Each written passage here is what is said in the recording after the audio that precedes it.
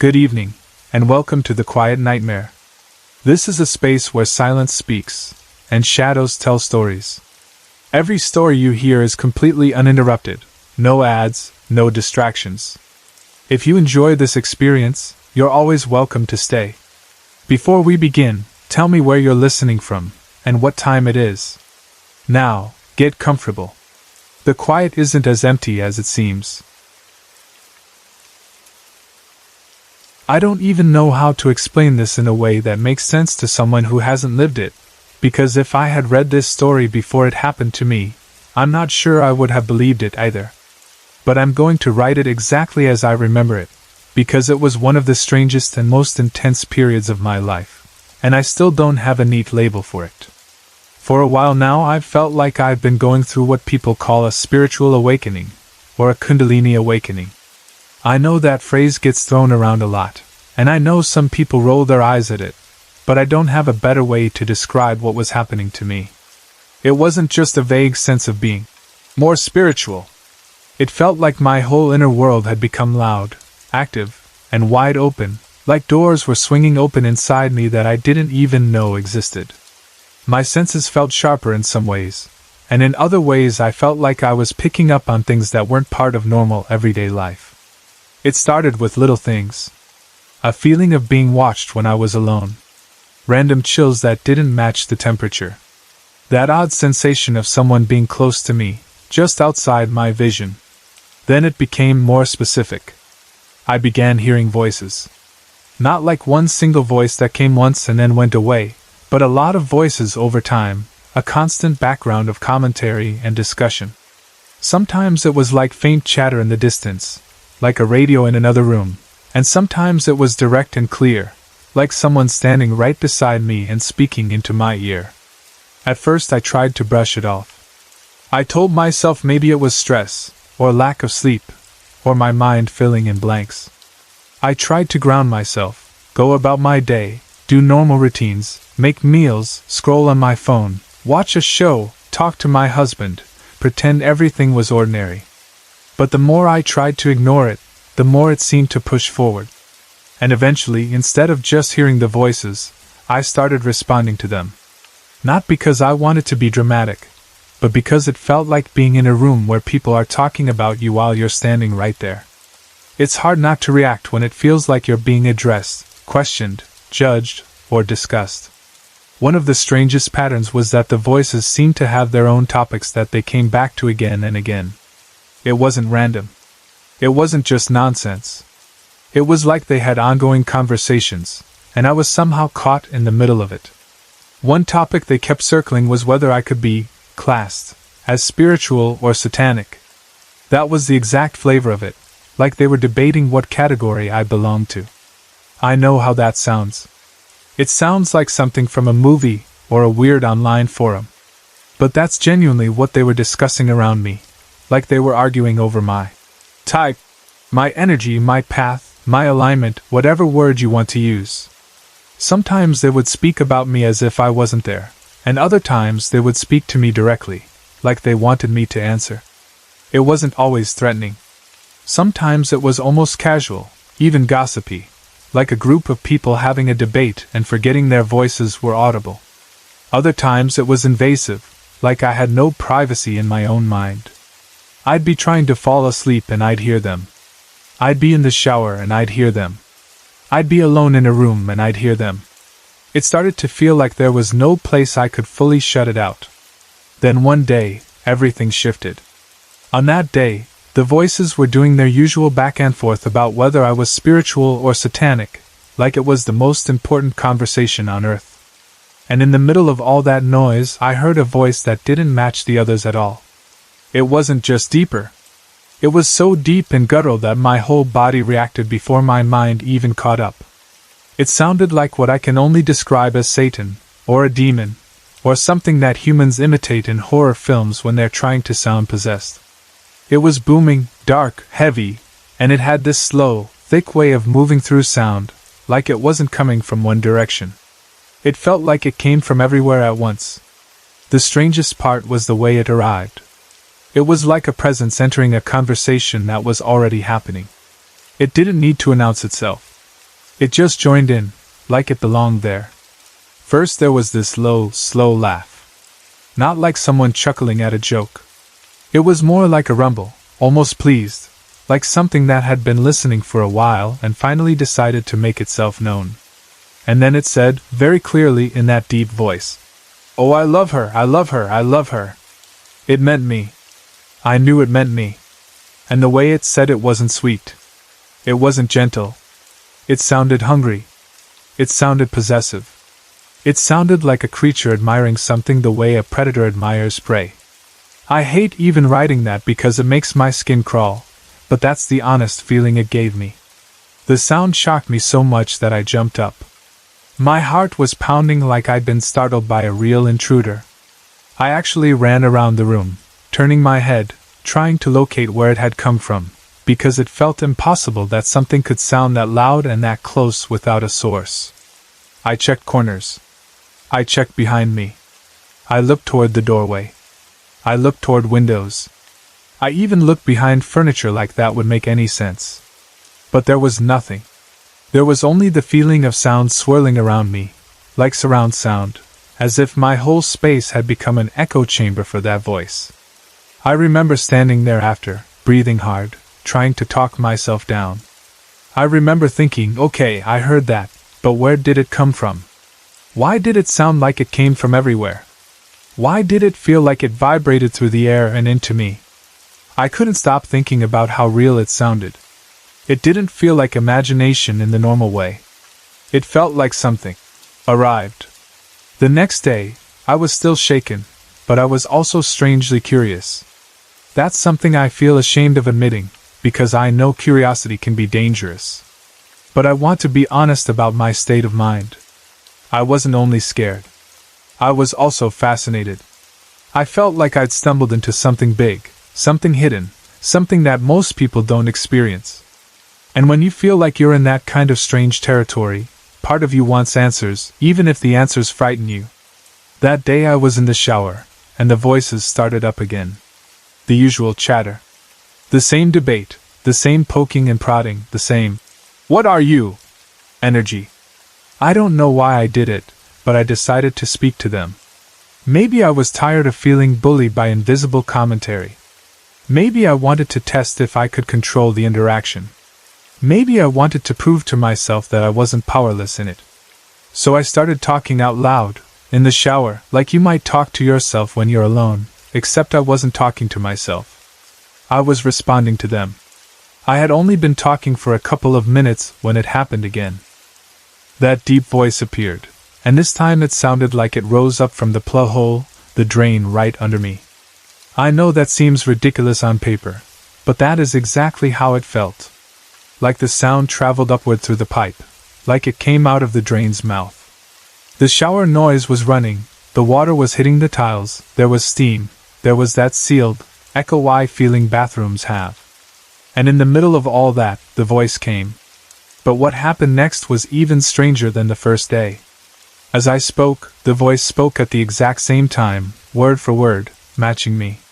It wasn't repeating me a second later like an echo. It was simultaneous. Like we were reading from the same script together, like it knew what I was going to say and said it with me as I said it. It sounded like my voice and this huge, demonic voice overlapping in perfect timing. I remember freezing mid-sentence because my brain couldn't compute it. I remember feeling my stomach drop, like the floor inside me had opened. I remember thinking, how is it doing that? How can something speak with me at the exact same time as me? Is it reading my thoughts? Is it predicting me? Is it controlling me? Is it inside me? That was the terrifying part, the question that landed like a stone. If it can speak with me, can it also steer me? It was one of those moments that feel impossible to describe because it's not just the sound, it's a whole body shock. Your mind tries to pull away from what's happening while your senses insist it's real. It made me feel exposed, like my thoughts weren't private anymore. Like something could anticipate me before I even finished forming a sentence. Later that night, I was sitting in my living room talking with my husband. We'd been discussing spirituality and Satanism and all of these heavy themes, partly because it had been on my mind so much, and partly because I needed to talk to someone grounded in the real world. I needed to say it out loud and hear my own words. I needed someone else present so I didn't feel like I was trapped in a private nightmare where I was the only witness. I was explaining the odd things that had been happening lately. I was describing the voices, the debate, the strange intensity, and I was trying to keep my tone calm, like I was reporting something strange but not losing myself. I wanted him to understand without panicking.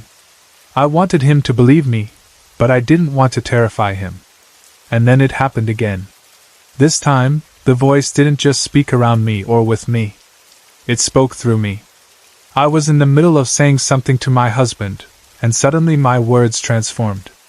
The sound coming out of my mouth changed into that deep, demonic tone, as if something reached into my throat and used my vocal cords like an instrument. It didn't feel like I chose to do it.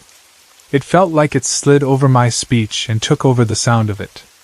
It kept saying what I had been in the middle of saying, like it had grabbed the sentence and decided it wanted to deliver it. And my husband heard it. He was right there. He wasn't asleep. He wasn't in another room. He was looking at me as it happened. At first my brain tried to insist it couldn't be happening.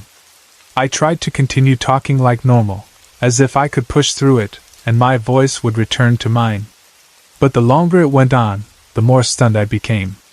I could feel my face shifting between disbelief and this strange awe, because it was so dramatic, so strong, so unmistakable. It was like something out of a movie, but it was happening in my living room, coming from my own throat. And this is where I have to admit something complicated. I wasn't only horrified. A part of me was amazed. I know that's a risky thing to say, because it can make it sound like I enjoyed it or wanted it, and I didn't want it. I didn't invite it to use me. But in that moment, there was also this wild sense of, this is real, this is undeniable, this is not just in my head, because someone else can hear it. I had a witness. For once I wasn't alone with it. That awe mixed with shock made me laugh. Not because it was funny, but because sometimes laughter is what comes out when your mind can't find a safer reaction. I laughed in amazement, almost breathless, and I remember the sound of that laugh being wrong too, like even my laughter had this rough, deep quality to it. I don't remember every word that came out of my mouth after that. I remember flashes. I remember the feeling of my throat vibrating in a way that didn't feel like my normal voice. I remember asking my husband, half joking and half testing reality, if he liked my fun voice. Even as I said it, I knew it wasn't fun to him. I could see it in his face. His eyes were wide. He looked like he was seeing a stranger wearing my skin. Later he described it in a way that stuck with me. He said it sounded like the male lead singer of a Norwegian death metal band, or something like that. He wasn't trying to be funny. He was trying to find a comparison big enough to explain what it sounded like. He said it was the single most terrifying thing he'd ever heard. He kept saying, "That wasn't you. That wasn't you." And the more he insisted it wasn't me, the more it created tension between us, because on one hand I knew it was coming through me, but on the other hand I didn't feel like I was choosing it. It went on for about 10 solid minutes. 10 minutes is a long time when something feels wrong in your own body. 10 minutes is long enough for fear to settle into every corner of a room. It wasn't a quick burst and then gone. It persisted. It lasted. It turned the air heavy. And then we fought. A huge fight. Not a small disagreement, but one of those arguments where fear spills into anger, because fear has nowhere else to go. He was scared and felt helpless. I was scared and felt misunderstood. And under it all was that feeling that something had inserted itself into our home and into our relationship, like it wanted to create division, like it wanted to take the safety out of our space. The voice stopped after the fight escalated, but the aftermath didn't stop. The memory stayed. The feeling stayed. The question stayed. What was that? How did it happen? Why did it happen?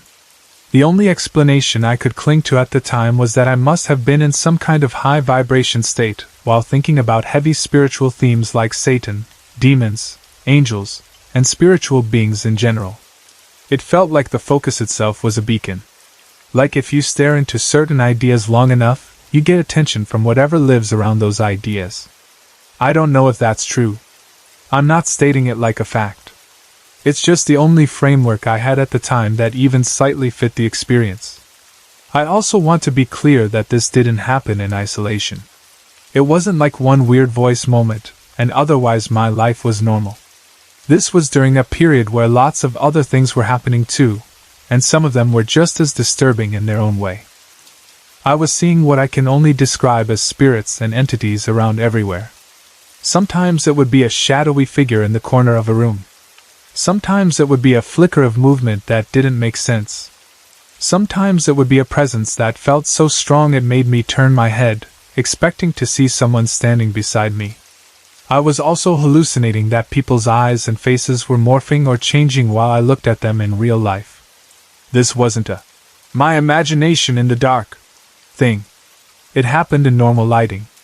I would be talking to someone, or standing in a shop, or passing someone on the street, and their face would suddenly look like something else was layered over it. Almost like an image had been superimposed. I could still kind of see their real face beneath, but over the top of it I'd see changes that were intense and unnatural. Sometimes the eyes would glow an almost neon blue. Sometimes they would shift to a bright gold, like molten metal. Sometimes they would become a deep, deep red. Sometimes they would look glossy black, like there was no depth, like empty pits with sunken sockets. It would last long enough for me to register it clearly, and then it would either snap back, or shift again, or fade as I blinked and tried to steady myself. And because this was happening while I was already hearing voices, it made the whole world feel unstable. I felt like I couldn't trust what I was seeing. I felt like reality had become too thin, like the ordinary layer had peeled back and something else was showing through, whether I wanted it to or not. On top of that, I was experiencing being touched.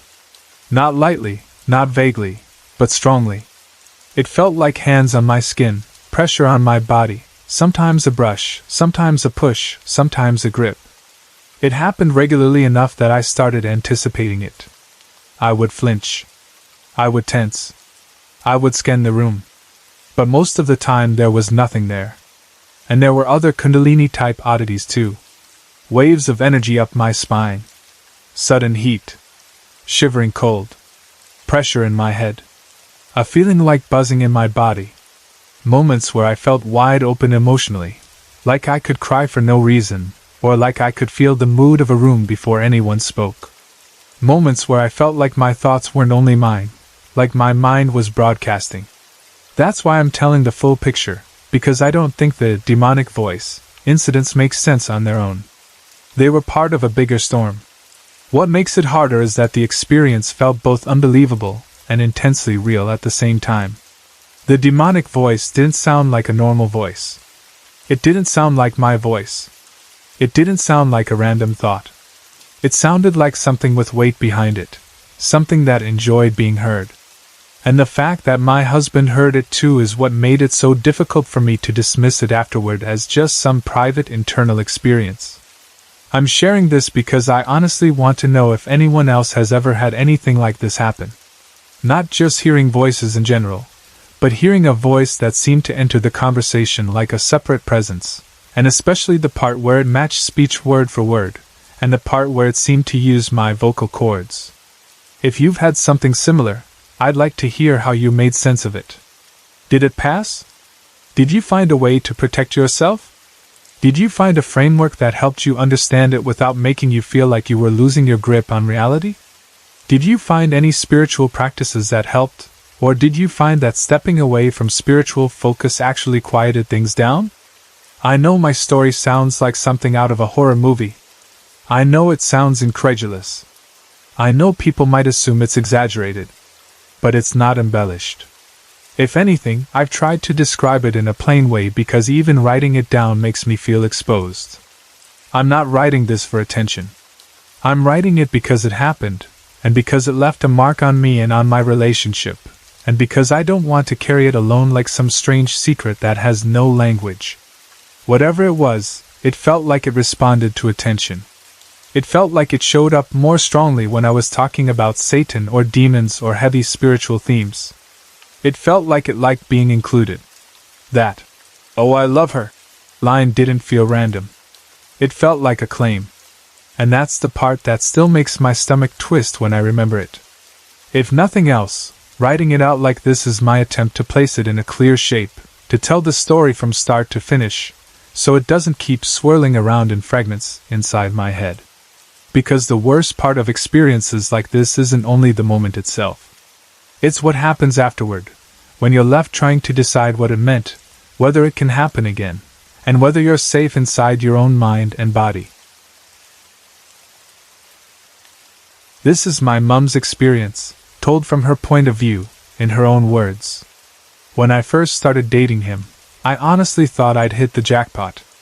He was kind, funny, and the kind of man who could make a bad day feel lighter just by being in the same room. In those early weeks we were still learning each other, still figuring out what was real and what was just flirting and jokes, and one day he casually mentioned that his parents' house was haunted. It was said like it was nothing. Like he was telling me the kettle was broken or the neighbor had a loud dog.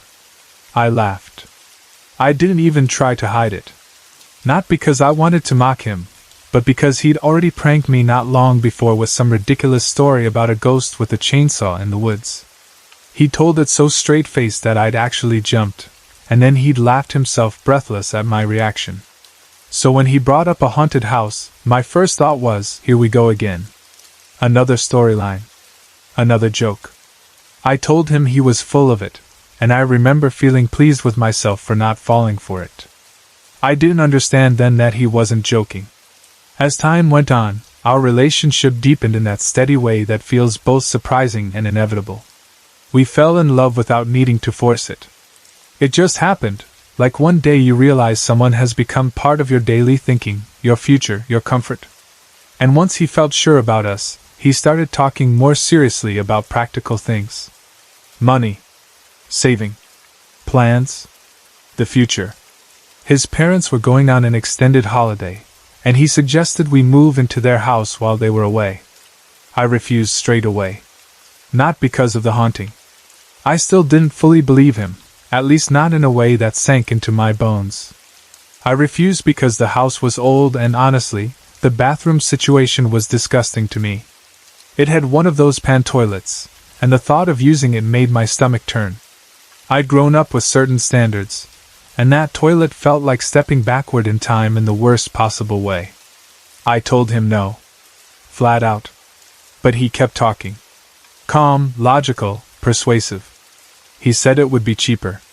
He said we could save more money. He said it wouldn't be forever, just long enough to get ahead, long enough to put more aside for our own place. He made it sound like the sensible choice, the responsible choice, the kind of sacrifice you make when you're building a life with someone. I wrestled with it for days. Part of me didn't want to move into someone else's family home. Part of me hated the thought of that toilet. Part of me still had this little voice saying, what if he's not joking about the haunting part? But another part of me wanted to be brave and practical and grown up. Another part of me didn't want to be the difficult girlfriend who always says no. I wanted to support him and move forward together. So after a lot of thinking, I agreed. We moved in a week later. From the very beginning, the house felt strange. It's hard to explain without sounding dramatic, but it wasn't just old house noises.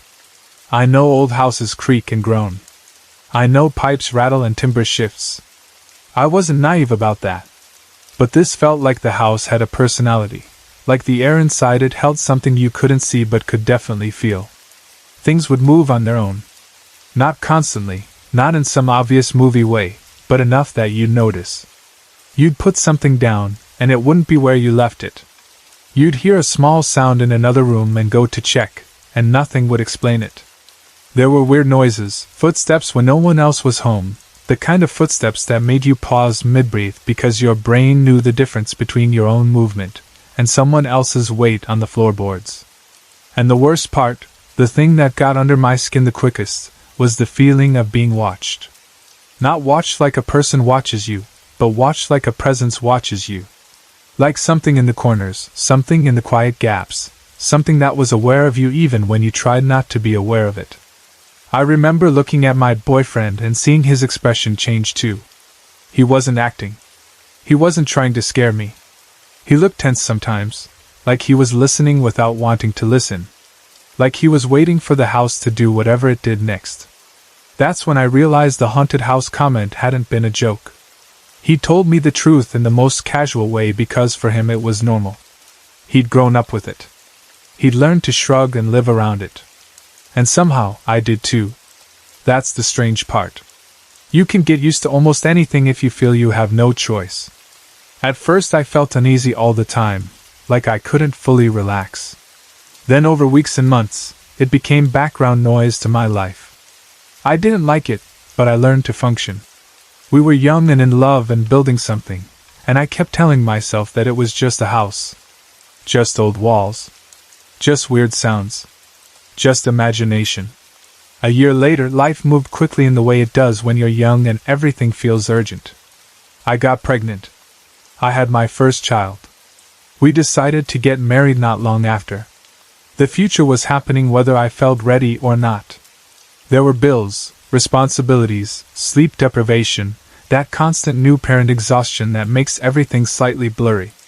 Through all of that, I was never really afraid of whatever was in that house. Not truly. I didn't like it. I didn't feel comfortable. But fear is a different thing. Fear is when your body reacts before your mind has a chance to argue. Fear is when your stomach drops and you know, you are not safe. I didn't feel that, not at first. Until one morning. It was July 1992. It was around 5 in the morning. My fiancé had already left for work. I remember the way the house felt after he walked out the door, like the warmth went with him. I had put my baby daughter down in the bassinet beside my bed, and she had finally drifted back to sleep. I was lying there, exhausted, trying to grab whatever sleep I could before the day started properly. The room was dim. It was that pre-dawn darkness where you can't see details, only shapes.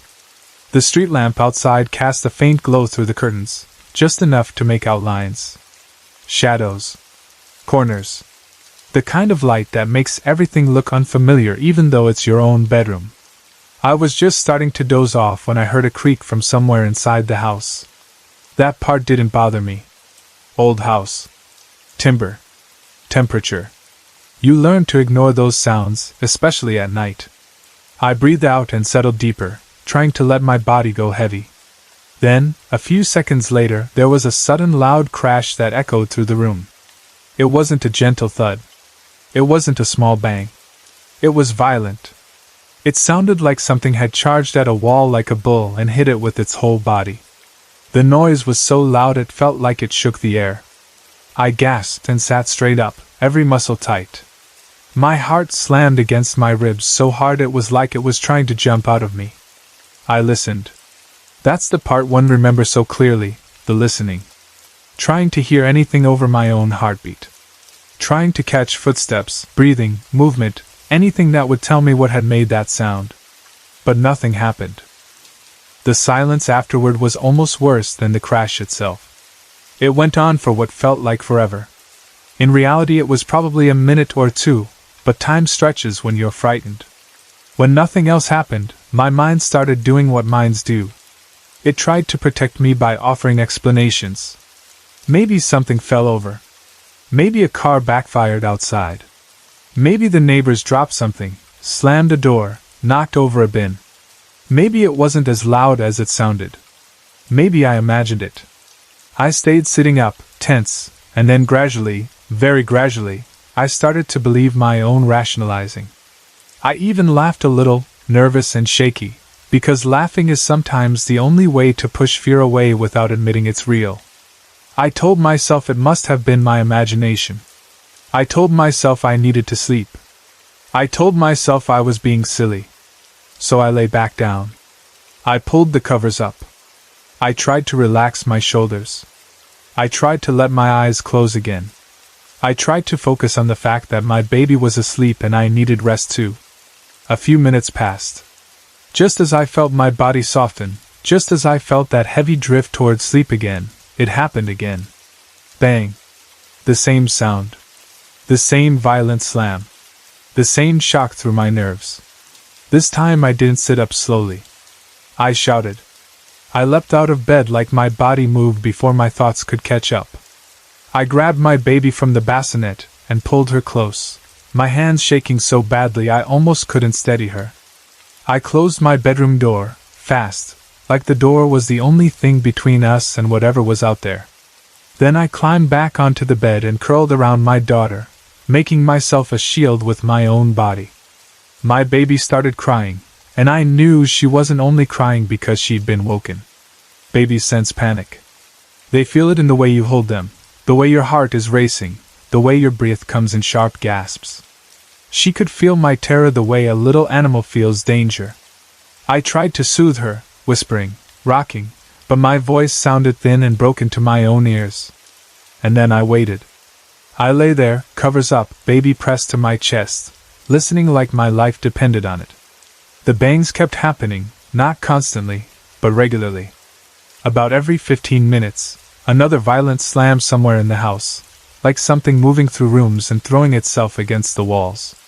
Each time it happened my whole body jolted, like my nerves couldn't get used to it. I prayed. I prayed in a way that wasn't polite or gentle. I prayed the way you pray when you're cornered. I begged for whatever it was not to come into the room. I begged for it to leave us alone. I begged for the sun to rise faster, because daylight felt like the only thing that could push the darkness back. That night didn't end with a neat conclusion. It didn't end with someone walking in and saying, "Oh, it was just this." It didn't end with me finding a broken picture frame or a fallen cupboard that would explain everything.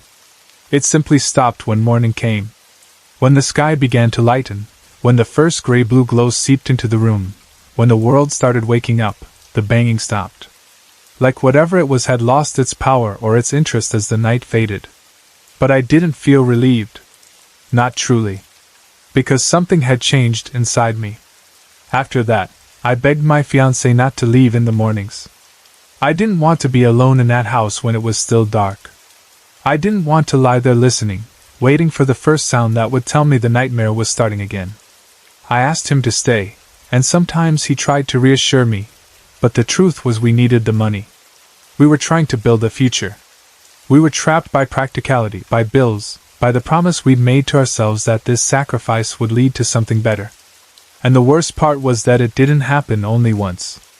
It happened many times during the period we lived there. Not every morning, not on a predictable schedule, but enough that I began to dread the quiet hours before sunrise. Enough that I began to measure my peace in small pieces, like I was holding my breath until the sky lightened. Enough that I started to feel like the house wasn't only haunted, in some harmless, quirky way.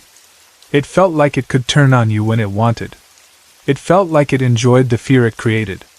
From then on, I hated the dark. I hated the way evening would creep in, slow and certain, because it meant night was coming, and night meant that feeling of being watched would thicken again.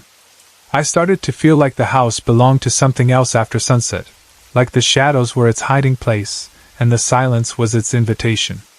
I had lived with the weirdness for a long time, shrugging and coping and pretending it wasn't a big deal. But after that morning in July 1992, I understood something clearly. Some places don't just feel old. Some places feel occupied. And once you feel real terror in your own home, it changes you. It changes the way you sleep. It changes the way you listen. It changes the way you hold your child, wondering what kind of world you've brought them into. I'm waiting for my sister to arrive for a visit right now, and the waiting has put me back in a very specific memory of her. It's strange how that happens. You can go months without thinking about a certain moment, and then something small like checking the time, listening for a car, or feeling that familiar mix of excitement and impatience brings an old scene back so clearly that it almost sits in the room with you. This memory is one of those. It's a memory I have returned to many times, not because it was dramatic or loud, but because it was quiet and unsettling in a way I still can't explain. It was the kind of thing where nothing happened, And yet something changed in you. Something shifted in the way you look at the world, the way you trust what you see, and the way you understand how thin the line can feel between normal life and something that sits just outside it. We live in a small town in South Australia. If you've lived in a small town, you know what I mean when I say the streets feel familiar in your bones. There are certain corners you've turned 100 times. Certain houses you can picture even with your eyes closed. Certain routes you take without thinking because they're the safe and normal ones. You don't always realize how much your mind relies on that familiarity until you take a different road, or until you see something in a place where it doesn't belong. That evening, my sister and I decided to take our dog for a walk. It wasn't a big planned thing. It was one of those casual decisions people make when they're restless, when the air feels nice, and when you want to move your body after being indoors too long. We started at our parents' house. Our parents' house has always been one of those places that feels like a center point, like a starting place. Even when you're older, even when your life has moved on in other directions, there is something about beginning a walk from your parents' home that makes you feel like you're still part of the old map of your childhood. You're not only walking through streets, you're walking through versions of yourself. We planned to walk around the block and end up near our grandparents' place. That was the basic idea. It was simple. Our dog was happy, doing that eager dog thing where the lead becomes a promise of adventure, and every smell is a story. The streets were quiet in that early evening way where the day isn't fully gone, but the energy has dropped. It wasn't the busy time of afternoon errands, and it wasn't the deep night either. It was that in-between time where the world feels softer. We didn't take the direct route. For whatever reason, we decided to walk the long way. I can't remember if it was because we wanted more time outside, or because we were talking and not paying attention, or because my sister suggested a different way. But we did. We went the long way, which meant that by the time we reached our grandparents' street the light had changed. It had become that strange kind of twilight that makes everything look slightly hazy without being dark. It's hard to describe twilight properly unless you've stood in it and really noticed it. It can be bright enough to see clearly, but the colors start to fade and blend. Edges soften. Distance looks different. Shadows become more active. Your eyes keep adjusting, not because it's too dark, but because the light doesn't behave the way it behaves during the day. Everything takes on a quiet, almost unreal quality. It can make ordinary places feel like sets in a play. It can make the familiar feel like it's been moved half a step to the left. The street where our grandparents lived was one I knew well. I had seen it in all kinds of weather and all kinds of moods. I had walked it in full sun, and in heavy rain, and in the bright glare of summer evenings. I had been there as a child, and as a teenager, and later when childhood was gone but you still return because family pulls you back. It was never a strange street to me. It was normal. That's part of why this memory stays with me. It happened in a place that should have felt safe and predictable. On that street is the Christian Baptist Church. It sits on a large block, and in our town, blocks can be quite spacious. There's room for a wide yard, a generous lawn, trees set back from the road, and a proper car park. The church itself is set near the back of its land rather than sitting right on the street. It gives the front of the property a calm feeling, almost like a buffer zone. A strip of peace between the road and the building. That church was familiar to me for another reason too. My great-nana's funeral had been held there. Even if you're not religious, a funeral in a church tends to imprint itself on you. A church becomes more than just a building after you've sat inside it during a goodbye. The smell, the quiet, the heavy softness of voices, the way people look different when grief is on them, the way the air seems thicker. You carry those things even if you don't consciously think about them. So when I walked by that church, I didn't just see a building. I saw a place that already held family memory. As we walked past the front of the church property, the yard looked especially serene. The lawn was open. The trees were scattered, not dense, not wild. It felt tidy and cared for. There wasn't any movement that I noticed right away. No lights were on. No obvious signs of activity.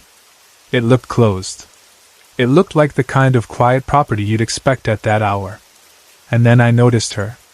At first, it was just a figure among the trees. In that twilight light, shapes can trick you, so my mind did the normal thing and tried to decide what it was. A person? A post? A shadow? A branch moving? But it wasn't any of those. It was clearly a woman walking between the trees, moving at a steady pace, like she belonged there. Not running, not sneaking, not lost. Just walking, calm and purposeful. Because of the light, she was difficult to make out at first. She wasn't close enough for clear details the way you'd see someone under a streetlight. She was in that middle distance where you can see a person but not read their face. Still, something about her stood out instantly, and that's what made my attention sharpen. She was dressed like a nun. Not in the usual habit people imagine when they think of a nun. Not the classic black and white look. What she wore was different. It was a green tartan-style skirt, and a matching kind of veil, or head covering. It wasn't modern casual clothing. It looked old-fashioned to me, the kind of uniform you would have seen on nuns in earlier decades. The kind of dress that, in my mind, belonged to a different time.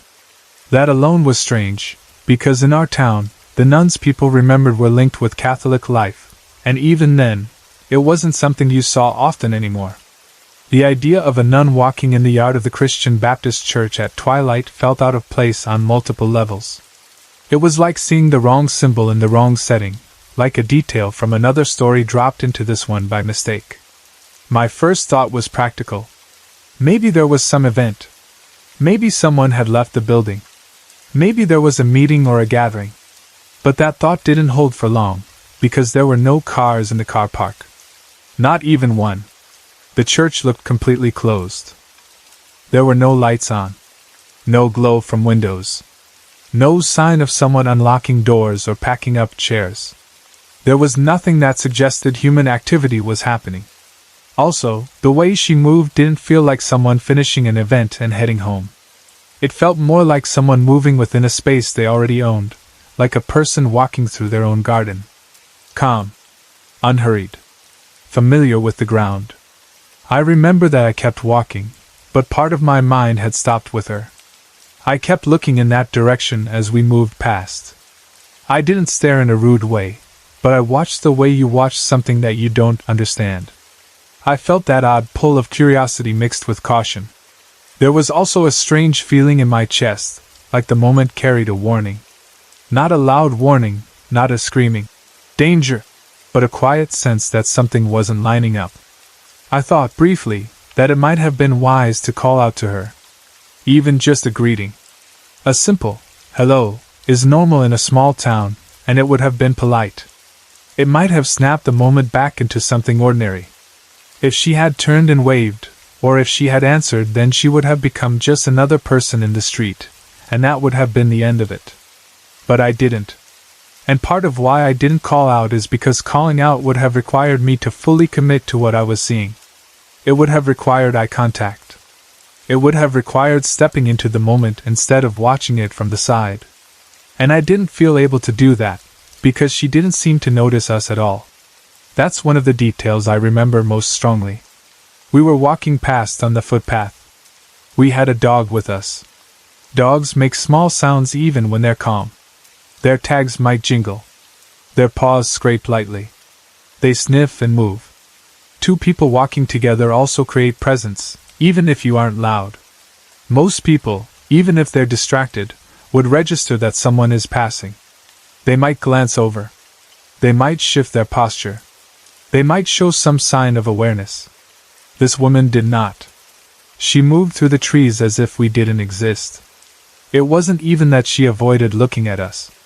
It was like the idea of us wasn't part of her world at all. Like she wasn't ignoring us, but simply walking through her own moment, completely separate. My dog didn't notice her either, which is something that still bothers me when I think about it. Dogs notice people. Even calm dogs notice movement, scent, sound. A dog might not bark, but they will often look. They'll prick their ears. They'll pause. They'll lean toward a smell. They'll track with their eyes. Our dog did none of that. The dog walked as if the yard was empty. And yet I could see her. At least, I believe I could. The image in my mind is clear enough that I can still picture the green tartan, the shape of the veil, the way she moved between the trees. I remember that twilight haze and how it made her slightly blurred at the edges, but not blurred enough to erase what she was. The strangest part was the feeling that came with it. It wasn't just surprise. It was that uncomfortable sense of something being out of place, like the world had briefly misfiled a detail. I felt like I was looking at something that wasn't quite real, or wasn't meant to be seen in that way. I know that sounds vague, but it's the closest description I have. It felt like a scene I wasn't meant to walk through.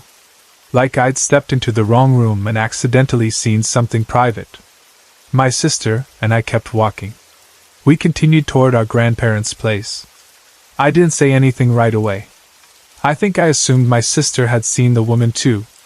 It felt obvious to me, like how could she not notice a nun-shaped figure moving through the churchyard?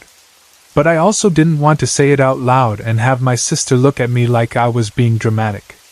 Sometimes you keep things in your head for a few seconds just to check whether they settle into normal. But the feeling didn't settle. When I think back, I realize I was watching my sister's behavior as well as watching the yard. I was looking for any sign that she had noticed. A glance, a pause, a comment, anything. But she didn't react. She kept walking like nothing was there. She kept talking, or at least she kept moving in that normal way she always moved. If she did glance into the yard, it didn't register as important to her. We reached our grandparents' house not long after, and the mood shifted into something more ordinary. There's a certain energy grandparents have, especially in small towns, especially when you show up later than expected. We got told off for being out walking so late. Not in a cruel way, but in that familiar, slightly scolding way older relatives have when they worry.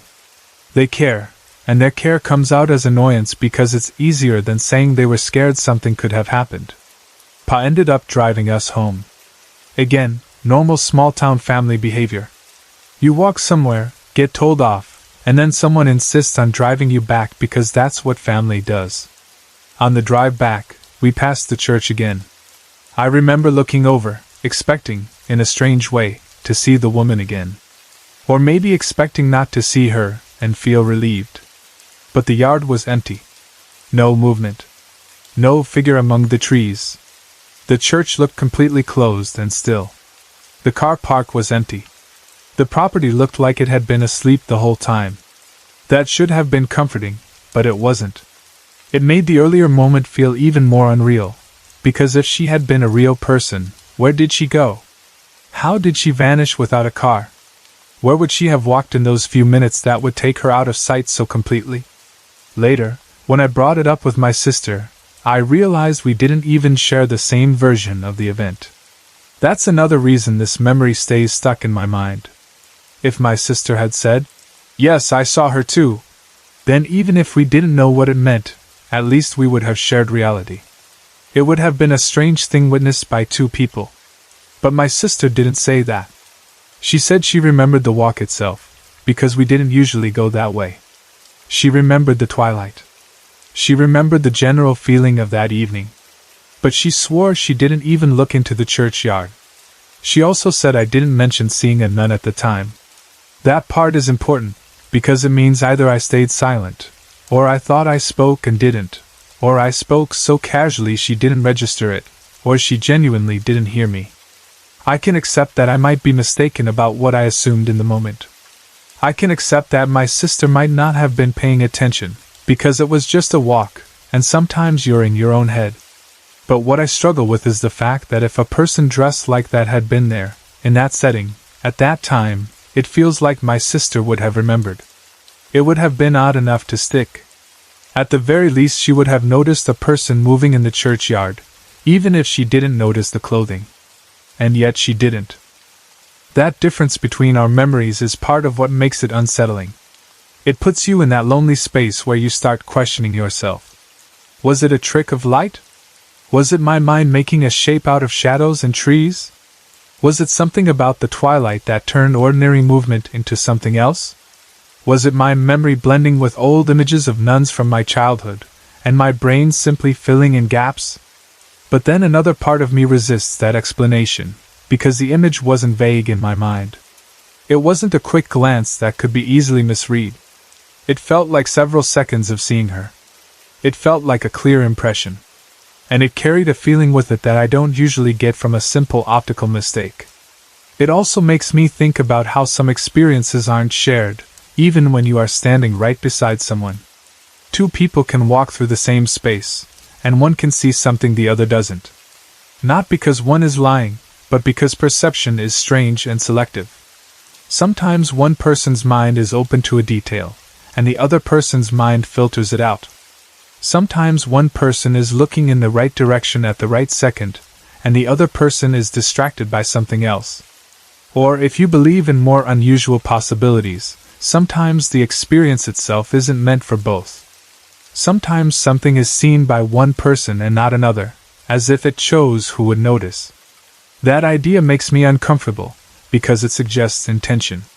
And intention is what often separates weird from scary. The other detail that sticks with me is the setting itself. A churchyard in twilight is already loaded with meaning, even if you don't want it to be. Churches carry emotional weight because of weddings and funerals and prayers and rituals. Even for people who don't go often, churches still sit in the mind as places where life and death are acknowledged. They are places where people speak to the unseen, whether they call it God, or spirit, or memory. So seeing something that looked like a nun on church land triggered a deeper layer of feeling than if I had seen her on an ordinary street. It also raised quiet questions in me that I didn't fully form at the time, but that I feel now when I look back. Why that clothing? Why that place? Why that hour? Why did she seem to move as if she belonged to another time? And why did she not notice us at all? Sometimes when I replay it, I wonder if what I saw was not a person, but something like a leftover image. Like a memory held in the space. A place can hold echoes of what happened there, especially places with long histories, places where people gather for intense emotional events. Maybe it was nothing supernatural, just the way the mind reacts to light and familiarity and old associations. But maybe it was something else. Something that briefly appeared in the thinness of twilight, when the day is leaving and the night hasn't fully arrived, when the world is changing shifts. What makes it even harder to dismiss is how the moment felt. I remember that sense of out of place. I remember that slight internal chill. Not a physical cold, but the kind of chill you feel when your instincts pick up a mismatch. Your brain can't explain it, but your body reacts anyway. Your muscles hold tension for no reason. Your mind goes quiet for a second, as if it's listening for what it can't hear.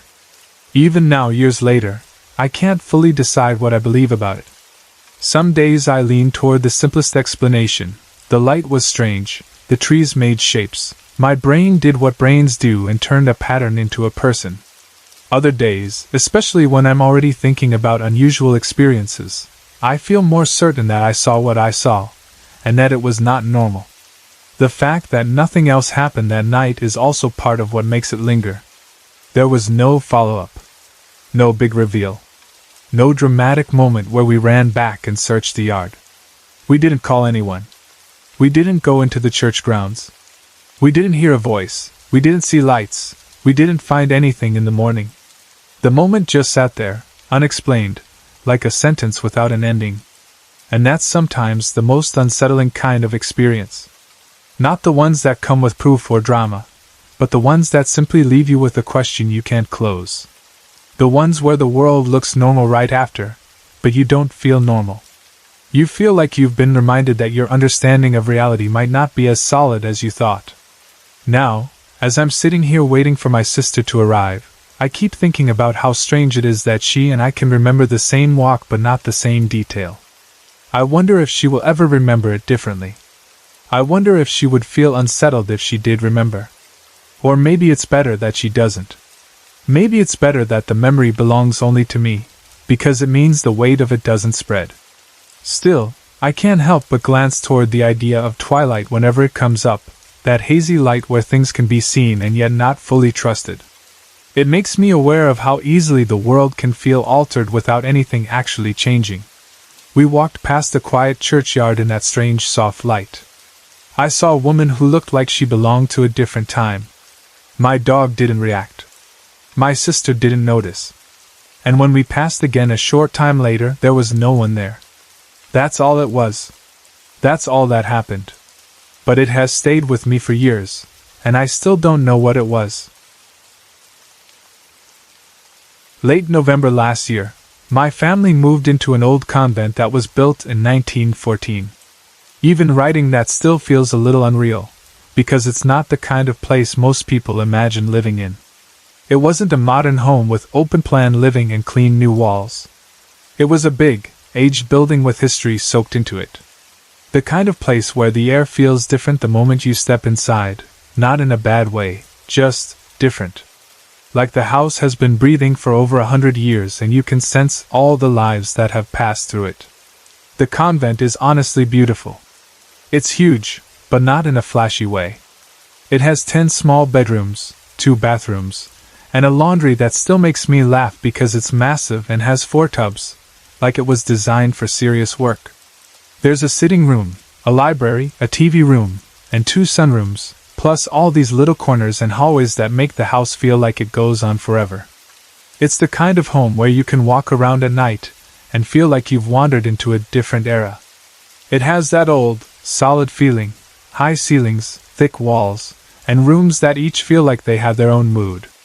When we first moved in, we were mostly excited. There was so much space, and it felt like an adventure exploring every room. We were busy unpacking, choosing where things would go, arguing about who got which bedroom, and trying to make it feel like ours. But it didn't take long before we started noticing small things that didn't quite make sense. There's a spare room right at the end of one of the hallways that we use as a storage room. It's not a room anyone hangs out in. It's mostly boxes, old things, spare bedding, and random stuff we don't know where else to put. And yet, for some reason, that door seems to have a life of its own. It regularly opens and closes on its own, like someone has quietly walked in and out. At first we tried to be logical about it. Old house, old door, maybe the latch is loose. Maybe air pressure. Maybe the floors are uneven. But then the light started doing it too, turning on and off without anyone touching it. That was the first time we all started looking at each other like, okay, this place is a bit different. And it wasn't just that storage room. After we settled in properly, we realized certain rooms had their own vibe, like you could feel the atmosphere change when you walked in. The guest bedroom, especially, started to stand out. If there is one room in the house that feels the most active, it's that one.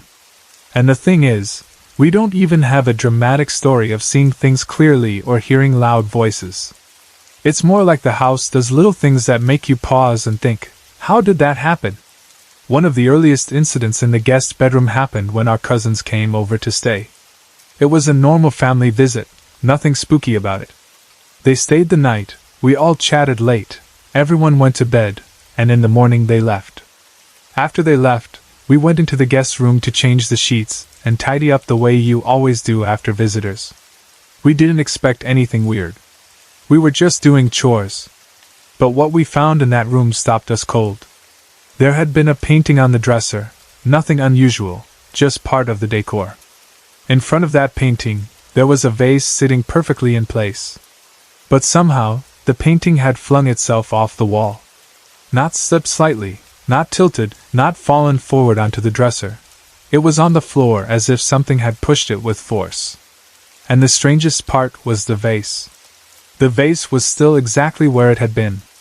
Upright. Untouched. If you've ever had something fall off a wall near a surface where objects are sitting, you know it usually knocks into things, or at least shifts the air enough that something wobbles. But this looked impossible. Like the painting had been picked up and thrown down while the vase stayed perfectly calm. No windows were open. No door was open. There was no wind, no slam, no movement we could blame it on. We stood there staring at it, trying to make sense of it, and all we could say was, that's not normal. From that point on, it felt like the house started showing itself in smaller, stranger ways too. Things would disappear, and then show up again in places that made no sense. Not, oh, I forgot I left it there, type places, but places that made you question your own memory. One of the most bizarre examples happened in the dining room. My mum had a candlestick that usually sat on the table as part of the decoration. One day she decided she wanted something fresher and more cheerful, so she swapped it out for a vase of flowers. She took the candlestick and put it away in a drawer. I remember it clearly because it was such an intentional action. It wasn't like she set it down somewhere random. She actually put it away. Not long after, we all walked back into the dining room and just froze. The candlestick and the vase had swapped over again. The candlestick was back on the table, and the vase of flowers was not where it was supposed to be. It was like the house had quietly decided, no, I prefer it the other way. And we all started laughing in that uncomfortable way people laugh when they don't know what else to do. Because what do you say? We checked the drawer. We checked around. Mum was certain she'd put it away. And there it was, back like it had never left. My older sister has her own weird ongoing thing in this house too. She has a ring, one she actually cares about, not just cheap jewelry you forget about. And for some reason, that ring always ends up in strange places. It's like it has a mind of its own, or like something enjoys messing with it specifically. One time we were at a restaurant down the street. Nothing fancy, just a normal family outing. While we were there, she noticed her ring was gone. She panicked immediately. She was sure she'd worn it there. She checked her pockets, checked under the table, checked her bag, checked everywhere.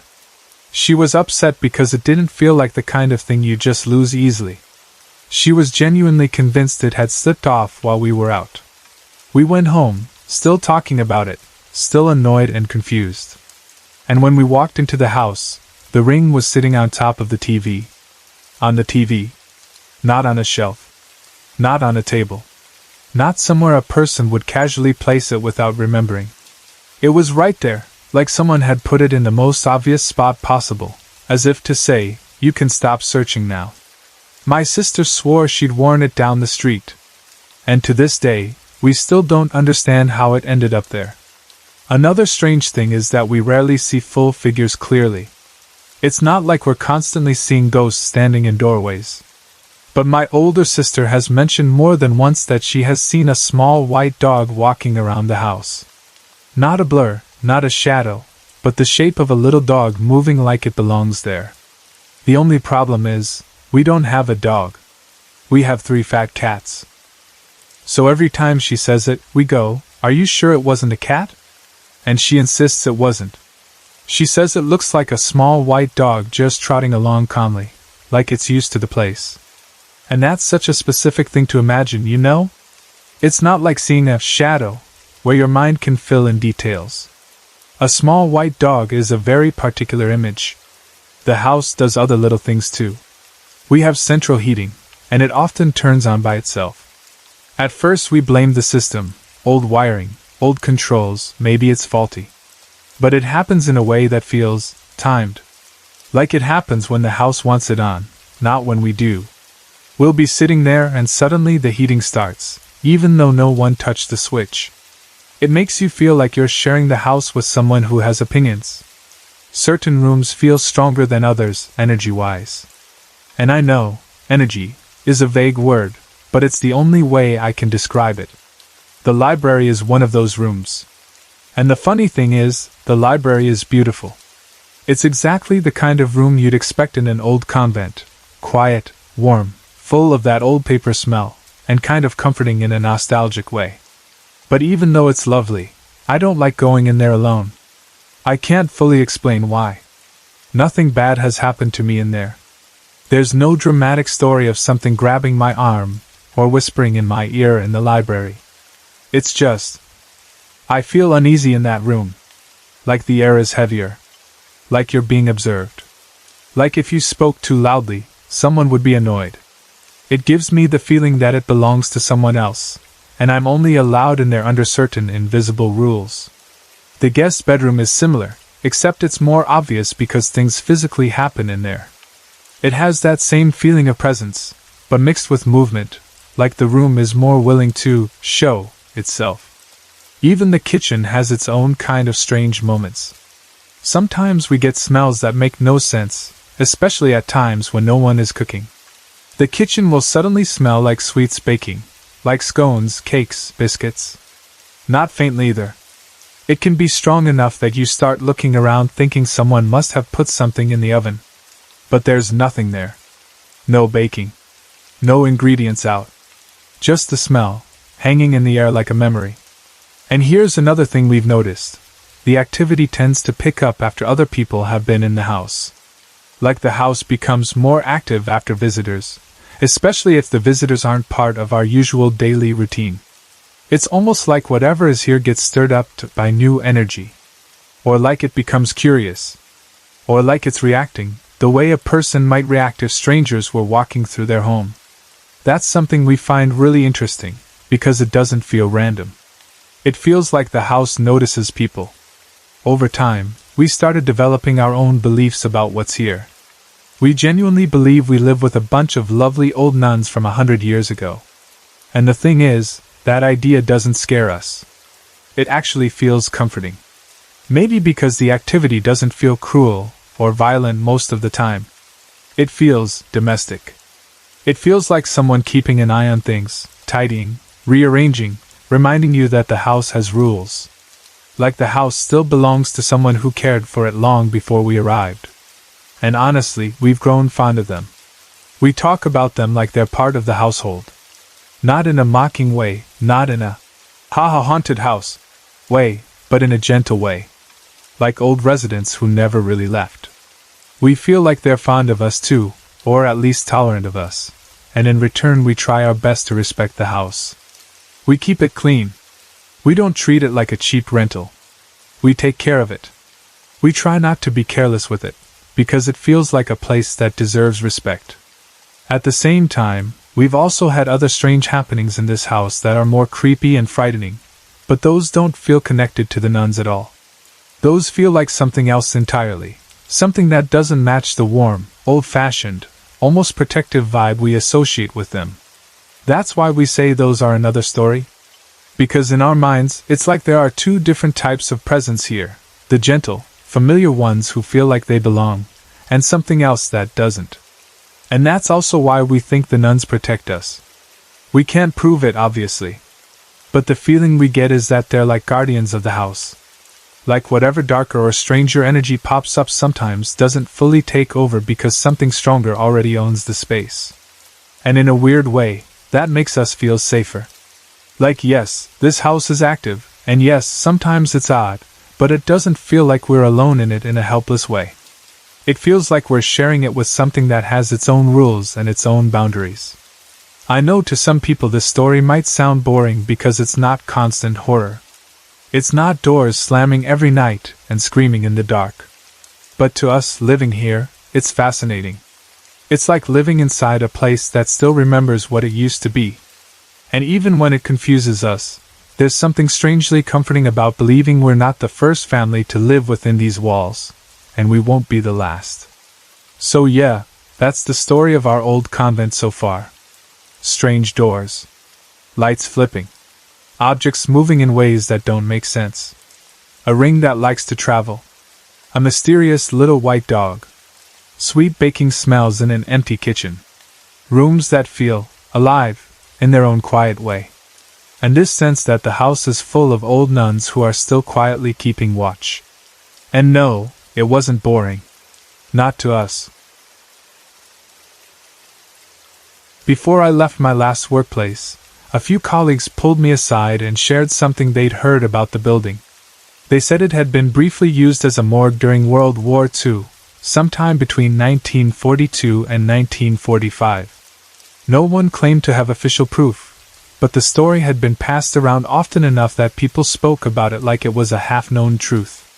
And honestly, the idea didn't feel impossible. The location made sense. A small cottage hospital used to sit just up the road. The old church is still across the street, and the house that once belonged to the bishop is still there as well. The funeral home is only a block away. Everything about that little pocket of streets feels like it was built around sickness, loss, prayer, and final goodbyes. Even if the building wasn't formally a morgue, It certainly sat in the right place for that kind of work to happen, especially during a crisis. The building itself was old. The ground floor had original sandstone, solid and heavy, the kind of stone that holds cold no matter how hot the weather is outside. The floor above had been added later, like the building had grown over time, piece by piece, depending on what people needed from it. After the war it became a sports and recreation club, then it sat empty for years until a few years ago, when it was renovated and turned into office space. Once I heard the morgue story, I couldn't stop looking at the building differently. Renovations don't just change walls and floors. They disturb spaces that have been still for a long time. I started wondering whether the disruption of rebuilding, drilling, repainting, moving furniture in, and filling it with people again had stirred up something that was better left quiet. Even if you don't believe in ghosts, you can still believe in atmosphere. You can believe in the way a place holds onto memory. And this place had a lot of history soaked into it. Not long after that, I started hearing other people's experiences, and what struck me most was that the stories all seemed to focus on the lower level. One of the supervisors used to arrive early in the mornings. She was practical and organized, the kind of person who didn't usually jump to dramatic conclusions. But she said that more than once she heard noises downstairs, as if people were moving around. Not one loud bang, not a single unexplained sound you could shrug off. It was the kind of noise that suggested activity, like footsteps, shifting, movement, the subtle sounds of a building being lived in. Yet she was always alone. She also wasn't the kind of person who would share something like that casually. She admitted she was sensitive to things most people dismissed. She'd had strange experiences before in her life, so she recognized that uneasy feeling when it arrived. Downstairs, she said, felt wrong. And downstairs was where the morgue was rumored to have been. The story placed it near the room that we used for meetings. Another colleague, a woman who wasn't at all dramatic, told me she felt so uneasy downstairs that she avoided going there whenever she could. She didn't describe it as fear the way you'd feel if someone was threatening you. It was more like her body reacted before her mind did. The moment she went down, something in her tightened. Her chest would feel heavy, her skin would prickle, and a sense of "get out" would rise up in her without any clear reason. She couldn't explain it logically, and that made it worse. She just knew she didn't like being down there. The meeting room in particular had a reputation. People would mention, sometimes jokingly and sometimes not, that it always felt colder than the rest of the building. Even in summer. Even when the room was full of warm bodies. You could walk in there and feel the temperature drop like you'd stepped into a cellar. And strangely, the ladies' restroom upstairs was often cold too, even when other rooms on that level felt normal. At the time, I told myself it was just an old building. Stone holds cold. Old structures have drafts. Renovations aren't always perfect. If you go looking for something weird, you'll find it. That's what I kept repeating to myself, because it was easier to blame plumbing, insulation, or building design than to sit with the possibility that a place might carry something else. But then the office itself began to feel unsettled in a way that wasn't just about temperature. In the months after it became an office, it was like the mood of the place shifted. People became reactive. Little things turned into arguments. People took offense when no offense was meant. Minor misunderstandings turned into long, ugly tension. It felt like everyone was on edge, as if the building itself was pressing down on us, amplifying irritation, making patience thinner, making the air heavier with resentment. Over time, it became increasingly uncomfortable to be there. And the thing that bothered me most was the contrast. When those unhappy people weren't in the office, everything felt lighter. The same rooms felt breathable. The same halls felt less oppressive. It was like the building could be calm, and then certain moods would sweep through like a fog and poison the atmosphere. I started coming home exhausted, not from work, but from the emotional weight of being around constant negativity. Some days, walking past certain people felt almost physical, like trying to move through sticky cobwebs. It sounds strange, but that's the only way I can explain it. My body would feel heavy, like my feet were trudging through thick mud, like something was clinging to me. And yet on quieter days, without that tension, I could move through the same space without feeling drained. Eventually it got so bad I couldn't ignore it anymore. The stress was affecting my health. I was losing energy. I was becoming anxious before work, like my body was anticipating harm even if nothing had happened yet. The environment felt toxic. And no matter how I tried to stay neutral, no matter how I tried to focus only on my tasks, the heaviness crept into my mood. In the end, I had to leave. It wasn't dramatic. It wasn't one huge incident. It was the slow build-up of constant discomfort, until the thought of staying there felt like it would break something in me. I chose my peace. During my last week, I decided to take a few photos of the building as a keepsake. Not because I missed the stress, but because I wanted to remember that chapter of my life, and the building itself was beautiful in an old, solid way. There's something about old sandstone and long hallways and worn corners that feels meaningful, like you're walking through time. But I didn't go into it casually. I took precautions. I prayed for protection and blessing before I went downstairs during my lunch break. I didn't want to walk into that lower level unguarded, not emotionally and not spiritually, even if part of me still wasn't sure what I believed. At first, my phone camera worked normally. I took a couple of shots, no problem. Then the shutter button stopped responding for a while. I pressed it again and again, and nothing happened. When it finally began working again, the autofocus started acting strange. It either wouldn't focus properly, or the photos came out blurry. I deleted the worst ones, because they looked like I'd moved my hand at the last second, but I was sure I hadn't. My hands felt steady. My breathing was calm. The flash didn't come on either, even though the place looked dim to my eyes. Yet when I looked at the photos afterward, they appeared brighter than I expected, as if the camera had captured more light than the room had. I remember standing there thinking, okay, this is odd. Not impossible, but odd. Then I heard something fall over in the lounge area. It wasn't a gentle tap. It was a definite sound, like an object tipping and landing. The kind of noise you recognize instantly as something physical. And the moment I heard it, something shifted inside me. The air felt different. My skin prickled at the back of my neck. That feeling of being alone vanished. Suddenly I had the strongest impression that I wasn't alone down there. Not in the sense of seeing someone clearly. More like sensing presence in pockets, like groups gathered here and there, watching quietly. I had this vivid, instinctive feeling that I was being observed with curiosity. Almost like I was the strange one, the intruder, the living person who had wandered into their space holding a little device they didn't understand. I don't know why I did it, but I spoke out loud. Not loudly, not aggressively. Just polite and careful, like you speak when you enter someone else's home and you want to show respect. I'm leaving and wanted some photos for the memories. I wish you all well and to be at peace.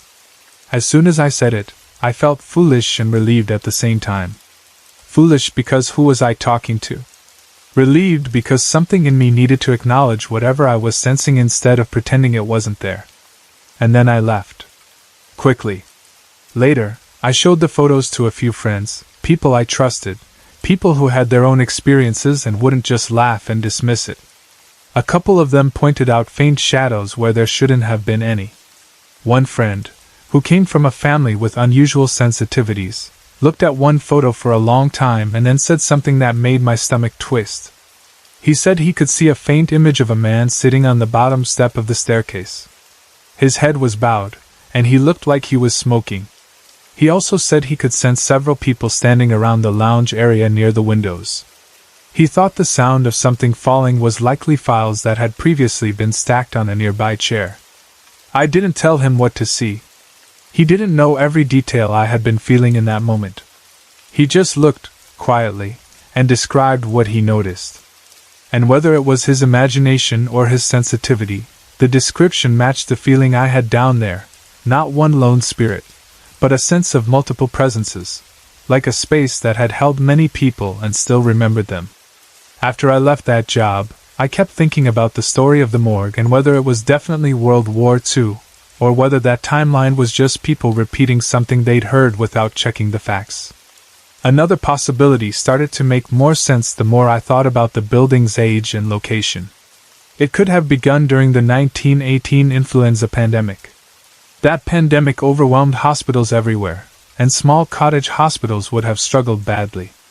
If the local hospital was overloaded, it wouldn't be surprising if nearby buildings were used temporarily to hold the deceased. A makeshift morgue.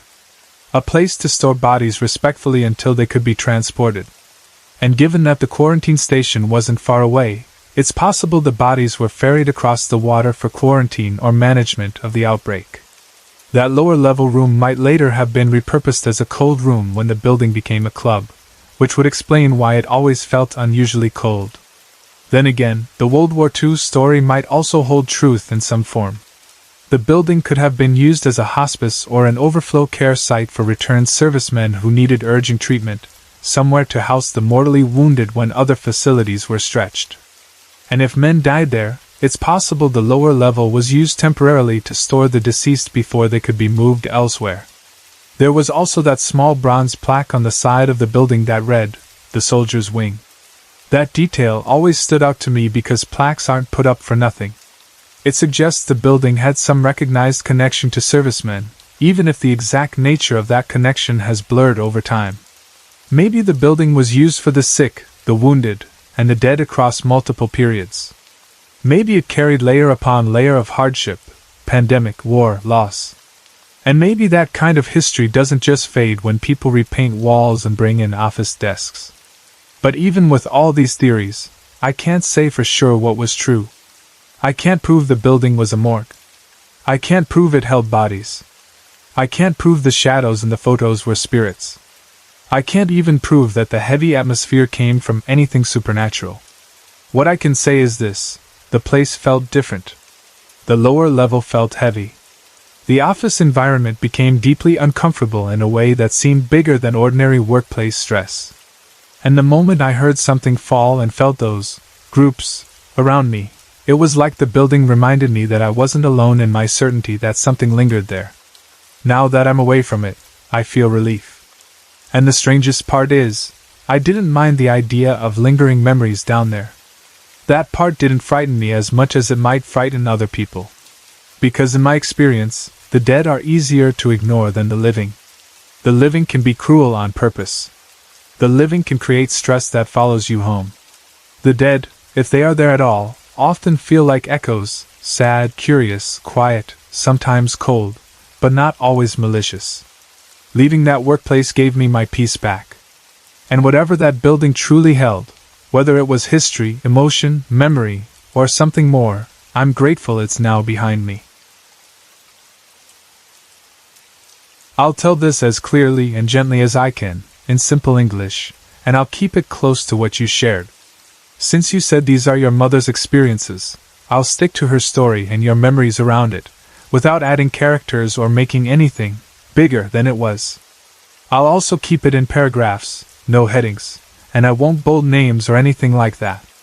You're right that it's hard to put these kinds of memories into order. When someone finally opens up after years of silence, it can feel like a flood. One story triggers another, and suddenly you're holding pieces from different times of life that seem connected in a way you can't ignore. That's what your phone call with your mum sounded like, not just a chat, but something that unlocked old rooms in her mind. And maybe in yours too. You said you rarely talk on the phone for more than 10 minutes, yet this time you spoke for almost 4 hours. That alone says how much she had been keeping inside, and how badly she needed to speak it out loud to someone who wouldn't laugh, dismiss her, or make her feel crazy. A big part of what stayed with you is the way your mum used to shut down any talk of spirits when you were younger. Her line was always the same: don't talk about it, because it gives them energy. She didn't say it in a casual way either. She said it like a rule you don't break. Like she believed attention itself could act like a door. But even though she tried to keep it quiet, you still caught pieces. You heard her once telling another adult something you weren't meant to hear. You were around 11 or 12, and you were doing what kids do, delaying sleep, wandering out for a drink, listening from the hallway with that intense curiosity. At the time it might have felt like just one scary story. But during the call you just had with her, she filled in the gaps and everything clicked into place in your mind. You started to feel like there might be a reason your family has had so many encounters. Like it wasn't random. Like something started it. When you were born, your mother was very young. She got with your father when she was 16 and he was 25. She thought she knew him. She thought she was stepping into a normal life, or at least a life she could understand. But then she found out there was another side to him, a side he either didn't take seriously or didn't want to explain properly. He used to get together with a group of friends who called themselves White Witches. Your mum described how they would sit around a fire and make a circle. You've read since then that a circle is meant to be protective, like a boundary. And that detail is something you still can't shake, because it raises an obvious question in your mind. If the circle is for protection, what did they think they needed protection from? Your mum said she sat there in the middle of the night watching them. Part of her felt like they might be pretending, playing at something dramatic. But another part of her felt real fear, the kind that lives in your stomach and makes you alert even when you want to relax. And then someone brought out a Ouija board. That was the moment, in her memory, when the mood changed from, "Maybe this is harmless," to, "This is not okay." She said the guy controlling the board claimed he contacted an aborted fetus. And the words that came through were things like dark, dark, pain, so much pain, hurt. Whether those words were real, imagined, or guided by the people using it, the effect on your mum was the same. It felt cruel, heavy, wrong. It didn't feel like a silly game anymore. Then the man who was controlling the board rolled onto the ground and curled into a fetal position. His eyes rolled back so only the whites showed. That image stuck with your mum, because it didn't look like acting. It looked like something had taken over his body, or like he had scared himself so badly he snapped into a performance. He couldn't stop. And right as that happened, the door to your room slammed. You were a newborn at the time. Your mum said she had this immediate horrible feeling, the kind that makes a mother move without thinking. She ran upstairs toward your room.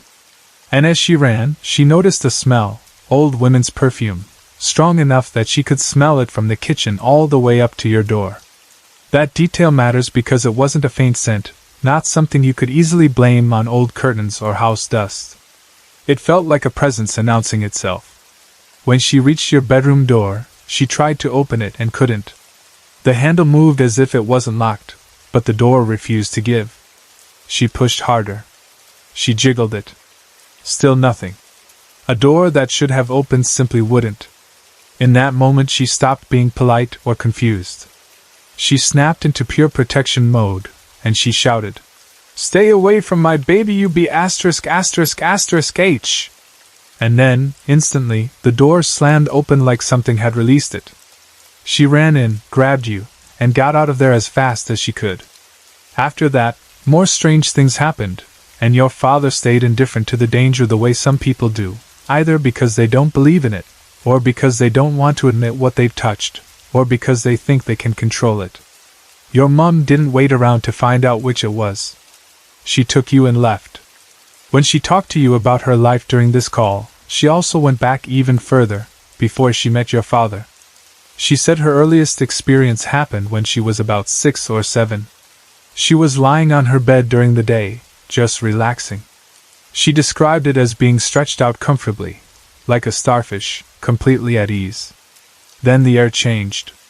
It got thick and cooler all of a sudden, like the room had been filled with something heavier than air.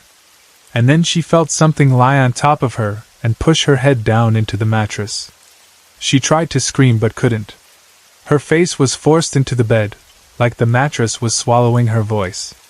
It was suffocating, terrifying, and the worst part was the helplessness. Then, just as suddenly, whatever it was released her. She bolted out of the room as fast as her legs could carry her. But she didn't tell her parents. She said she was afraid they wouldn't believe her. That fear, of being doubted, mocked, dismissed, stayed with her, and you can hear how it shaped the way she dealt with everything later. Keep quiet, don't feed it, don't give it attention. Then she told you another experience from when you were around 11 or 12. This one is painful because it isn't just about spirits.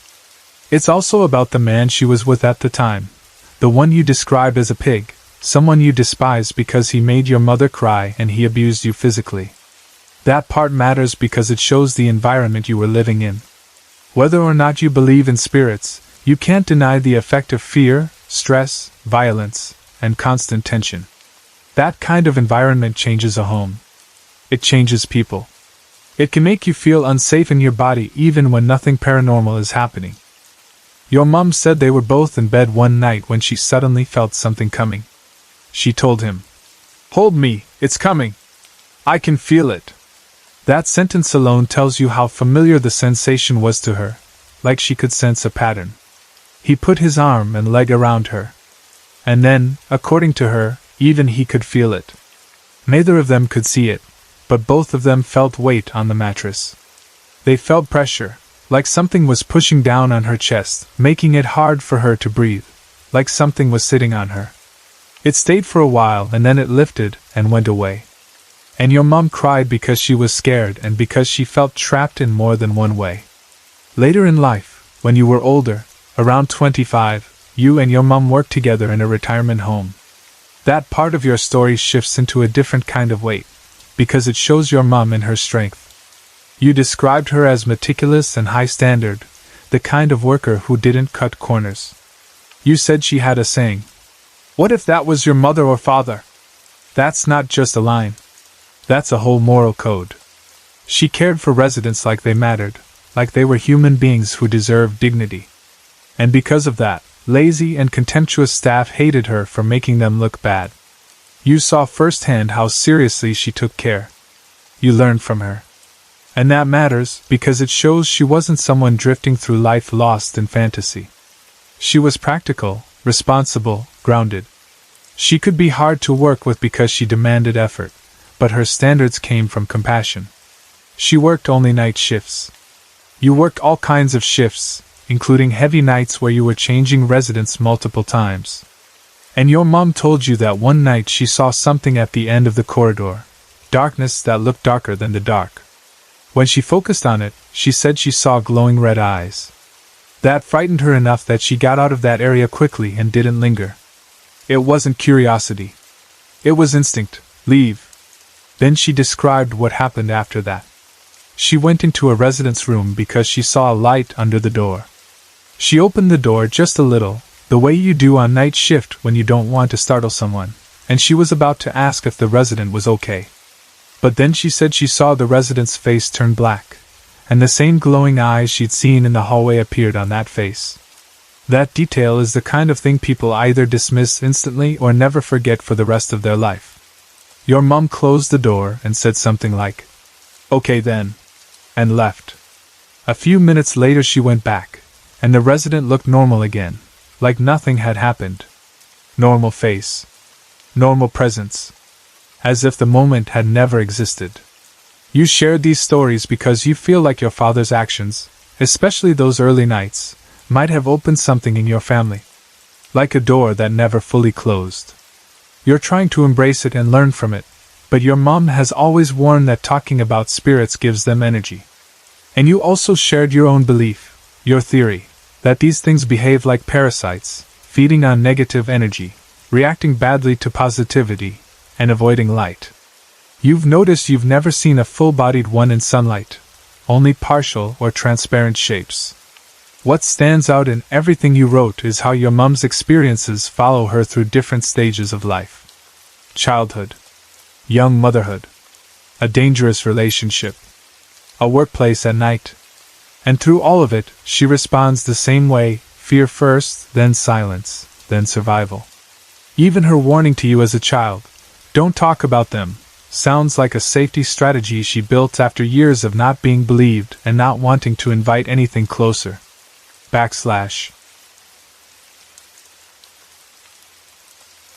During the last week of October 2019, my husband Rex and I decided to take a 9-day road trip down the south coast of New South Wales. We weren't rushing, and we weren't trying to do everything. We just wanted space and fresh air and that quiet feeling you get when the city fades behind you and your mind finally starts to unclench. We stayed in a few places along the way, and each stop had its own little mood, its own smell, its own sounds at night. Most of them felt fine. Some felt lovely. A couple were ordinary but comfortable. Nothing gave me that tight feeling in the chest that says, without words, I don't like this. Our last stop, on the way back to Sydney, was in a small coastal town tucked into the Kiama hinterland. It was the kind of place people describe as idyllic, without even trying. Rolling green, wide skies, those quiet roads that curve and dip through farmland, and a softness in the air you don't get in the city. It should have felt like a perfect last pause before returning home. We were tired by then, but it was the good tired you'd get after days of travel, not the stressed kind. We were already talking about what we'd do when we got home, what groceries we'd need, what laundry pile would be waiting. Normal stuff. Calm stuff. Then we drove up to the property where we booked our last stay, and the moment I saw the large timber-framed house sitting on the hill, something in me went cold. It's hard to explain it in a way that sounds logical, because logically the place looked wonderful. The afternoon sun was out. The house looked well kept. The wood was clean and cared for, not neglected. The gardens looked tended. Nothing looked broken or unsafe or abandoned. It looked like the sort of place people would be delighted to arrive at, the sort of place you'd take photos of and send to friends with a message like, "Look where we are!" But I didn't feel delighted. I didn't feel curious. I didn't feel relaxed. I felt like I didn't belong there. It was immediate, like a reflex. The thought came into my mind as clearly as if someone had said it out loud, "Tell Rex to keep driving. Just keep driving until we get home. Don't stop here. Don't unpack here. Don't sleep here." That shocked me, because I'm not usually dramatic. I'm not the type to look at a place and decide it's bad for no reason. I've stayed in plenty of older houses and cottages and little guest places over the years. I've stayed in places with strange noises, creaky floors, odd smells, and weird lighting. Most of the time I shrug it off and get on with my life. So that strong, instant rejection really stood out to me. Rex noticed it straight away. He asked what was wrong, because apparently my face changed. I told him I didn't like it. Just like that. No long speech. I said I didn't like it and I wanted to leave. He looked at me like I'd gone slightly mad. Not unkindly. Just confused. He reminded me we'd had no problems with the other places we'd stayed on the trip. He was right. I'd been fine the whole time. So he couldn't understand why this one place, on the last day, was suddenly making me feel like running. If I'm honest, part of me couldn't understand it either. But Rex was exhausted. The drive had worn him down, and he didn't want to get back on the road again. He said we should just stay one night, rest, and go home in the morning. He said the place looked good, the weather was nice, and maybe I was just tired. He wasn't dismissive, but he was practical, and I could see he didn't have the energy for an argument. And I didn't want to be that person who ruins the end of a holiday over a feeling I couldn't explain. So we decided to give the place a chance. We went down the steep gravel driveway to the guest cottage, which sat lower on the slope, nestled among lush cabbage tree palms. The driveway wasn't a gentle little track either. It was steep enough that you felt it in your stomach as the car angled downward. The gravel shifted under the tires and made that crunching sound that always makes you drive a little slower, even when you know it's safe. The cottage itself was built in the shape of a long rustic building, made to match the main house in style. It looked charming in that intentionally simple, country way. A long wooden veranda ran along its full length, looking out across green meadows in the valley below. The view was genuinely beautiful. Down there, in the open field, black and white Frisian cows grazed lazily, spaced out like someone had arranged them for a postcard. Everything looked calm and wholesome and peaceful. If you only saw the view, you'd think nothing could be wrong. The cottage had 2-bedroom suites, each with a separate entrance, with sliding glass doors opening onto the veranda. Between the suites was a living room, and in that living room was the main wooden door with antique lead glass detailing. The door looked old-fashioned, the kind that makes a place feel quaint and historic, even if it isn't truly ancient. Rex started unloading our bags. I took the cooler bag with groceries and drinks, because that was easiest for me, and carried it into the kitchen area to put things away. I remember telling myself to stop being silly. I remember thinking, you are safe. It's daylight. It's clean. It's a nice place. You're just tired. Put your food away and then sit on the veranda and breathe. I opened the fridge, bent slightly, and began shifting items around to make room. And that's when I caught a flash of white to my right. It wasn't a slow movement. It wasn't a maybe. It was quick enough that my eyes snapped up without me deciding to do it. The way you look up when something moves in your peripheral vision, and your body assumes it might be a person. I turned my head and looked toward the living room window. Through that window, outside, I saw a figure moving from left to right. For a moment my brain tried to make it normal. I assumed it was someone walking past, maybe Mary, the woman who ran the place. Maybe she'd come back down to the cottage for something. Maybe she was checking something in the other suite. Maybe she'd forgotten to tell us something. That would be normal. But as the figure moved, I realized it didn't look like Mary. It looked like a woman wearing white, like a white dress. Sleeveless, I think, or at least bare arms. The hair was short and dark. The figure was slim. And the way she moved was odd, not exaggerated or floaty, just too smooth and too silent. I stood there holding the cooler bag, frozen, watching those few seconds of movement as my mind tried to catch up. I even had the stupid thought, is that my reflection? But it couldn't be. It didn't match my shape. It didn't match my hair. And the angle didn't even make sense for it to be a reflection. I had seen Mary only minutes before. She had shoulder-length hair, and she'd been wearing a black and white print blouse over light-colored pants. She looked like someone ready to host guests, not like someone in a white dress running past the window. The figure slipped away almost immediately, moving out of the window frame, and I lost sight of her. The whole thing lasted only seconds. But it was enough to make my stomach drop. I didn't scream or jump. I just stood still, staring at the window, trying to decide if I'd really seen what I thought I saw.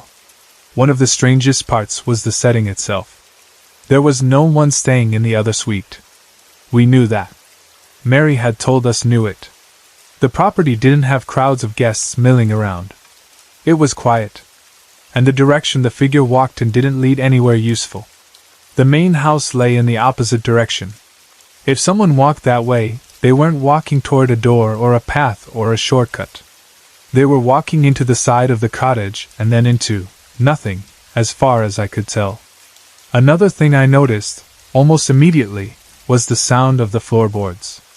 Those wooden floorboards creaked loudly with any weight. Even our own steps made the boards complain. It was one of those places where you always know exactly where someone is walking because the floor tells you. Yet whoever I'd seen outside the window was silent. No creak, no thump, no shuffle. Just that flash of white and the smooth movement across the window view. I tried to test it in my head. Maybe I didn't hear her because I was focused on the fridge and the cooler bag. Maybe I missed the sound. Maybe she was walking on the ground outside and the floorboards wouldn't creak anyway. That seemed possible. But it didn't solve the rest of it. I walked closer to the kitchen window and craned my neck out to look around the side of the cottage, hoping to see her appear again. If she'd continued walking, she would have to come around the corner, right? Unless there was a hidden path. Unless she had turned back. Unless she had gone into the other suite. Unless I was mistaken. Nothing. No one appeared. No footsteps. No voice. No movement in the grass. No door sliding. Just a quiet afternoon and my own uncomfortable heartbeat. I remember swallowing hard and thinking, maybe I'm being ridiculous. Maybe it's nothing. And then, almost as if the place wanted to prove it could offer something worse than confusion, I noticed the smell. It hit me as I stood at the kitchen sink. A stench, not just a mild unpleasant smell. It was the kind of smell that makes your face tighten, that makes you breathe through your mouth instinctively.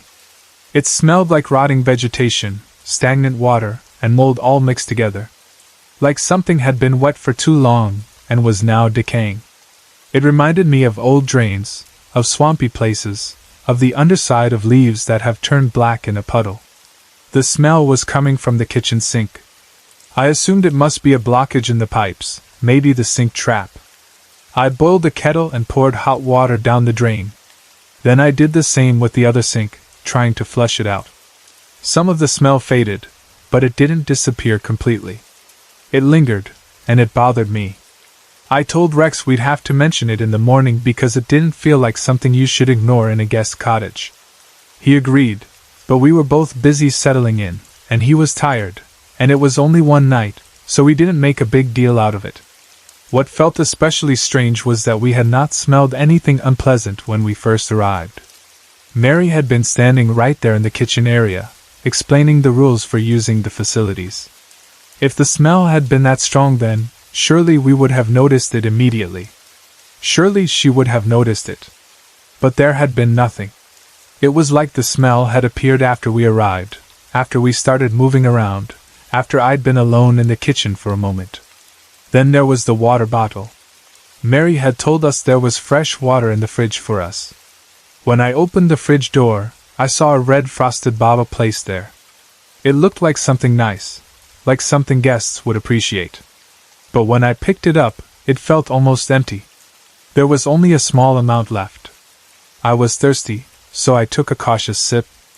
The taste was strange enough that I spat it out immediately. Not disgusting, not sour exactly, but wrong. It didn't taste like clean water. When I poured the remaining liquid down the sink, I noticed it looked slightly greenish. Not dirty green, not murky, just a faint tinge, like something had been infused in it. It reminded me of herbal water, or of very pale tea, like jasmine that has been brewed too lightly. It made me wonder if it was something left behind by the previous guests. Maybe they'd put something in it. Maybe Mary hadn't checked. Maybe it had just been sitting there. I didn't know. But it added to my growing sense that the cottage wasn't clean in the way it looked. There was another odd impression that I couldn't explain properly. I kept thinking the kitchen floor was sticky. Not visibly dirty. Just sticky in the sense that it felt unpleasant, like your skin wants to lift away from it. I found myself stepping carefully.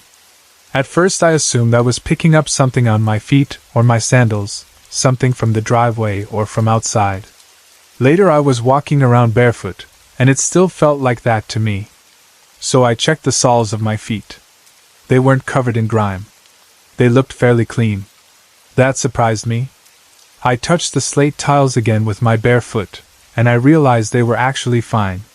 They weren't sticky. They weren't wet. They weren't coated in anything. Yet I had this persistent impression that the floor felt dirty, anyway, like my senses were picking up something that my eyes and skin couldn't prove. It was like my body was reacting to the place in a way my mind couldn't justify. That was the pattern of the whole stay. Everything could be explained, maybe, but the explanations didn't soothe me. They didn't settle the feeling. That night, before turning off the lights, I did my usual habit of checking around the bedroom.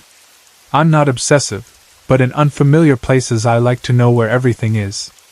I like to know which door leads where, what's behind the curtains, where the switches are, and whether the room feels safe once the lights go out.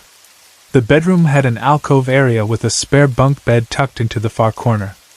As I looked toward that corner, I saw a wispy shadow dart off from the corner of my right eye.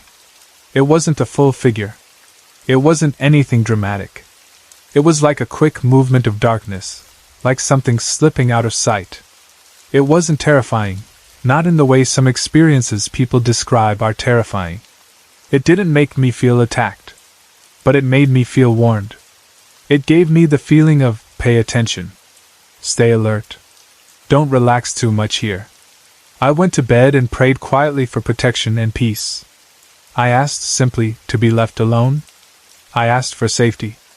I asked that anything negative keep away from us. I didn't do a long ritual. I didn't perform anything elaborate.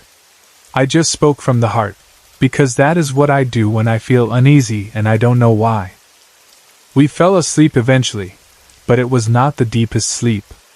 There was a thin edge to it, like I was listening even while resting. It must have been close to midnight when we were startled by a sound. The small bedroom window above the bed crackled loudly. Not once. Twice. A sharp crackling noise, like glass reacting to pressure or temperature. It was so loud it snapped us awake instantly. What bothered me wasn't just the noise itself. It was the way it didn't match the rest of the environment. The large sliding glass doors didn't make a sound. If it had been a temperature change, you'd expect the larger glass to react too, or at least to make some quiet shifting noises. But it didn't. Only that small window above us. The weather had been mild. There wasn't a storm. There wasn't a dramatic cold snap. The temperature didn't drop noticeably until close to 4 in the morning, and even then, when the air cooled, the glass didn't crackle the way it had earlier. It felt like the crackling happened on its own schedule, not the schedule of the weather. The same thing happened on the second night too, around the same time. And here's the part that surprised even me. Each time, I felt strangely reassured. Most people would hear a loud crackling window and feel alarmed. But my fear didn't spike the way I expected. Instead, I had this odd sense that the sound was like a sharp warning, like someone rapping on the glass to chase something away. It felt almost protective, as if something had come close and then something else drove it off. I don't know why I felt that. I can't prove it. But that was the feeling that settled over me as I lay there awake in the dark. I even had this comforting thought of a guardian spirit. I remembered my prayer. I remembered asking for safety on the trip. And I thought, maybe I'm not alone here. Maybe something is keeping us safe, even if this place is strange. In the morning, the kitchen sink smell was gone. Completely. I leaned over it and sniffed and found nothing unpleasant. That made me hesitate about mentioning it. I didn't want to sound like a complaining guest who makes a fuss over something that has already resolved itself. So I said nothing. But I felt relief when we went up to the main house for breakfast. The main house felt different. It felt cleaner, lighter, like the air moved more easily. The light seemed more natural. The rooms felt lived in, not in a cluttered way, but in a human way. The cottage felt separate, like it belonged to a different mood. At breakfast we chatted with Mary's husband, Anton. He was friendly, the sort of man who speaks with pride about the work he has done. He told us he had built both the house and the cottage almost 30 years earlier. He said the land had been empty before then, and they had been running the place as a bed and breakfast for over 20 years. The house was on higher ground, and the guest cottage sat on the side of the hill, sloping down toward the valley. Hearing him speak so confidently about the place made me question myself again. Maybe I was overreacting. Maybe the cottage just had plumbing issues and old wood and damp air, like any rural building. Then Anton mentioned something that made my mind snag on it. He said that once, the whole area had been rainforest leading down to swampy land. Wet and damp. And I thought, wait a minute. That smell. That moldy, stagnant smell from the sink. That suddenly made more sense. Maybe the soil and the natural dampness around the slope contributed to smells in the pipes. Maybe the cottage being lower on the hill meant it dealt with more moisture, more drainage problems. Maybe it was a naturally occurring thing after all. Still, that didn't explain the figure. By the last day, I couldn't let that part go. At breakfast I asked Anton, as casually as I could, if neighbors were ever allowed to take a shortcut through their property, or if Mary had come by the cottage again the day before. I tried to make it sound like a simple question, like I was just curious about the layout. Anton said no. The neighbors were not allowed onto their land. There was no easy access. And Mary had not come down again. In fact, Anton said Mary had gone to play croquet immediately after she left the cottage when we first arrived. He also said she did not own any other white clothing.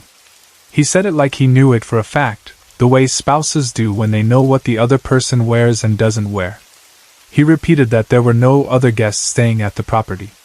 I tried to give him an explanation that would allow it to be Mary anyway. I wondered out loud if it could have been her in a croquet uniform. But even as I said it, it sounded weak. A croquet outfit isn't usually a sleeveless white dress. Even if it were, she'd still have to move incredibly fast.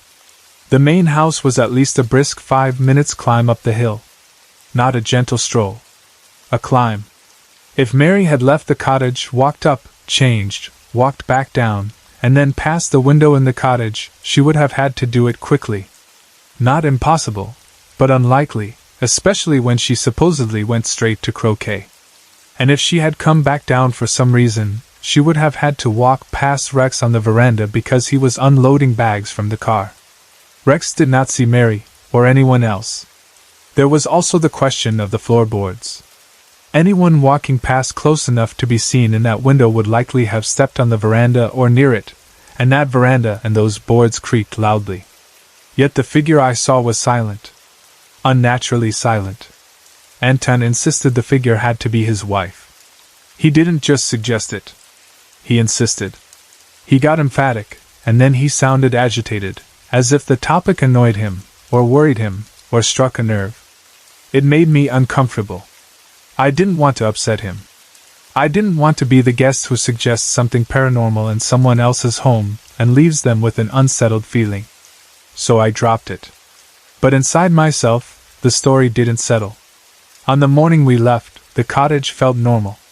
That was one of the most confusing parts. There was no smell. The air felt fine. The room felt just like a room. No sticky feeling. No darting shadow. Even the view looked simply beautiful, as if nothing strange had ever happened there. And that made me question everything. Was it all in my head? Was it just tiredness and imagination? Had the plumbing smell been real and then resolved? Had the floor been fine the whole time and my nerves made me interpret it differently? Had I seen a trick of light outside the window and my brain turned it into a woman in white? Or had something been there, and then moved away? I also wondered about the small acts I'd done without much thinking. Pouring hot water down the sink. Praying for protection. Speaking quietly in my heart. Was it possible those simple actions changed the feeling of the place for me? Was the hot water a kind of cleansing, even if I hadn't intended it that way? Was the prayer enough to shift my own energy so I felt safer? I couldn't say. I still can't. All I know is that I sensed something there. I sensed it the moment we arrived. I sensed it in the way my body reacted before anything happened. I sensed it in that flash of a figure I couldn't explain. I sensed it in the sudden stench and in the way the cottage felt wrong even when it looked right. And the simplest truth I can give you is this: I don't want to go back. Maybe it was all natural. Maybe it was plumbing and old timber and damp land and reflections and a tired mind at the end of a long road trip. That is possible. I won't pretend it isn't. But even if it was natural, the place didn't feel good to me. It didn't feel welcoming. It didn't feel restful. And when you're traveling, and you have a choice, you don't have to force yourself to sleep somewhere that makes your instincts scream. So we left, we drove back towards Sydney, and with every kilometer the tightness in my chest eased. By the time the road began to feel familiar again, I realized I'd been holding my breath, in small ways, for 2 nights. I still don't know exactly what I saw. I still don't know why the window crackled when it did, or why it oddly reassured me rather than frightened me. I still don't know why the kitchen sink smell appeared and disappeared like it was deciding whether to reveal itself. But I do know this: whatever it was that I sensed in that cottage in the Kiama hinterland, I don't want to meet it again. And that's why we will not be going back. A few weeks ago, I decided I needed a break from traffic controlling. I was burnt out, sick of the long days, the weather, and the drivers who act like you've personally ruined their lives because they had to slow down for 5 minutes. So I took some time away with my best friend. I'm changing her name to Heather. Heather and I are strictly platonic. She's more like a big sister than anything else. I've known her since I was 17, which means we've been close for nearly 40 years now. She's one of those people who just feels steady and safe to be around. She also has this brilliant little mini foxy named Pippa. If you've heard my older story about the church in the woods, you'll remember Pippa from that. She's tiny, scrappy, and full of personality, and she comes on our adventures like she owns the world. It was June, and it was freezing. Not snow freezing, but that bitter kind of cold that gets into your bones and makes you want to live inside a blanket. Heather suggested we take a week-long drive over the border ranges and head out toward Tenterfield. I'll admit, part of the appeal was just getting away from everything familiar. The other part was the town itself. Heather mentioned it was where Peter Allen was from, and of course my brain immediately went, going to Rio, and then that song stayed stuck in my head for half the trip. From where we were, it was about a 6.5-hour drive. We got held up by roadworks and, funnily enough, some traffic controllers, some of them I even knew. You can't make that up. By the time we rolled into town, we were about an hour later than planned and too tired to do anything except find a bed and a meal. We stayed the night at one of the local pubs, had dinner, and called it an early one. The next morning we took our time. We weren't rushing, which was the whole point. Late that morning, after a bit of wandering around and asking directions, we found an old cemetery tucked away down a dusty dirt road. It wasn't that far off the main track, but it felt like it had been forgotten on purpose. The place was run down and uncared for, the kind of cemetery where the living haven't visited in a long time. That was the first thing that got under my skin a little. Not in a spooky way, more in a sad way. Because even if people have no family left, even if no one remembers the names, it still feels wrong when a place like that is left to be swallowed by weeds and time. We walked through the gate and started wandering. Some headstones were so weathered the names had been erased almost completely, but the dates were still faintly visible on a few of them, early 19th century, old enough that it made you pause. Lantana and ivy had taken over big sections, and lichen covered the stone like a slow-growing skin. Pippa was absolutely loving it. Sniffing everything like each smell was a whole story, nose to the ground, tail wagging, darting here and there. We followed a narrow path that cut through the overgrowth and eventually ended up in what looked like a children's section. You could tell just by the size of the markers. Small headstones, some only a name, some only a year, and more than a few that suggested stillbirths.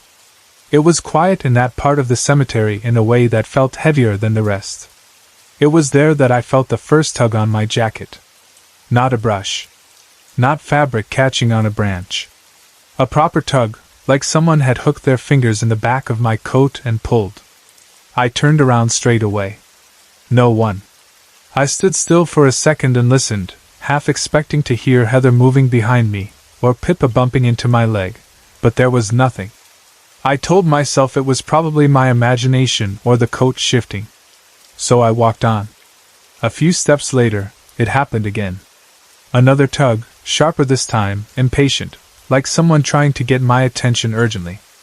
I spun around faster, almost annoyed now. Still nothing. Now someone will always say, "Could have been the wind." But it wasn't windy enough for that. The air was cold, yes, but still. This didn't feel like a gust catching fabric. It felt like a hand. Heather must have noticed something in my face because she turned and called out, casual but alert. "You right there?" I started to answer, something like, "I dunno, I thought I..." And then I noticed Pippa. Pippa was lying on her back on the ground, tail wagging hard, the way dogs do when they're getting a belly rub from someone they trust. Only there was no one touching her. She was staring up at empty air, wriggling happily, completely focused on something that wasn't there. I stopped mid-sentence. Heather saw it too and blinked like her brain didn't want to accept what her eyes were showing her. Heather," I said, and I couldn't even keep the disbelief out of my voice. "What the F is Pippa doing?" Heather stared at the dog, then at me. Pippa rolled once, tail thumping, then sprang to her feet, still wagging like mad. She yapped, quick, excited little yaps. That wasn't normal for her. Pippa isn't usually the type to bark at nothing. And the strangest part was that she looked back and forth between Heather and me like she was checking whether we were seeing it too. Heather stepped closer, scanning around, her whole body tense. But there was no one. No movement. No footsteps. Just the cemetery, and the weeds and the cold. That's when the thought hit me. Not in some dramatic ghost hunter way, more like a practical curiosity. If anything was there, and if Pippa could sense it, then maybe she could lead us to it. Animals have always been better at noticing what people ignore, and Pippa was acting like she was interacting with someone. I started to say it out loud, and Heather shut it down immediately. "No effing way," she snapped. "You are not using Pippa for some fantasy you've got about ghosts and goblins. No. I'm not letting her get involved." I didn't argue too much because I understood her reaction. That's her dog. Her responsibility. Her family, basically. And even though I didn't feel threatened, I couldn't swear there was nothing harmful there either. I was only going off a weird tug on my jacket, and a dog acting like someone was playing with her. But Heather also knew something else. We still had to walk back through that cemetery to get to the car. We were already in deep enough that turning around didn't mean leaving immediately. It meant passing through all of it again anyway. So after a bit of tense silence, she sighed and said she'd come with me and we'd see what happened. But the second she felt it was wrong, we were leaving. No debate. We let Pippa walk ahead, not pulling her, just following where she naturally went. She sniffed along the overgrown path, weaving around broken stones and sunken graves, and for a few minutes she was just a dog again, nose down, tail up, happy as anything. Then she stopped. Not a hesitant stop. A deliberate one. She walked to a small headstone, sat down right in front of it, and looked up, again, like she was looking at someone standing just beside it. Heather stepped forward slowly and brushed some of the lichen away with her fingers, careful not to damage the stone. Then she read what she could. "I think her name is Amelia," she said quietly. "Hard to tell, but she was only 7 when she died. 1867. Heather's voice caught as she said it. When she looked back at me, her eyes were wet. Not full sobbing, just that sudden, helpless sadness that comes when you're confronted with the unfairness of it. A child. 7 years old. A life that barely got started. She looked down at Pippa, who was still sitting there, tail wagging gently now. "Why Pippa?" Heather whispered, almost like she was asking the grave itself. I didn't have an answer, not a real one. I could only offer a guess. "Maybe she had a dog," I said.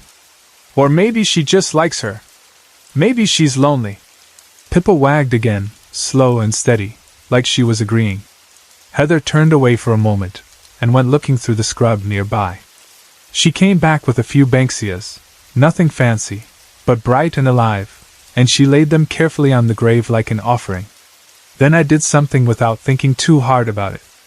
I took Pippa's collar off and placed it on the grave for a moment.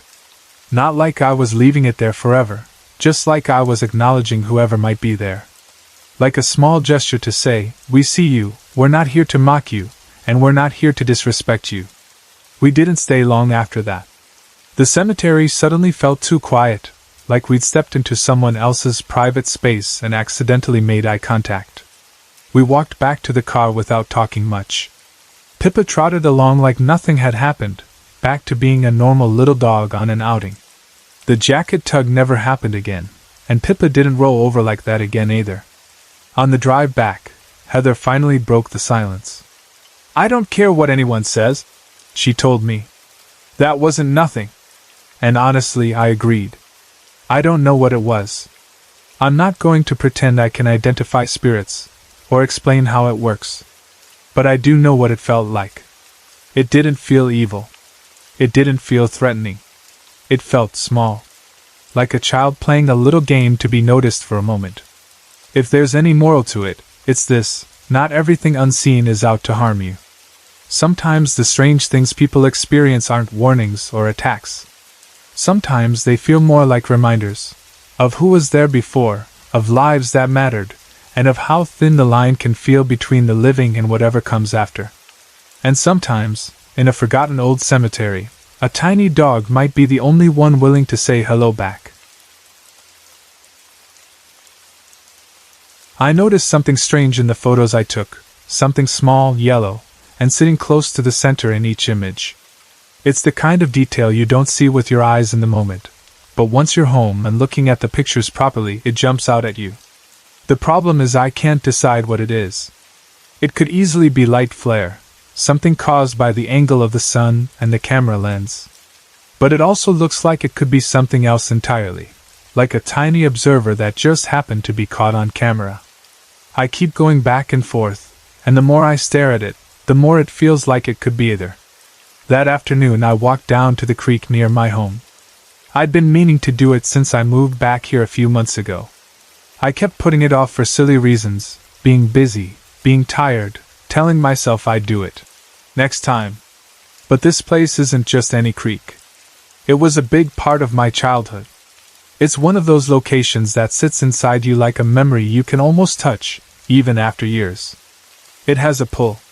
So eventually I decided, today is the day, and I went. It has been 17 years or more since I was last down there. I remembered it so clearly from growing up, but I also knew the area would have changed. When I arrived, I found a public garden near the creek, and beside it a community center and library. The creek runs through this area and then continues through neighboring suburbs. That library has always had stories around it, the kind of local folklore every town seems to collect.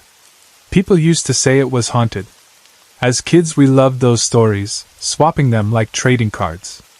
There was talk of a ghostly woman that some people claimed to see in or around the building. I never saw her myself, but the stories were consistent enough, and there were enough people who believed they'd had an experience, that even back then it felt like there might be something to it. One of the first things I noticed was that a lot of the creek is not accessible anymore. There's a small wire fence now running along most of it. It surprised me. I don't remember the fence from my childhood, and it changes the feeling of the place. It's like the creek has been placed behind a thin boundary, visible but slightly out of reach. Still, some parts were unfenced, and I made my way down one of those open sections to the creek bank. As I went down the muddy embankment, I felt that familiar feeling again, the feeling of being watched.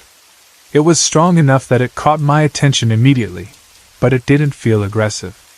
If anything, it felt protective, like being watched over rather than watched by something trying to frighten me. I know some people would roll their eyes at that, but that's genuinely the best way I can describe it. It wasn't a get-out feeling. It was more like a presence that notices you. Over the last few months, since moving back and relearning the area, I've developed this habit of talking to the trees. Not out loud like I'm performing for anyone, but quietly in my mind. Telepathically, if I'm being honest. Some of these trees have been here for a long time. I've known them since I was a child. Many of them must be close to 100 years old now, maybe more. I don't fully know why I started doing it again after coming back. It just felt natural, like something I used to do without thinking when I was younger. There was one particular oak near the creek grounds that I was really looking forward to seeing again. It mattered to me more than I expected. I assumed I'd be able to walk the same route I remembered, past the hill where there used to be a small mud brick castle. That castle was one of my favorite childhood spots. It sat on a little rise surrounded by a tea tree, almost hidden. It wasn't part of the main playground area, not in a way that made it obvious. Most kids didn't seem to notice it, which meant I often had it to myself. I used to play there and build fantasy worlds in my head, whole stories and kingdoms, like that small structure was a doorway into another place. But when I went looking for it, I realized the hill is gone. The little castle is gone too. The whole area has been leveled. There's a playground there now, and it's neat and modern and functional, but the old magic is missing. I stood there feeling more disappointed than I expected. It's funny how something that seems small, like a childhood play structure, can still hit you in the chest when you realize it's been erased. What made it even stranger is that I've been having dreams about places in town before I go back to them. It's happened enough times lately that I can't ignore it. The creek was no exception. Maybe 2 months ago I had a dream where I was exploring the playground. The dream playground wasn't exactly the same as the real one, but it had a similar feeling, and I remember one clear detail: a flying fox. In the dream, on top of the wire, there was a bat decoration.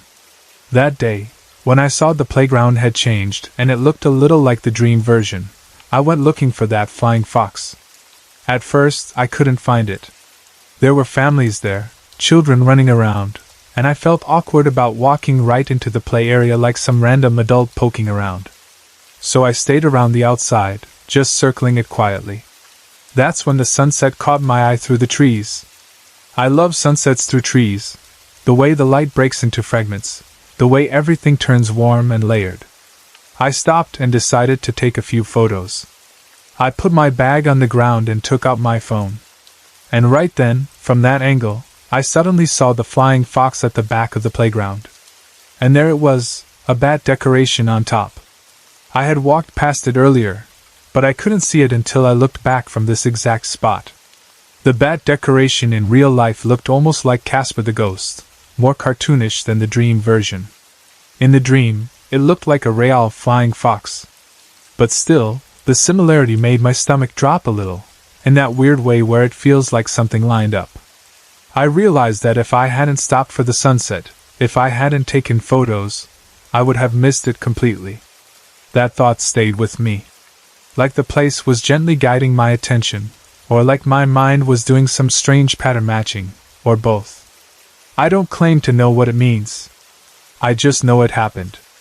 Later, when I got home and looked at the photos properly, that's when I noticed the yellow spot. It wasn't one single dot in one photo. It was present in each of them, in or near the center, shifting slightly as if it moved. I didn't see anything like it when I took the photos. I only saw the sun and the trees and the glow. The yellow thing appears after the fact, like a hidden detail. My rational side says it's an oddly shaped sun flare. A lens artifact. A reflection inside the camera. I know these things happen, especially with sunlight filtering through branches.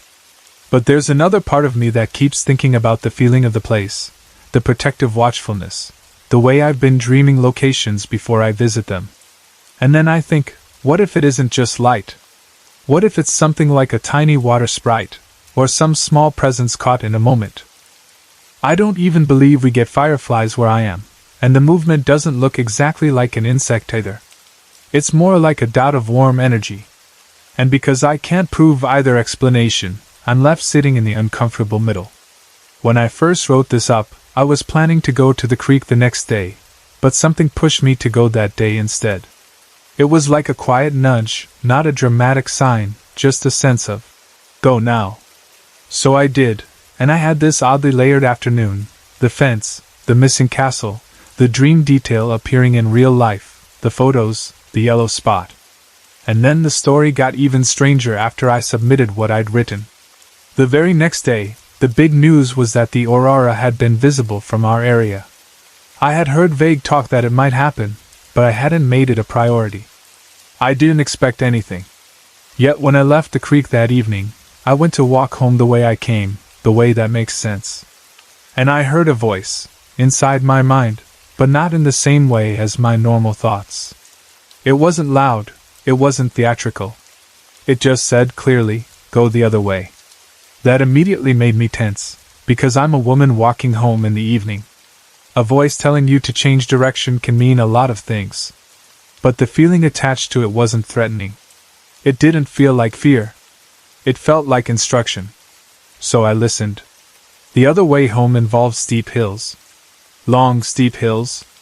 I'm a fit person, but it was still a slog, and I remember being annoyed. I actually cursed the voice in my head because it was the harder route, the longer route, the route that makes you feel every step. When I finally got to the top of one of those hills, I turned and faced the sunset. And for a few seconds, the sky looked unreal. The colors weren't normal sunset colors. There were vivid hues, bright green and bright blue around a deep pink mass. The sun looked darker, like a heavy ball, almost like an eclipse effect. It lasted only a moment. Then it shifted back to a more normal peachy sunset, like nothing happened.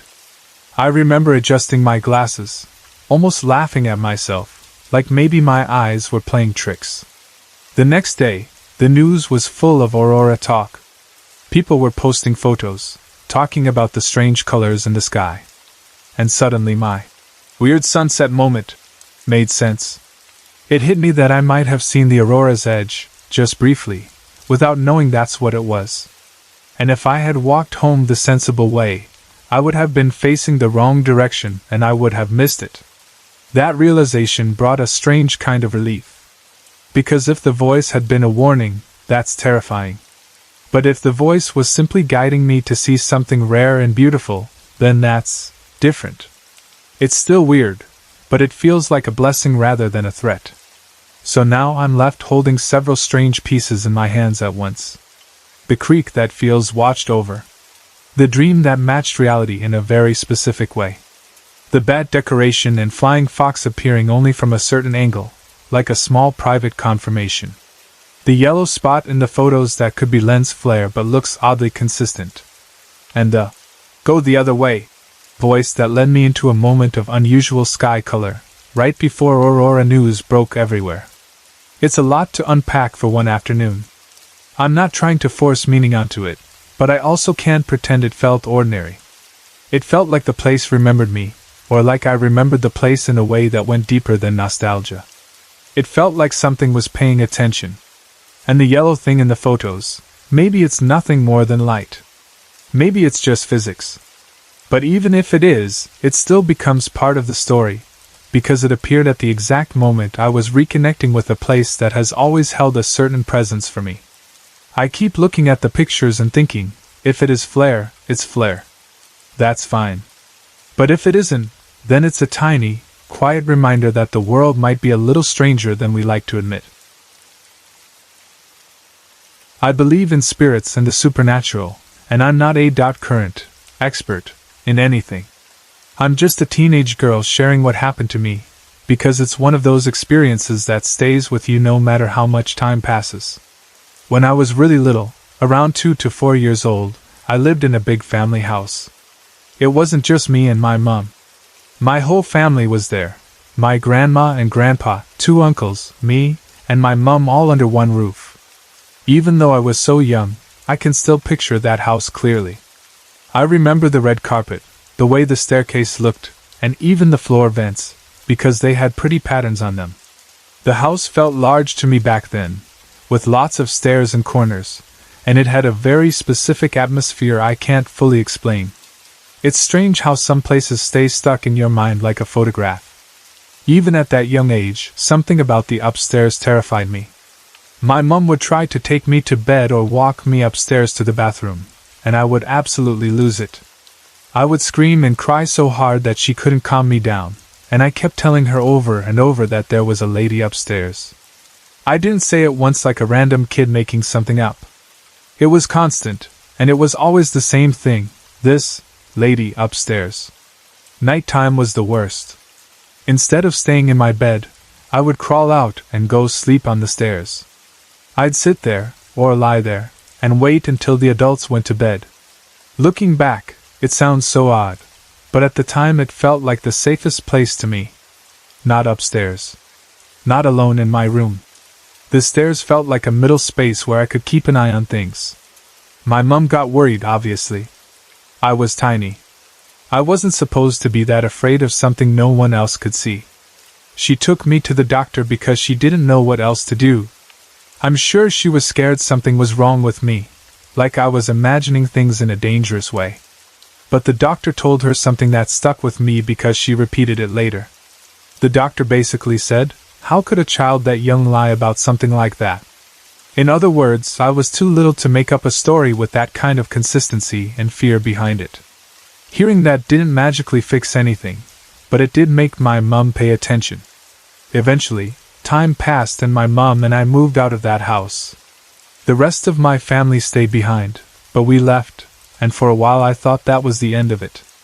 I was just a little kid, and sometimes when you leave a place, the fear stays behind with it. Except it didn't end there. About 2 years later, we moved back into the exact same house. I was older then, around 5 or 6. Old enough to remember more clearly, old enough to understand what fear felt like, and old enough to know that I still didn't like going upstairs. The moment we came back, that old feeling returned, like it had been waiting for me. It wasn't a new fear. It was the same fear, in the same place, like nothing had changed. One day, I went upstairs anyway. I was still scared, but I was also being a normal kid, My birthday was coming up and I wanted to snoop for presents. I remember that clearly because it's such a kid thing to do, and because it's what led to what happened next. I went into my room and opened my closet door. And she was there. The lady was standing inside the closet, looking right at me. It wasn't like a shadow or a quick movement that could be explained away. It was like seeing a person where a person should not be. I froze, and then my body just reacted. I slammed the closet door, turned around, and ran as fast as I could toward the stairs. As I reached the corner where you turned to go down, I looked back, or maybe I sensed something and turned my head, and I saw her spread her arms out, like she was trying to lean over me or reach for me. I can't even fully describe the movement without getting chills. It felt like she was trying to cover me, or grab me, or stop me from leaving. I panicked so hard that I lost my footing. I fell and slid all the way down the stairs. I don't remember how badly I was hurt physically. I remember the fear more than the pain. I remember how fast my heart was beating and how trapped I felt in that moment. After that, sleeping became a problem in a different way. I slept in my room, but I never felt alone. I felt watched, like there was always something just outside of my view. Doors would open and close on their own. I would hear sounds that didn't match what anyone else was doing. I would point things out, and people would brush it off. They'd say I was imagining it or being dramatic, because kids do get scared sometimes. My grandma tried to comfort me in her own way. She would say maybe it was my guardian angel. She wasn't trying to dismiss me to be cruel. She just didn't want to believe something bad was in the house. But what I felt did not feel like a guardian angel to me. It didn't feel loving or protective. It felt like something that didn't want me there, or something that didn't like kids, or something that wanted to scare me on purpose. Even if I couldn't explain it, I knew the difference between comfort and danger. And I didn't feel comfort. Then something happened that changed everything, because it wasn't just me anymore. One night, my mum woke up around 3:30 in the morning. She said she woke because there was a flash of light. That alone would be creepy enough, but she looked at the clock and saw it was exactly 3:30. She tried to settle back down, probably thinking it was nothing, maybe a weird dream or something from outside. But when she laid back and looked up, she saw the lady hovering above her. Not standing in the room. Not at a distance. Hovering over her. My mum told me later that she reacted like a terrified child. She pulled the covers over her head and stayed still, because what else do you do when you see something you can't explain and you feel completely helpless? That was the moment she started to believe me. She didn't have to take my word for it anymore. She had seen it herself. After that, the whole house felt worse. Our dog started barking constantly and growling for no reason, like it was reacting to something we couldn't see. We heard footsteps when no one was walking. We'd hear doors or things moving around. Items would open and close. The house never felt peaceful. Even in the daytime, it felt like something was there, waiting. Eventually, the family started moving out one by one. My grandparents moved into an apartment building for older people. My uncle moved out too. It felt like everyone was slowly trying to escape without saying out loud that they were escaping. At some point, we planned to call a priest to bless the house.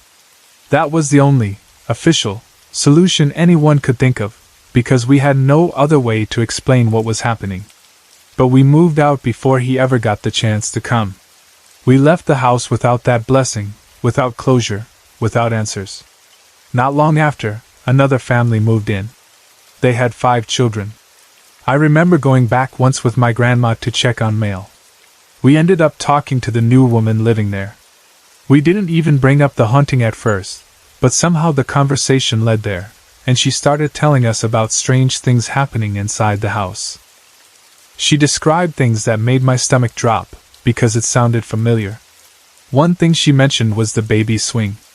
She said she had turned it off, walked away, and when she came back downstairs it was on maximum speed, like someone had turned it up as high as it could go. That wasn't just a house settling, or a draft. That was the kind of thing that makes you feel like something is trying to prove it's there. I haven't been inside that house since I was around 6 years old. But sometimes, even now, I drive past it just to look at it. I miss the house in a weird way, because it held so much of my childhood. It's hard to explain how you can miss a place that also scared you. But I do. At the same time, I always wonder what that lady wanted. I wonder why she was there, and why she seemed to focus on me. I wonder if she hated children, or if she was stuck, or angry, or protecting something, or simply repeating the same pattern over and over. I know what people might say. They might say I was too young to remember it so clearly. But I can. I remember it perfectly. I remember the house, the stairs, the feeling in my chest, and the way she looked at me in the closet like she had been waiting. Even after all these years, it's still as sharp in my mind as if it happened yesterday. Back in the 1980s, my partner and I moved from Parkdale in Toronto to 419 Sherbourne. Our apartment was on the 3rd floor, but the front door to our unit was actually on the 2nd floor. We moved in with 3 cats and a dog. It was a large one-bedroom place. You'd enter on the 2nd floor and walk up a set of stairs into the apartment. The bedroom was at the top of the stairs, across from the kitchen. From there, a long hallway ran straight through the unit. The bathroom was about 3/4 of the way down that hall, and the living room was right at the end. The building itself was old, and the layout felt strange in places. In the living room, there was even a kitchen sink tucked into a small room-like area behind a wooden bookshelf, like the space had been divided up and reused over the years. Someone told me the building used to operate like a rooming house, where they rented out each room separately, and honestly, the apartment still felt like it had that kind of history. The first time I truly felt that something was wrong was after we came back from a trip to London. We walked in and immediately noticed a wooden cross that had been hanging on the wall was now lying on the floor. That alone was unsettling, but what really got to me was the way our animals were acting. One of our cats was in the bathroom on the windowsill and looked terrified. Our 2 Siamese cats were hiding under the bed. This was so unlike them. They always came to greet us, especially after we'd been away, even just overnight, so the fact that all of them were either frightened or hiding made my stomach drop. Another odd thing about the apartment was the space between our front door and the first stair. When the door was closed, there was about a 6-inch gap between the bottom of the door and the first step. The stairs were carpeted, and the cats eventually discovered that the carpet under the first step could be pushed back. Once they did that, they could actually climb into the wall space. I didn't like the idea of them getting stuck in there, so I put a small window screen between the step and the door to block that gap and keep them out of the walls. My partner worked at a beauty supply shop and closed the store at 6 p.m. every night, so I always knew roughly when he'd be home. Not long after we moved in, I started hearing something that didn't make sense. On several occasions I would hear what sounded like the apartment door opening, and then footsteps coming up the stairs, only they always stopped at the 3rd step. My dog heard it too. She would lift her head and follow me when I went to check, like she was hearing the same thing I was. But every time I looked, there was no one there. No partner, no neighbor, no stranger, no sound of anyone leaving, just nothing. One evening, I heard the door open again and the steps come up, 1, 2, 3, then silence. I went to look, and there was still nobody there. But this time the window screen I'd wedged at the bottom was no longer in place. It was lying on the 3rd step, like something had moved it and set it there. I told my partner about it later, and he laughed it off. He said I was imagining things, that it was probably the cats, or the building settling, or me working myself up. I tried to let it go. I really did. But then something happened that made it impossible to pretend it was only in my head. One evening, one of my partner's friends came over around 4:30 p.m. We sat together having coffee and talking, just waiting for my partner to get home. My dog was in the living room, lying down and facing the hallway like she often did. Then we heard it, clear as day. The door opened. Footsteps came up the stairs. 1, 2, 3 steps. And then it stopped. I looked at the clock. It was exactly 6 p.m. Normally that would sound like my partner coming home, except I knew he couldn't be there yet, Not at that exact moment. The timing was too perfect, and too wrong at the same time. I looked at my dog, and she was staring straight down the hall. For a second she started wagging her tail, like she thought it was my partner. And then everything changed. She suddenly jumped to her feet and started barking and growling like I had never seen before. Every hair on her back stood up. It wasn't normal barking. It was pure warning, like she was terrified and angry at once. My partner's friend looked just as shocked as I felt. He grabbed my big ashtray off the table like a weapon, because we honestly thought someone had broken in and was inside the apartment.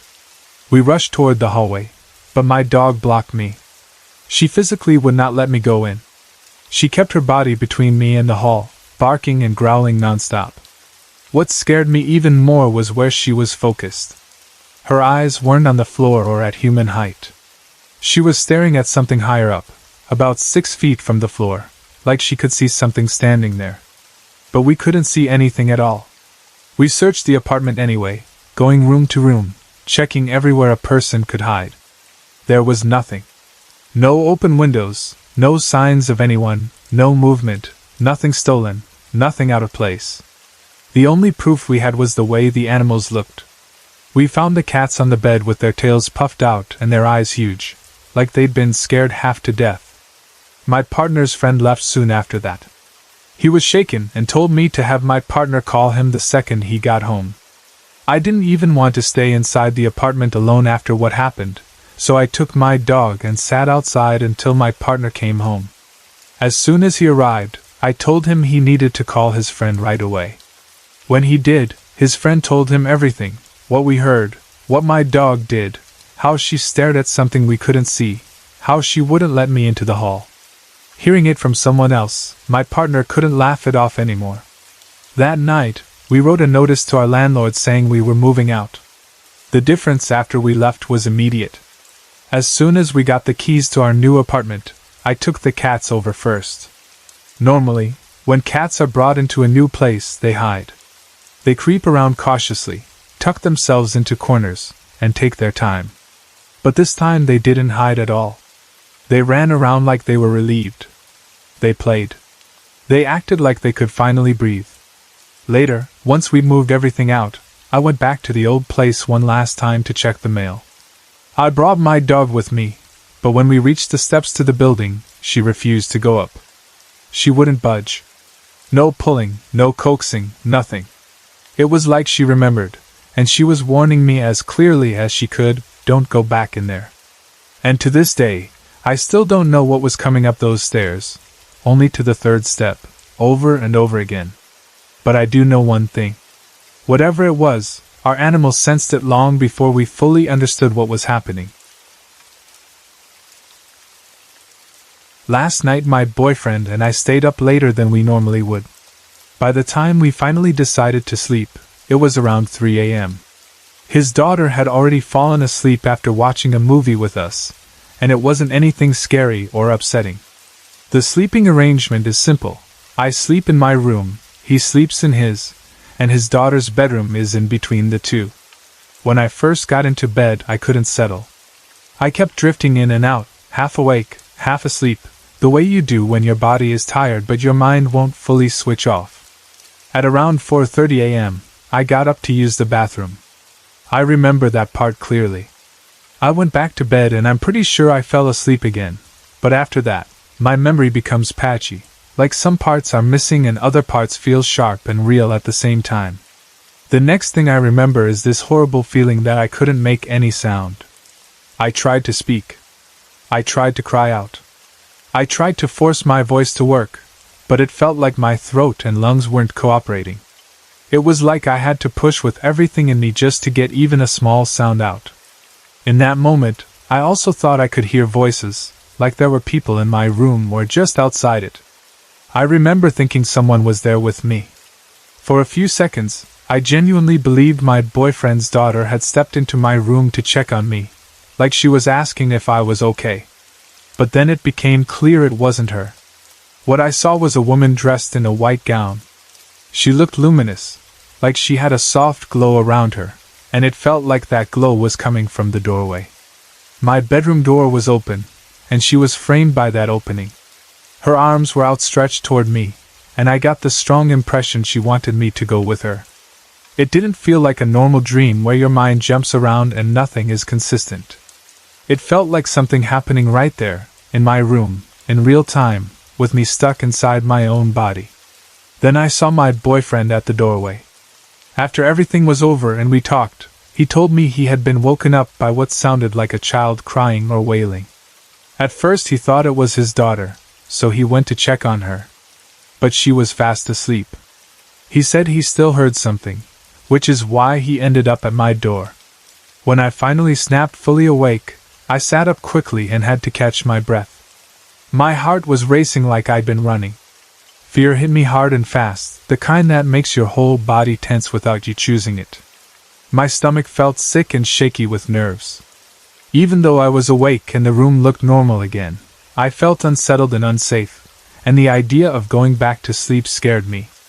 My boyfriend stayed up with me for a while. Eventually, I felt guilty keeping him awake, so I told him to sleep. I tried to go back to bed too, but my nerves were so bad that I took half of a mild sedative, which I almost never do. After that, I was able to fall asleep again, and nothing else happened. What makes it harder to brush off is that there were other strange things around the same time. Before I went to bed the first time, I kept seeing shadows in the corner of my eye, maybe 2 or 3 times. Every time I looked directly, there was nothing there. I told myself it was just tiredness, and I didn't think much of it. Then there's what my boyfriend experienced. Around the time I got up to use the bathroom, he said he heard me moving.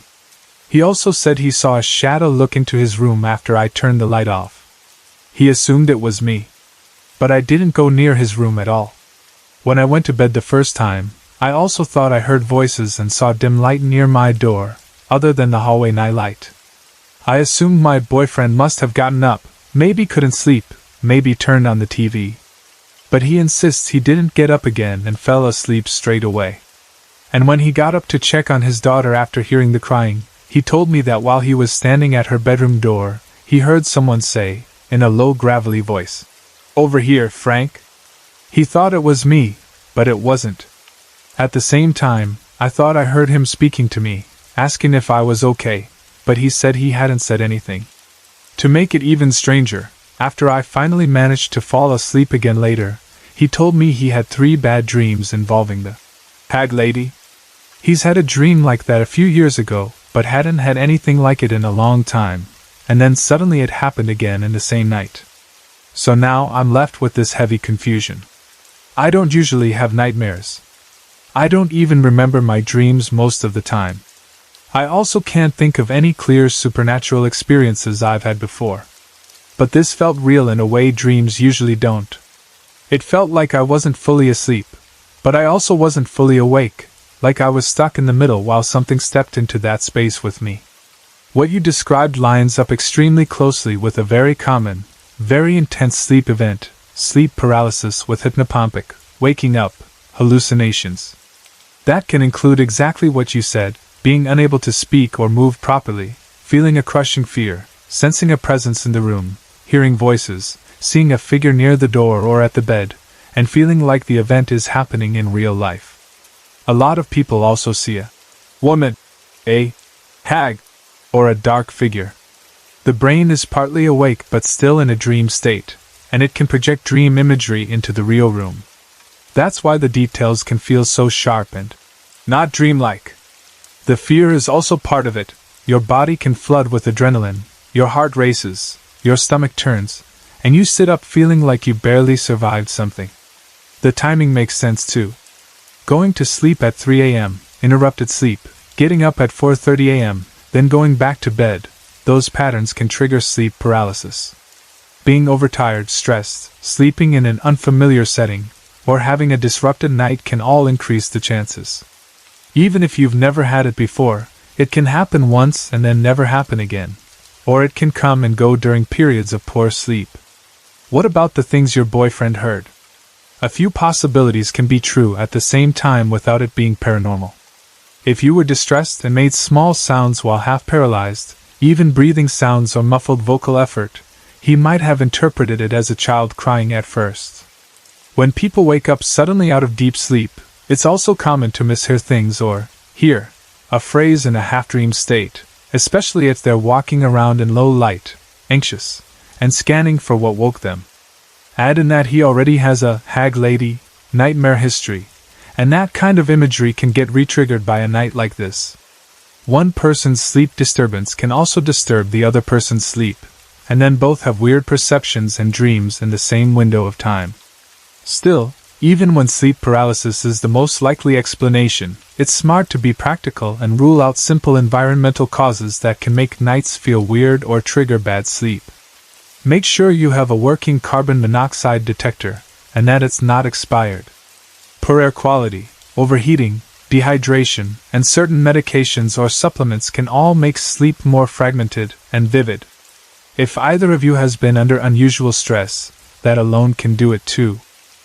If this happens again, a few things can help in the moment. Try to focus on moving a small muscle, like a finger or a toe, instead of trying to sit up all at once. Slow your breathing on purpose if you can. Remind yourself, this is sleep paralysis. It will pass. Keeping a small light on can reduce the intensity for some people. Also, sleeping on your side rather than flat on your back helps many people prevent it. If you start having these episodes repeatedly, or if the fear and sleep disruption gets worse, it's worth talking to a doctor. Not because you're crazy or anything like that, but because recurrent sleep paralysis can be linked to sleep deprivation, anxiety, narcolepsy spectrum issues, or other sleep disorders that can be managed. And if either of you experiences ongoing voices or visions while fully awake and not around sleep, that's also something to discuss with a professional. Again, just to be safe and supported. Most importantly, I believe you when you say it felt real. That's one of the hardest parts of sleep paralysis. It doesn't feel like just a dream while it's happening. It feels like the room is real, because it is, and the experience is layered on top of it. If you want, I can rewrite this story into a smoother, more posted version in easy English, same events, same details, longer and flowing like a proper narrative, like the other ones you've been collecting. No headings, no bold, just paragraphs. I was 15 when this happened. It was the summer of 2001, and I went to stay with my friend and his family for a week in Burford, Ontario. They had recently bought an old farmhouse that needed a lot of work. From the start, the place felt worn down and heavy, like the kind of house that keeps secrets in the walls, whether you want to know them or not. Before I even unpacked, my friend told me the house had a disturbing history. The previous owner had taken his own life in the basement about 6 years earlier. But basement doesn't really describe it properly. It was more like a cellar, dark, low, and cut off from the rest of the home. There was no entry from inside the house at all. The only way down was from an outdoor door right beside the main entrance. Even in daylight, that cellar door looked wrong, like it didn't belong there, like it was a mouth you didn't want to open. On top of that, the house had been through a fire long before this owner lived there. The damage had never been properly fixed. Because of that, the house was split into 2 sections. The part where the family lived was rough but usable.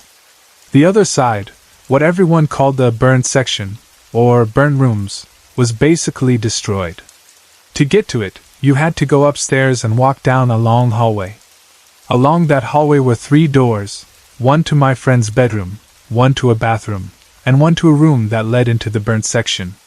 At the very end of the hallway was another door that opened into the second part of the house. I only went into that ruined side once during the entire week, and that was enough for me. It didn't feel like a normal abandoned space. It felt like a place that had stopped being part of a home a long time ago. The air was stale and sharp with that old, burnt smell that never really leaves. The walls were blackened, the floors were wrecked, and everything looked like it had been left behind in a hurry. It didn't look haunted, in a movie way. It looked like tragedy had happened there and nobody ever truly cleaned it out. My friend's parents were trying to fix the farmhouse up, but there was still so much damage. As the week went on, they told me more of the history they had learned since buying it. Apparently, years earlier, two families had shared the house. One night, the second portion caught fire and a husband, his wife, and their son died. Just hearing that made the burnt section feel different to me, like it wasn't just ruined wood and ash. It felt like it had been soaked in something you couldn't scrub out. Then there was the arsenic. My friend's parents told me that when they cleaned out the burnt room off the hallway, they tore out part of a wall. Hidden behind it, they found a can of arsenic with a kitchen spoon still inside it. That detail stuck with me because it didn't make sense in a normal way. Why would it be hidden behind a wall? Why would there be a spoon inside it like it had been used? And why would anyone keep something like that in a house where a family had already died? When they told me, I laughed it off and tried to act like it was just a creepy story, but I remember feeling cold when I heard it. It was the kind of cold that hits you even when the room isn't cold. At that point, I still thought most of it was exaggeration, just stories people tell when they move into an old place. The kind of stuff you build up in your head when a house has a bad past. I honestly believed that. I thought I'd spend the week there, maybe hear a creak or two, get spooked once or twice, and then go home. But the longer I stayed, the more I started noticing things that didn't fit. Bangs that didn't sound like pipes. Strange little noises when nobody was upstairs. A sense sometimes that the hallway felt watched, especially near the door that led to the burnt side. And every time I passed that door, I would feel my body tense without even thinking about it, like my instincts were reacting before my brain could make a joke about it. One night is what really changed everything. We were in my friend's bedroom getting ready to sleep. We had music playing pretty loud, but we were so far from everyone else downstairs that it didn't matter. The room was at the start of that long upstairs hallway, and the rest of the house felt far away, like we were in our own corner of the place. We were talking, messing around, doing what teenagers do when they're on the edge of sleep but still full of energy. Then we heard it, one loud, sharp knock on the bedroom door. It wasn't a soft knock or a casual tap. It was abrupt, heavy, like someone wanted attention immediately. Both of us froze for half a second, then we turned the music down and opened the door. Nobody was there. We stepped out and looked down the hallway. Empty. Quiet. I remember that silence being the strangest part, because if someone had knocked and run, you would expect at least a footstep, a breath, the sound of movement. But it was as if the knock had come from nowhere and vanished into nothing. We shut the door, laughed nervously, and assumed it was my friend's brother messing with us. That was the obvious answer, and we wanted it to be the answer. It made sense. It was annoying, but it was normal. Then it happened again. Another hard knock. Same sound. Same force. We turned down the music again, opened the door again, and again there was no one there. At that point, the joke wasn't funny anymore. It felt too controlled, too perfect. Like whatever was doing it knew exactly how long it took for us to reach the door. So I decided I would catch his brother in the act. I stood right beside the door with my hand on the handle, ready. I told my friend that the second I heard the knock, I was opening the door immediately. If his brother was playing games, I'd see him. A minute passed. Then 2. Then the knock came again. I yanked the door open instantly. No one. Not even a shadow moving away. No sound of feet. No whisper of someone hiding. Just an empty hallway stretching out in front of me. And then I looked down the hall and saw something that made my stomach drop. The door to the burnt section was wide open. I know it sounds simple, but in that moment, it felt like the house had just shown its teeth. That door hadn't been opened before. We would have noticed it. The hallway was narrow and the door was right there at the end, like an eye you couldn't ignore. Now it was open like it had been waiting for us to look. Me and my friend didn't even talk. We just ran downstairs, fast, like the house was breathing behind us. We burst into the living room where everyone was sitting. His parents, his brother, everyone was downstairs, relaxed, watching TV like it was a normal night. His dad snapped at us right away and told us to stop running around and goofing off upstairs. He thought we were being loud on purpose. We tried to explain, talking over each other, insisting we weren't messing around. But adults hear knocks, and doors, and burn rooms, from teenagers and assume it's drama or imagination. He didn't believe us, and honestly, part of me wished he was right. But we knew what we had heard. We went back upstairs, this time with his brother coming with us. I was still convinced he had to be involved somehow, because the idea that it was anything else made my skin crawl. We got back into the bedroom, shut the door, put the music on again, and tried to act normal. 3 boys in a room, pretending we weren't watching the door like it might bite. The knocking started again. But this time, we didn't rush to open the door. We turned the music down and listened. And that's when we heard something that didn't sound like an adult, and didn't even sound like a person trying to be quiet. We heard footsteps running in the hallway. Fast, light steps, like someone sprinting away from the door. Then we heard giggling. Not laughter from downstairs. Not a TV show. Not my friend's brother trying to be funny right beside us, because he was in the room with us. The giggle was out there, in the hallway, fading toward the end. Then, bang, the door at the end of the hallway slammed shut. The door leading to the burnt rooms. The sound of it echoed. The hallway swallowed it up and left behind this awful quiet. I don't know how to describe what fear feels like in a moment like that, because it isn't just being scared. It's like your body realizes something before your mind can explain it. Your heartbeat turns heavy, your mouth goes dry, your ears strain for any small sound, and your thoughts become simple. What was that? Where is it now? Is it coming back? We didn't chase it. None of us had that kind of courage. We just stayed in that room, tense, listening, waiting for another knock. And as if that wasn't enough, we decided the next night that we were going to face it together. Maybe it was teenage pride, maybe it was denial, maybe we thought if we acted brave the fear would go away. But the 3 of us slept in my friend's room the next night. It didn't let up. At some point in the night, when everything should have been still, we heard movement coming from the burned room. Not running this time. Not giggling. Just shuffling, slow and steady, like someone dragging their feet around in the destroyed part of the house. It went on for what felt like forever, but if I'm being honest, it was probably around 20 minutes. Long enough that none of us could pretend it was nothing. Long enough that the silence between the sounds became its own kind of torture, because you keep waiting for the next shuffle, the next scrape, the next sign that whatever it is has stopped. I lay there in the dark, staring at the ceiling, not wanting to look toward the hallway, not wanting to move. I remember thinking that if it came closer, if the door opened, if the sound entered the hall, I didn't know what I would do. My friend and his brother were quiet too. No jokes. No whispers. Just 3 teenagers listening to something in the next room that shouldn't have been there at all. That was the most terrifying experience of my life. Not because I saw a ghost clearly, not because something touched me, not because I had proof I could show someone. It was terrifying because the house felt alive in the worst way, like it could create sound and movement and presence whenever it wanted, and the burned rooms felt like a mouth that could open any time. Even now, years later, I can still hear that knock in my head. Sharp. Heavy. Deliberate. Like something was standing on the other side of the door, not trying to scare us for fun, but trying to get us to pay attention. And what makes it worse is this.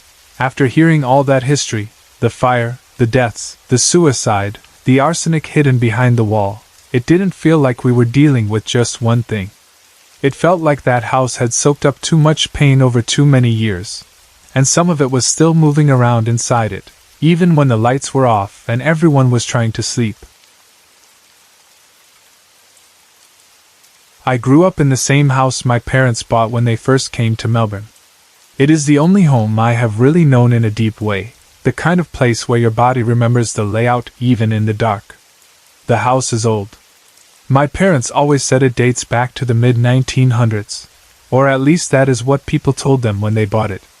It has the look and feel of an older Melbourne home, with rooms that hold sound differently, with floors that creak in certain spots, and with that quiet, settled feeling you only get in a house that has been standing for decades.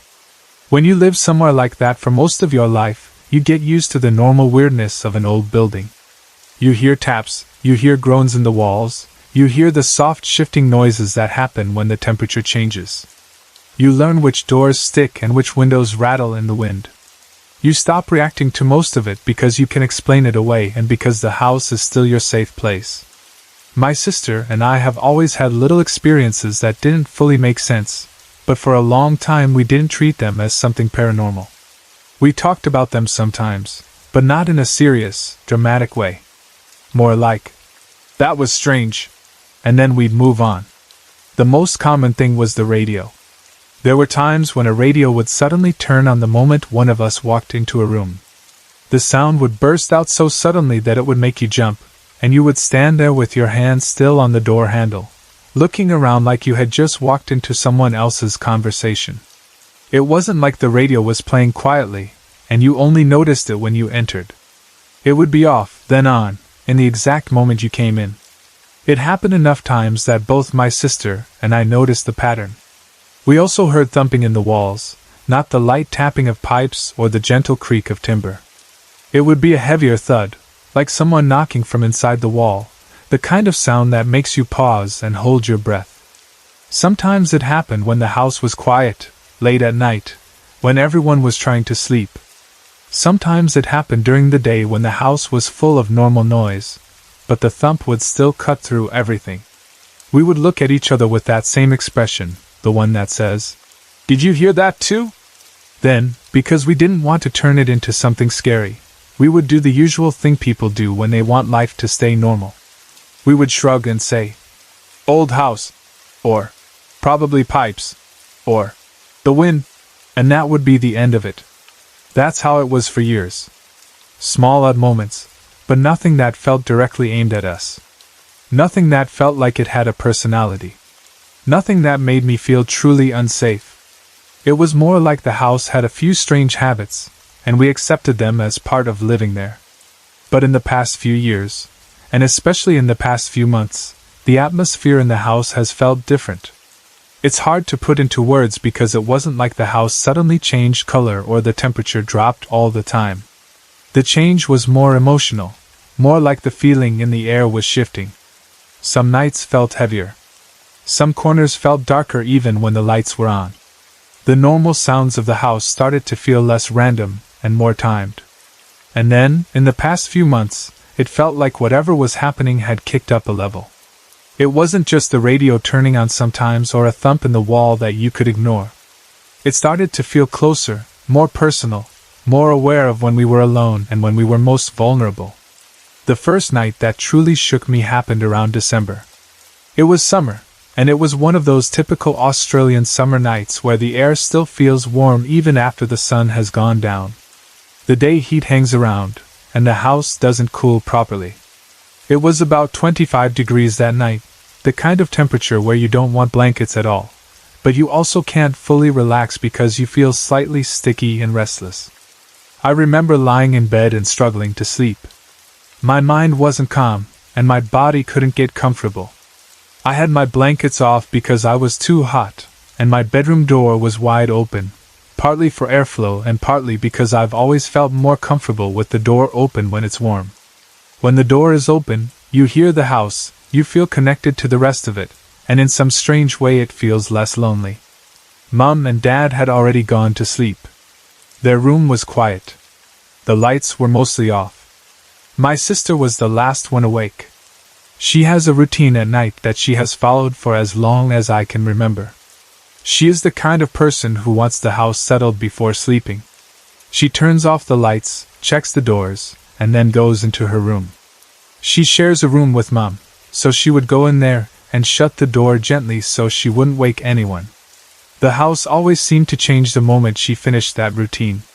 It was like the house moved from, "People are still awake," to, "Everyone is asleep now." And I think my brain learned that signal over time. That night, I heard her moving around as usual. I heard a light click off in one part of the house, then another. The air felt darker in that quiet way it does when the last lights go out. Then I heard her bedroom door shut. The moment the door shut, I heard a laugh right outside my bedroom door. It wasn't in the distance. It didn't sound like the TV or a neighbor. It sounded close, like it came from the hallway just outside my open doorway. It was a croaking laugh, like, ha ha ha, but the sound was wrong. It was clear enough that my brain identified it instantly as laughter, but it did not sound human. It didn't have the natural tone of someone actually amused. It sounded strained and harsh, like a voice forcing a laugh without warmth. It reminded me of something trying to imitate a laugh rather than someone actually laughing. It was one of those sounds that makes your stomach drop because your body understands danger before your mind catches up. I didn't turn my head to look at the hallway. I didn't even sit up properly. My body reacted on instinct, like the choice had already been made for me. I grabbed my blankets and threw them over myself, pulling them up and over my head like I was a child again. I know how ridiculous it sounds, because it was hot and I was sweating almost immediately. But fear makes you do silly things. In that moment, the blanket felt like the only barrier I had. It was like my brain believed that if I couldn't see whatever was out there, then it couldn't see me, or it couldn't reach me. I remember thinking something half-joking but also deadly serious, like, I would rather die of heat stroke than be killed by a ghost. It was a weird thought to have, but it was honest. The fear was so intense that being too hot under the blanket felt like a safer problem to deal with. I lay there, heart racing, barely breathing. I listened, waiting for another sound. I expected to hear footsteps. I expected to hear the laugh again. I expected to hear something move closer. But nothing else happened. The house went silent again, that deep night silence where you can hear your own pulse, and the small sounds of your body moving under the sheets. Even though nothing else happened, I couldn't relax. It's like once fear enters your body, it doesn't leave quickly. Your mind starts replaying what you heard, trying to analyze it, trying to decide if it could have been something normal. Maybe it was my sister laughing at a message? Maybe it was Dad coughing in a strange way. But no, I knew it wasn't. My sister was already in her room. The laugh was outside my door, not inside her room. And it sounded nothing like anyone in my family. Eventually I fell asleep, but it wasn't the soft, gentle sleep you fall into when you feel safe. It was the tired, forced sleep that comes when your body can't stay awake any longer. When I woke up the next day, sunlight filled the house, and everything looked normal. That is one of the most confusing parts about experiences like this. In daylight the house can look innocent and ordinary, like it would never contain anything dark. It can make you question yourself. You start thinking, maybe I imagined it, maybe I was half asleep. But the memory of the sound stayed clear, and I couldn't shake it. A few weeks later, something else happened. This time it wasn't a laugh. It was footsteps, and in a strange way that was even more unsettling because it sounded more physical. It was another night with the same routine. Mum and Dad went to sleep first. My sister stayed up last, turning off the lights as she always did. By then I had started to feel nervous at night, even if I didn't admit it out loud. The memory of that laugh had planted something in me. I found myself listening more carefully when the house got quiet. I found myself waiting for the moment my sister would shut her door, because that moment had become linked in my brain with something happening. That night, when my sister shut her door, I heard shuffling footsteps in the kitchen. The kitchen is not right next to my room, but the sound carries at night when everything else is quiet. These footsteps were not fast or light. They were shuffling and rhythmic, and I remember the rhythm clearly because it sounded deliberate. It was like 1, 2, 3, pause, 1, 2. Like someone taking slow steps, stopping, then continuing. I lay there, listening, trying to figure out who it could be. My first thought was that it was a family member going to the toilet. To reach the toilet, you have to pass through the kitchen and then along the hallway. So it made sense that I might hear someone moving in the kitchen before I heard them in the hallway. It also made sense that someone might be half asleep and walking slowly. I tried to hold on to that explanation because it kept everything normal. But then the normal bathroom sounds never happened. I didn't hear the toilet door open. That door has a familiar sound, and in a quiet house you can usually hear it. I didn't hear the light switch flick on. I didn't hear the soft movement of someone inside the bathroom. I didn't hear flushing. I didn't hear the toilet door open again. And the other thing that bothered me was that I didn't hear any bedroom doors open. If Mum got up, I would usually hear their door. If Dad got up, the sound of him moving is heavier. If my sister got up, I would hear her door open because it sticks slightly. But there was nothing. Just those footsteps in the kitchen, and then silence. For a moment, I lay there thinking, maybe the person changed their mind and went back. But I didn't hear footsteps returning either. It was like the movement happened in the kitchen only, and then stopped. No clear destination. No clear reason. Once again, I reacted the same way as before. I pulled the blankets over my head. I didn't want to look around. I didn't want to sit up and make noise. I just wanted the night to pass. It's a horrible feeling, lying in your own bed and feeling like you are trying to hide inside your own house. Your bed should be the safest place, but in moments like that it starts to feel like you're trapped, because you can't easily leave without going out into the darkness. I stayed under the blanket, sweating, listening for any change. The house stayed quiet after that. No more footsteps. No more sounds. But the fear stayed in my body, and my mind started connecting the two incidents. Both happened right after my sister shut her door. Both happened when the house finally went fully dark and still. It began to feel like whatever was happening waited for that exact moment. Like it knew when we were all asleep. Like it waited until the house belonged to it. After those 2 nights, I started to think about the house differently. I tried to avoid thinking too deeply because I didn't want to scare myself more, but it was hard not to. When you experience something that feels sinister, you start looking for a reason. You start asking questions you didn't care about before. Who lived here before us? Did anyone die here? Did anything traumatic happen in this house? Is something attached to the house, or attached to us? At some point, I started thinking about who could be haunting the house, if it really is something paranormal. I know that sounds like a big leap, but when you hear a laugh outside your door that doesn't sound human, it makes you consider possibilities you wouldn't normally take seriously. One possibility is the previous owners. They were in their 70s when they left, and that was around 30 years ago. They likely lived in the house for a long time. Older homes often carry the imprint of people who lived there, not always in a dramatic ghost story way, but in a quiet, lingering way.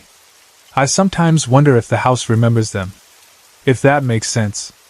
Like it holds on to their routines, their energy, their habits.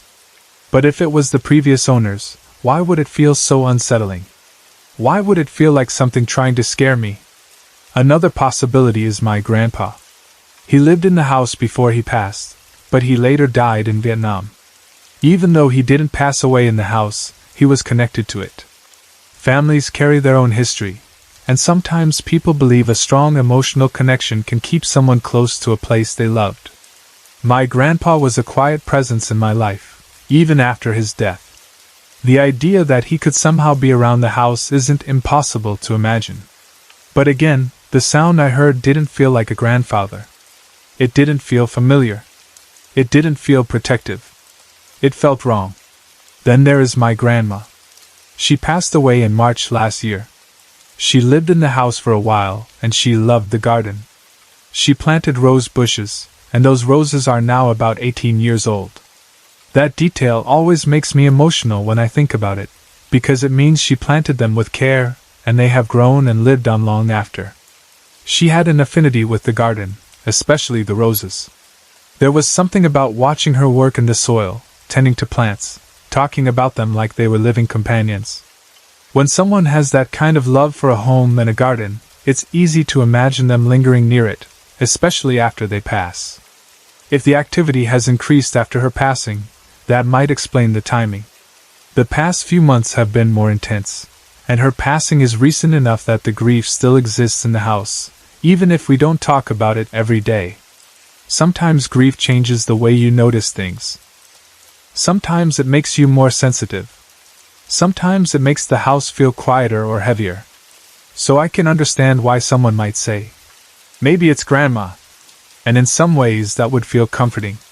The idea of a loved one still around, still checking on the home, still close to the roses she planted. That kind of haunting, if it even exists, feels gentle. It feels warm. But it does not explain the laugh. That laugh did not feel gentle. It did not feel warm. It felt sinister. It felt like something that enjoyed the idea of being heard. It felt like something that wanted me to feel fear. And that is the part that makes me hesitate when I think about family spirits. My grandma loved us. Even if she was stern sometimes, even if she had strong opinions, she would not laugh like that. She would not stand outside my room and croak out a laugh that sounded wrong in the throat, wrong in the air. My grandpa wouldn't do that either. The energy of it didn't match love. It matched something else. When you experience fear like that in your own home, it changes your relationship with the house. You start noticing how darkness falls in certain corners. You start listening for sounds you used to ignore. You start paying attention to the timing of routines. The simple act of the lights going off can start making your chest tighten. And that's what happened to me. Even though I didn't experience anything beyond those 2 incidents before I left, the memory of them stayed. It made me cautious. It made me feel like I couldn't fully relax at night. Right now, I'm overseas, and I haven't experienced anything else personally because I'm not in the house. In a strange way, being away has been a relief, because I can sleep without listening for footsteps or worrying about what might be in the hallway. But being away has also made the memories sharper, because I keep replaying them in my mind. When you're back in the house, daylight and routine can soften fear a little. When you're far away, all you have is the memory, and the memory becomes the whole story in your head. I have started thinking seriously that when I return, I might have the house checked out. Not in a dramatic way, not because I want attention or because I want to turn this into a big supernatural story, but because I want peace. I want to know if there is a normal explanation. I want to rule out things like faulty wiring, animals in the roof, pipes, loose boards, anything physical that could create strange sounds. Because if there is a simple explanation, I would rather have that. I would rather know it is something real and fixable. But a part of me is also aware that if there isn't a normal explanation, I don't want to keep living in a state of fear. I don't want to lie in bed at night sweating under a blanket, too scared to look toward my own doorway. I don't want to hear something laugh and have no way to understand it. Even if nothing else ever happens, those moments already changed something in me. They made me realize how thin the line is between feeling safe and feeling vulnerable. I also think about my sister's routine now. It's strange, but that final sound of her door shutting has become like a trigger in my mind. It marks the moment the house becomes fully still. It marks the moment the night truly begins. It's like whatever happened used that moment as a starting bell. And that idea bothers me because it means the activity felt aware. It didn't feel random. It didn't feel like the house settling. It felt like something waiting for quiet. Sometimes I try to talk myself out of that thought. I tell myself maybe I was just tired and my brain was more sensitive. Maybe the summer heat made sleep harder and made me more anxious. Maybe I was drifting between awake and asleep and heard something that wasn't there. But that laugh was too clear for me to dismiss completely. And the footsteps had a rhythm, a pattern, not the random creak of timber. Even when people don't believe in paranormal things, most people understand this. Fear is not always about what you can prove. Sometimes fear is about what your body knows. The body senses something and reacts. And my body reacted both times by choosing not to look. That in itself says a lot. If I truly believed it was nothing, I would have looked. I would have sat up. I would have called out, "Who's there?" But I didn't. Something in me felt that looking would make it worse, like acknowledging it would invite it closer. That is what makes the laugh feel so sinister. A normal noise doesn't make you feel that way. A normal house sound doesn't make you feel like you're being targeted. A normal sound doesn't make you feel like something wants you to be scared. I also feel uneasy because of the way the house has had small strange things for years, and then suddenly the last few months have been worse. It makes me wonder if the activity has always been there but was weaker, like a quiet background presence, and now it has grown stronger for some reason. If so, why now? Was it my grandma's passing? Was it something that changed in the house? Did renovations or repairs stir something up? Did someone bring something into the home without realizing? Or did we simply become more aware and therefore notice more? I don't have clear answers. I only have my experiences, and my feelings, and the fact that my sister and I both have noticed odd things for a long time. My sister has had her own moments too, and sometimes we talk about them carefully, like we don't want to say too much out loud. Because saying it out loud makes it real in a way that is harder to ignore. I also think about the garden and the roses. The roses feel like my grandma's mark on the house, her living signature. When I picture her in the yard, hands in soil, caring for something. That image is warm. It makes the house feel like family. If her presence is anywhere, I like to imagine it is there, near the roses, peaceful and calm. But the laugh did not feel like a peaceful spirit in a garden. It felt like something that belonged to darkness, to hallways, to the moment the last door shuts. If there is something in the house that isn't family, that is what worries me. Not because I want to label it as evil, or make it into a horror story, but because the feeling was not neutral. It wasn't just odd. It wasn't just mysterious. It was intimidating. It was like a warning that I was not as alone as I thought. Even now, far away, I can remember the exact moment. The way the house went quiet. The way my sister's door shut. The way the laugh followed immediately, like it had been waiting right outside my open doorway. That timing is the thing that makes it hard to dismiss. If it happened randomly in the middle of the day, maybe I could laugh it off. But the fact that it happened in that specific moment, in the darkness, when the house became still, makes it feel deliberate. When I return home, I want to approach it calmly. I don't want to panic. I don't want to fill the house with fear because fear can make everything feel bigger. But I also don't want to pretend nothing happened. I think the best way is to treat it seriously in a practical way first. Check wiring. Check the roof. Check anything that could cause strange sounds or sudden electronics turning on. Rule out the normal things. Because even if part of me believes it was paranormal, another part of me knows that normal explanations can hide in strange places, especially in old houses. But if after all that there are still moments that cannot be explained, then I think it is fair to want support. Whether that support is spiritual, cultural, religious, or simply emotional, it's still support. Because living with fear in your own home is exhausting. It slowly wears you down.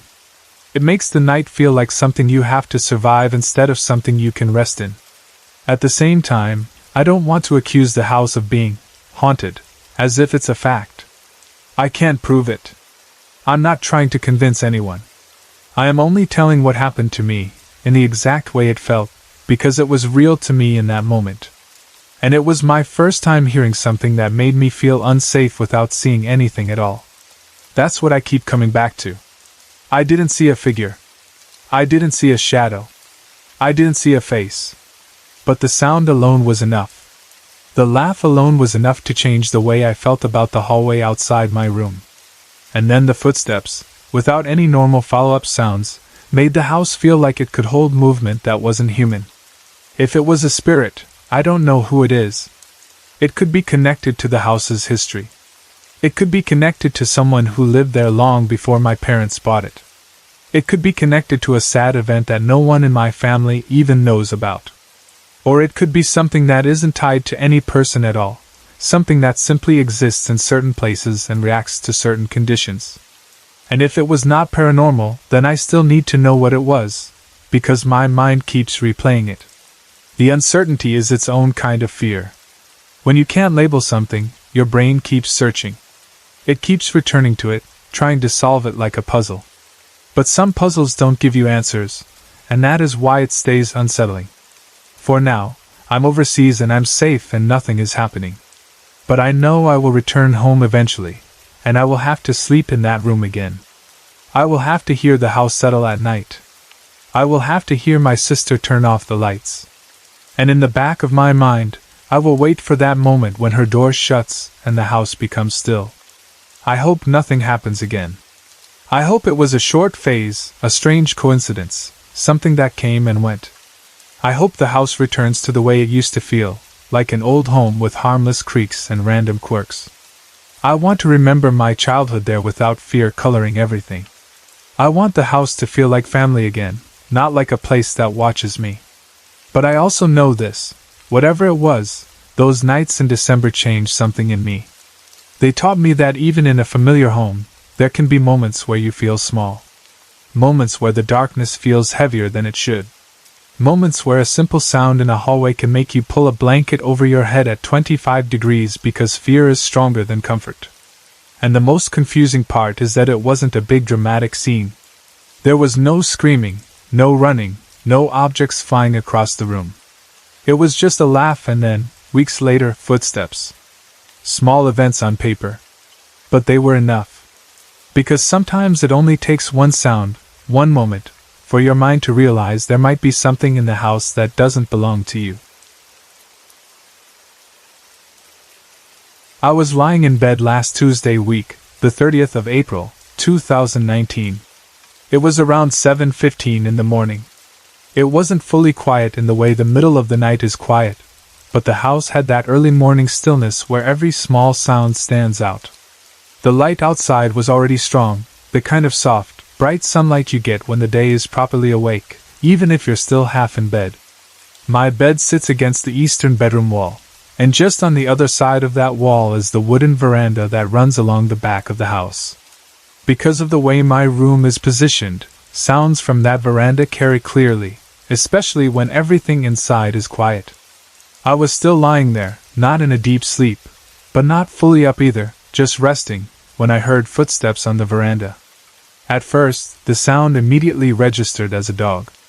It was that distinct click-click of toenails on wood, the kind of light tapping that dogs make when they walk along a hard surface. It sounded familiar enough that my mind didn't even panic. It went straight to the most normal explanation. I thought it was my daughter's dog, Pepper. My daughter often drops Pepper off at our place for the day when she's at work, so it wouldn't have been unusual for Pepper to be around. In fact, it felt so normal that for a few seconds I didn't even open my eyes properly. I just lay there, listening, assuming Pepper had arrived and was wandering along the back veranda like she sometimes did. The footsteps moved along the veranda behind my bed, heading toward the north-facing corner of the house. Everything still sounded like a dog at that point. Light, quick, that little tapping rhythm that's hard to mistake for anything else. I remember thinking, okay, Pepper's here, and maybe my daughter is here too. But then something changed. As the footsteps turned around the corner, the sound shifted completely. It wasn't like the same footsteps moved onto a different surface. It still sounded like the wooden veranda. What changed was the weight and the rhythm. Suddenly it didn't sound like Pepper at all. It sounded like a person. Not a heavy person stomping, but a lightweight person wearing flat shoes with heavy heels. That might sound like a strange way to describe it, but it's the closest I can get to the exact impression it gave me. The steps had a slow, steady rhythm, and each step had a clear, heel, sound, like a dull, firm thud against the wood. It was controlled, not hurried. Almost careful. Like someone walking slowly on purpose. My mind shifted to another normal explanation. I thought it was my daughter. That was the next logical thought, because if Pepper was there, my daughter might be there too.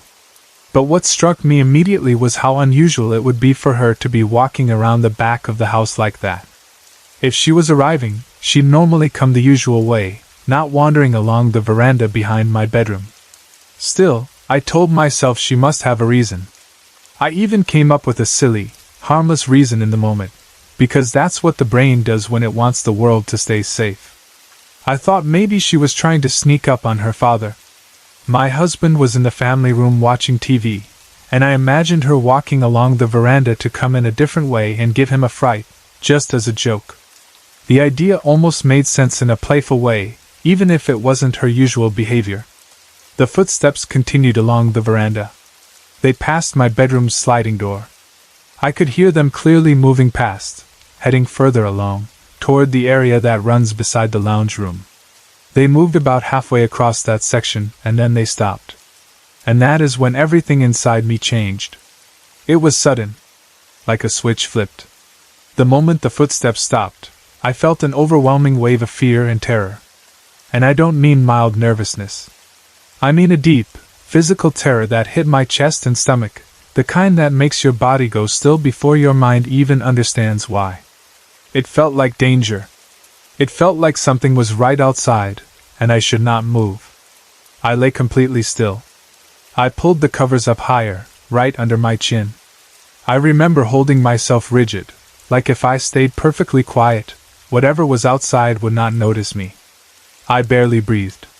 It felt like my whole body was listening. After a moment, the footsteps started again. They came back toward my bedroom's sliding door. The sound moved slowly, step by step, back along the veranda. Then they stopped right at my sliding door. That pause felt endless. In reality, if I'm being logical about it, it was probably around 20 seconds. But when you're scared like that, time stretches. Those seconds felt like forever. The fear got heavier and heavier, and I remember thinking, this is wrong, this is not my daughter, this is not normal. I wanted to call out, but I couldn't. I didn't want to draw attention to myself.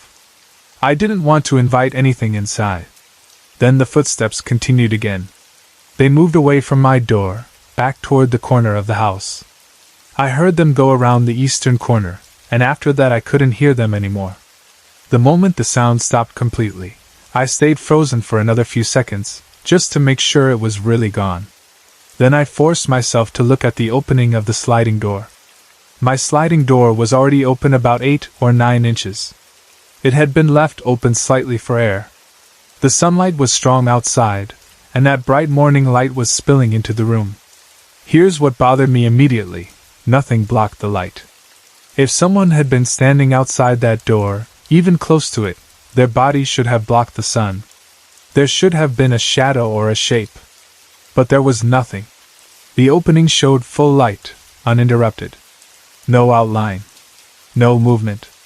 No presence that my eyes could catch. Then I noticed the other details.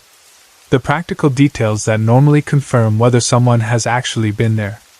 I did not hear any footsteps coming up or going down the wooden steps that lead to the garage.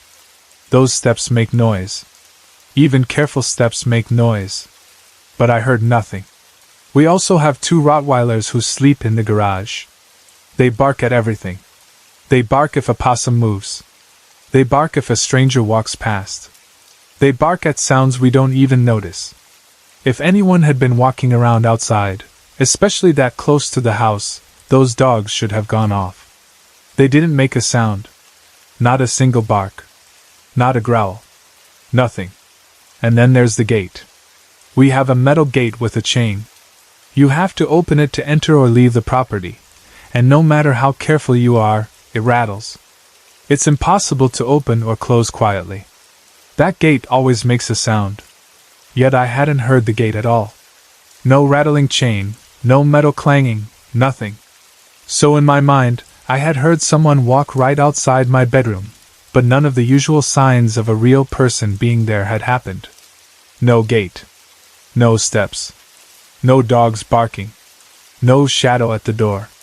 I stayed in bed for a moment, trying to calm myself. But the fear didn't fade. Instead, it turned into something heavier, like it settled onto me. That's when I felt it. It felt like a heavy shape pressing down onto my chest. The only way I can describe it is the way I described it to myself: a large black oval.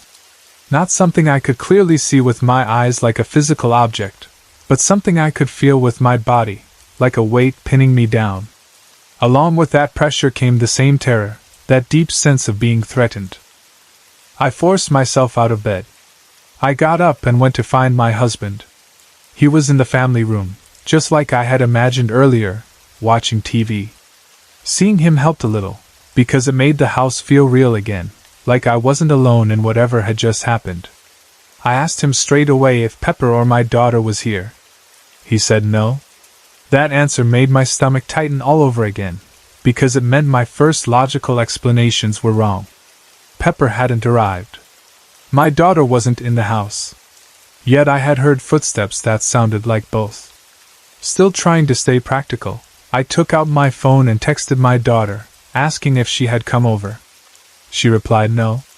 So there it was. The confirmation. No one had been there. No dog. No daughter. No reason for footsteps on the veranda. And this wasn't happening in isolation either. It was just one of many strange things that had been happening over the last couple of months. That is what makes it harder to shrug off. If it was a single weird morning, maybe I could eventually convince myself it was my imagination, or some unusual sound pattern, or a half-asleep moment. But when strange things keep happening again and again, your mind starts linking them. You start paying attention in a way you didn't before. You start feeling like the house has changed, like your normal sense of safety has been disturbed. That morning stayed with me because of how physical the fear was. It wasn't just hearing footsteps. It was the way my body reacted before I even understood why. It was the way the footsteps stopped outside my door as if whatever it was had paused there on purpose. It was the pressure on my chest afterward, like something was trying to hold me down, and the fact that all the normal signs of a real person outside were missing. Even now, when I think back on it, what unsettles me most is the quiet control of it all. The slow walking. The stop right outside my door. The silence from the dogs. The gate never rattling. The sunlight never being blocked. It felt like something that didn't need to obey the normal rules. And that is why, even though I can't prove what it was, I know it wasn't normal. Jubil and I have had a long run of strange little, vanishing acts in our home. You'll set something down, you'll go back for it, and it's simply not there. Then you search properly. You check the obvious places. You check the same place again, because surely you missed it the first time. Still nothing. And then, later on, the item shows up in the exact spot where it should have been all along, as if it's been returned with a smug little flourish. What makes these moments stick in your mind isn't just losing things. Everyone loses things. What makes it unsettling is the pattern. The way it happens when both of you are certain you've already checked. The way it often resolves after Jubil acknowledges it out loud, almost like a polite request has been heard and answered. Sometimes you can laugh it off as a brain glitch or a tired moment. But then another incident comes along that's just too neat, too pointed, too theatrical to brush away. And lately it feels like the prank has evolved. This time there was an extra level of style to it, the kind that makes you pause and think, okay, that was deliberate. That was not just something falling behind a cushion or being misplaced while distracted. This was staged. The instrument of torture, as I've come to think of it, was my mobile phone. My routine is the same every night. I plug the phone into its charger. It gives that familiar little beep.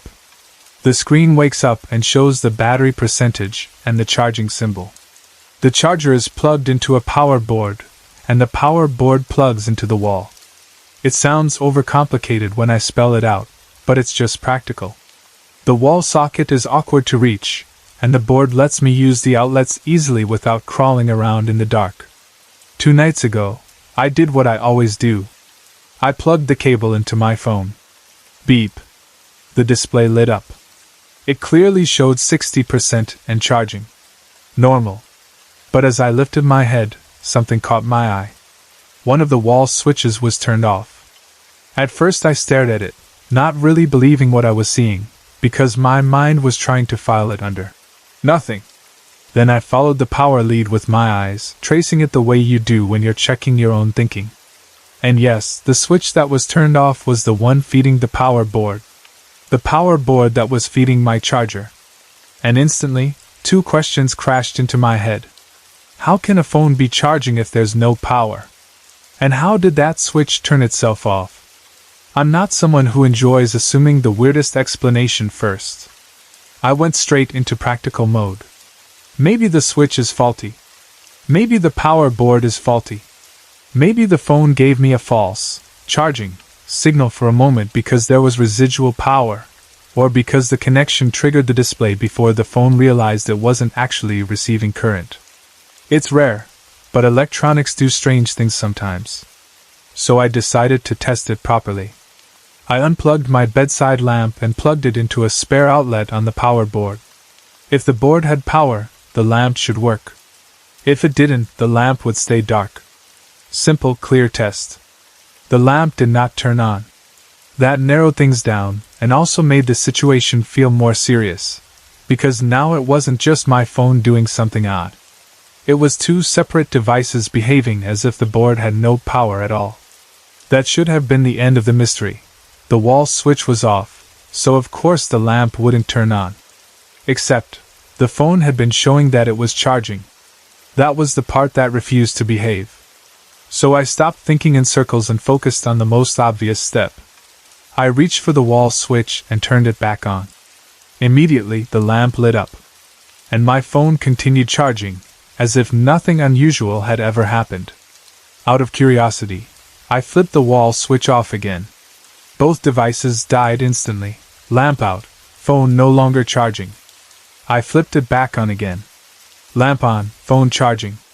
In other words, the universe snapped back into proper order the second I touched that switch, like it had been waiting for me to notice the joke and fix it. At that point, I would normally have ended the story right there. I could have told myself it was a coincidence. Maybe I had accidentally nudged the switch earlier without noticing. Maybe it had been half loose. Maybe the phone display had lit up in a way that made it look like it was charging when it wasn't. Maybe the system had enough residual power for a split second to trigger the charging icon. There are plenty of boring explanations, and boring explanations are comforting. So I went to bed thinking, fine. Strange moment. Probably nothing. Don't give it too much space. But then last night happened. Last night I went through the same routine. I plugged in my phone. I switched on the lamp. Nothing. No lamp. No light. No comforting little glow. And this time, I didn't even have to guess what I would find. There was enough hallway light spilling into the room for me to see the wall clearly. The switch was off again. Not just the power board acting up. Not just the phone behaving oddly. The wall switch, off. Again. And that's the part that changed this from maybe a glitch to, okay, what is going on? Because a wall switch doesn't usually turn itself off. If it's stiff and properly fitted, it stays where you left it. If it's loose or faulty, it might flicker or fail to deliver power, but it doesn't normally move position like a finger pushed it down. And I know what someone might say, maybe one of you bumped it in the dark, maybe the switch is worn, maybe it's just loose enough to drop. I'd happily accept that explanation, if it hadn't happened in such a pointed, repeating way, and if it hadn't lined up with the same pattern we've seen with missing items, the feeling that something is trying to get a reaction. It wasn't even just the inconvenience. It was the timing. The little performance of it. Like the house was waiting until the moment I expected everything to work, and then pulling the rug out from under logic. So now I'm left with two possibilities, and neither of them is fully satisfying. One is practical and a little worrying. The switch or the wiring could actually be faulty. It could be cutting power intermittently or behaving unpredictably, and I've interpreted it as something playing with me because it happened at the same time as our other strange experiences. If that's the case, it's not a ghost story, it's an electrician story, and I'd rather not learn that lesson the hard way. The other possibility is the one that makes this feel personal, that this is another one of those "look what I can do" moments. Something with an interest in small, clever disruptions. Something that knows exactly how to create confusion without doing obvious harm. And the reason it feels like artistic flair is because it combines two things at once: your expectation that the phone will charge, and your certainty that the switch was not off a moment ago. Either way, it's unsettling because it pulls you into the same mental loop, checking, doubting yourself, checking again, then finding the world arranged in a way that makes you feel a step behind. If it happens again, I'd treat it as two problems running in parallel. Keep the story in your mind, but also protect yourself in the real-world sense. A switch that moves or loses contact can be a genuine electrical hazard. Even if you suspect something paranormal, it's still worth ruling out the mundane, because the mundane can burn your house down. But emotionally? I get why this one made you sit up and take notice. It's not just the lights going off. It's the way it seems to say, very clearly, I know what you expect, and I can change it. And that, more than the missing objects, is what makes you stop laughing. This story goes back to my childhood, somewhere in the late 1970s, when being a kid meant you could disappear into the bush for a day and the only thing anyone really worried about was snakes, broken bones, or whether you'd be home before dark. I grew up in an area where the land still felt bigger than people, where creeks ran through gullies and the hills seemed to stretch forever, and where there were places adults talked about in that careful tone that told you they weren't trying to scare you, but they also weren't lying. One of my closest friends back then was a boy I'll call Luke. His family had land in a way that felt unreal to me at the time. Not just a big backyard or a few paddocks, but proper land, the sort that made you feel small when you stood in the middle of it. His parents owned a huge amount of property that included, as Luke liked to say, half a mountain. Even as a kid, I knew that wasn't just a brag. When you stood up near the house and looked out, the land seemed to roll and rise and disappear into scrub and trees until the hills swallowed the horizon. The place had a kind of silence to it in the daylight, the sort of silence that isn't empty at all, but full of insects, birds, wind in the leaves, distant water, and things moving where you can't see. Before Luke's family had it the way they had it then, the area had been heavily worked. It used to be old banana country. In those days, banana plantations dominated hillsides in parts of Australia, and Luke's half a mountain was part of that story. The more I learned as I got older, the more I understood what that meant. Bananas were sprayed hard. Chemicals were used again and again, and nobody talked about what that might do to the soil, to the waterways, to the creeks and the little gullies that carried water down the slopes. Even as kids, we'd sometimes notice things, patches where nothing grew properly, spots where the creek smelled strange after heavy rain, areas where the ground looked sickly. We didn't have the language for it, but we felt it. It's funny how children can sense when land has been pushed too hard, even if they can't explain why. Luke and I had already had one strange experience together before this story happened. I won't go into it properly here, but it was something spooky enough that we both carried it around in our heads afterward. Not the kind of thing you forget. Because of that, Luke liked to joke that we were experienced, as if we were little bush detectives who'd already earned our badges. At the time it made us feel brave. Looking back, I think it just made us more curious, and maybe a bit reckless in that way kids can be when they think they've survived something unusual once already. Luke's dad, Jim, was a practical man. He wasn't the kind of adult who told you stories to entertain you. When he spoke, you listened, because his voice had that tone of someone who meant what he said. He warned us not to head too far out into the back blocks. He told us straight that there were king browns out there, and yellow-bellied black snakes as well, and that if you got bitten in the scrub you might not make it back in time. He didn't say it dramatically. He just said it like it was. But Luke and I were bush kids, or at least we thought we were. We knew how to look where we stepped. We knew not to stick our hands in holes. We knew to listen for the sudden silence that sometimes happens when you get too close to something that wants to stay hidden. We were confident in the way boys that age often are, confident enough to ignore warnings because we wanted the adventure more than we wanted caution. We decided we were going to camp out for a couple of days. Nothing extreme, nothing that would have put us completely out of reach. We weren't going out for weeks, just a little expedition. We planned to stay in the scrub, no more than a few kilometers from the main house. We wanted to explore the region properly, do some yabby fishing, muck about in the creek, and feel like we were living in our own story. Luke made it sound like we were going to the edge of the world, even though we were still on his family's land. It was Luke who told me where we'd be sleeping. Not a tent, not under the stars, but in an old abandoned packing shed.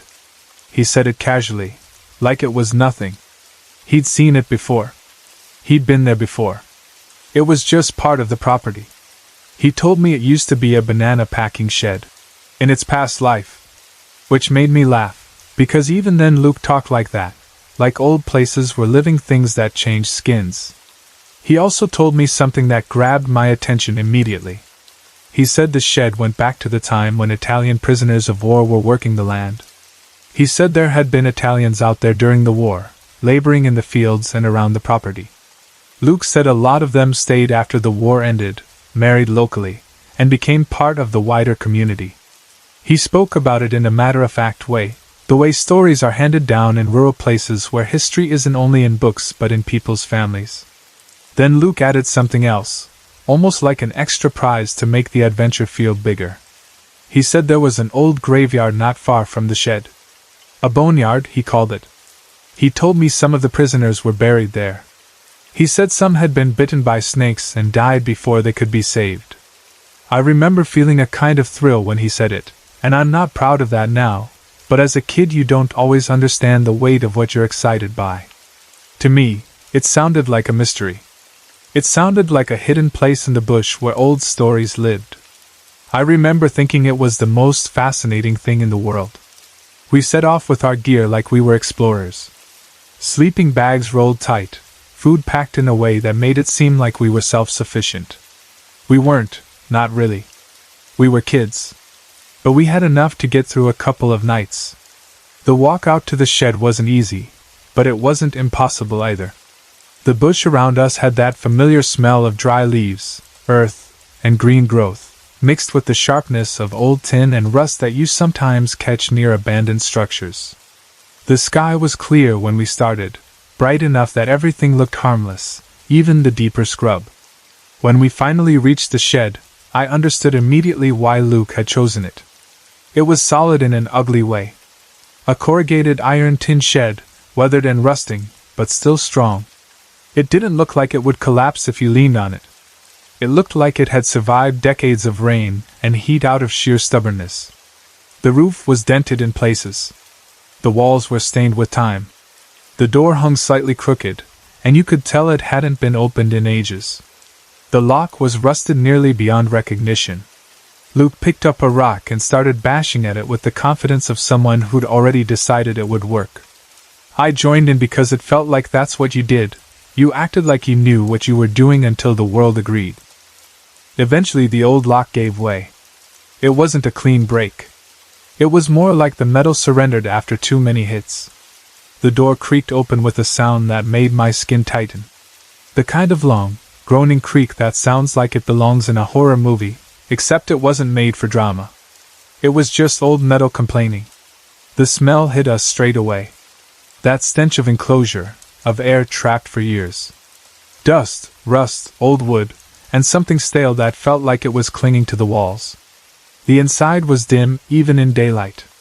The light that came through the gaps in the tin made thin lines on the floor. I remember stepping in and feeling like we'd crossed into a different world, one where time moved slower. Inside, there were still steel tables bolted to the floor, coated in thick spider webs and years of dust. They looked like the kind of tables you'd use for sorting, packing, working fast with hands that knew the job. There were a few old tools scattered around, rusted beyond repair but still fascinating, because they felt like artifacts. You could imagine someone picking them up, using them, putting them down, then walking away and never coming back. Luke and I cleared a space. We found a broom leaning against the wall, more like a bundle of sticks than a broom at that point, but it did enough. We swept the floor so we could unroll our sleeping bags without lying directly in dust and grime. We set our gear down, took stock, and for a moment it felt fun, like we'd found a secret clubhouse that belonged only to us. But even in those early minutes, I had a strange feeling. Nothing I could point to. No sound, no movement, no shadow. Just the sensation that the air was heavier in certain corners. Like you weren't fully alone, even when you were. I didn't tell Luke. I didn't want him to call me a wimp. That mattered to me back then, ridiculous as it sounds now. So I swallowed it and acted normal. We went outside and started exploring. We wandered around the area near the shed, pushing into scrub, looking for the creek, checking out the tracks and trails that cut through the bush. The day started to shift as afternoon moved on. The sun lowered and the air changed, cooler in the shaded spots. We were still excited, still talking, still laughing like kids do when they feel like the world is theirs for the taking. At one point, Luke pointed toward a trail that snaked away into thicker scrub. It wasn't a proper road, more like a worn path that suggested enough feet had walked it over the years to press it into existence. Luke said, almost casually, "That track there, that's where the boneyard is. We'll check it out in the morning, yeah?" I agreed, but then something came out of my mouth before I could think about it. I asked him if anyone else lived out here. Not the main house, not neighbors in the usual sense, but people around the back blocks. I don't know why I asked. Maybe because I'd felt that watching sensation earlier. Maybe because the place felt too big, too quiet, too layered with stories. Luke said yes, there were people around sometimes. He explained it in the way kids repeat what adults say. He told me local Aboriginal people sometimes camped by the creek for a few days, did a bit of hunting, and then moved on. He said his dad didn't mind and even respected it, that they looked after the land while they were there. Luke made it sound like it was part of the natural rhythm of the place. I asked if they were around right now. Luke shook his head and said no, they usually came around the end of winter. Then he looked at me and asked why I was asking. I tried to explain that I'd had a weird feeling earlier, like someone was watching us, and the moment I said it, Luke's whole body language changed. He glanced around quickly, like a dog checking the wind. He didn't laugh. He didn't tease me. He just said we should head back to the shed. So we did. We went back to the shed as the light faded. The sky darkened into that thick bush twilight where everything still has shape, but the details start to blur. It began to rain, lightly at first. The smell of wet earth rose up almost immediately. The tin roof of the shed started to tick and ping as the first drops hit it. Luke and I weren't bothered. We were on higher ground. We weren't going to be cut off by floods. And we were close enough that if the weather turned ugly, Jim could come in the 4WD and get us without too much trouble. Inside, we ate our dinner like we were soldiers on a mission. Lukewarm baked beans and toast that was more soggy than crisp. It didn't matter.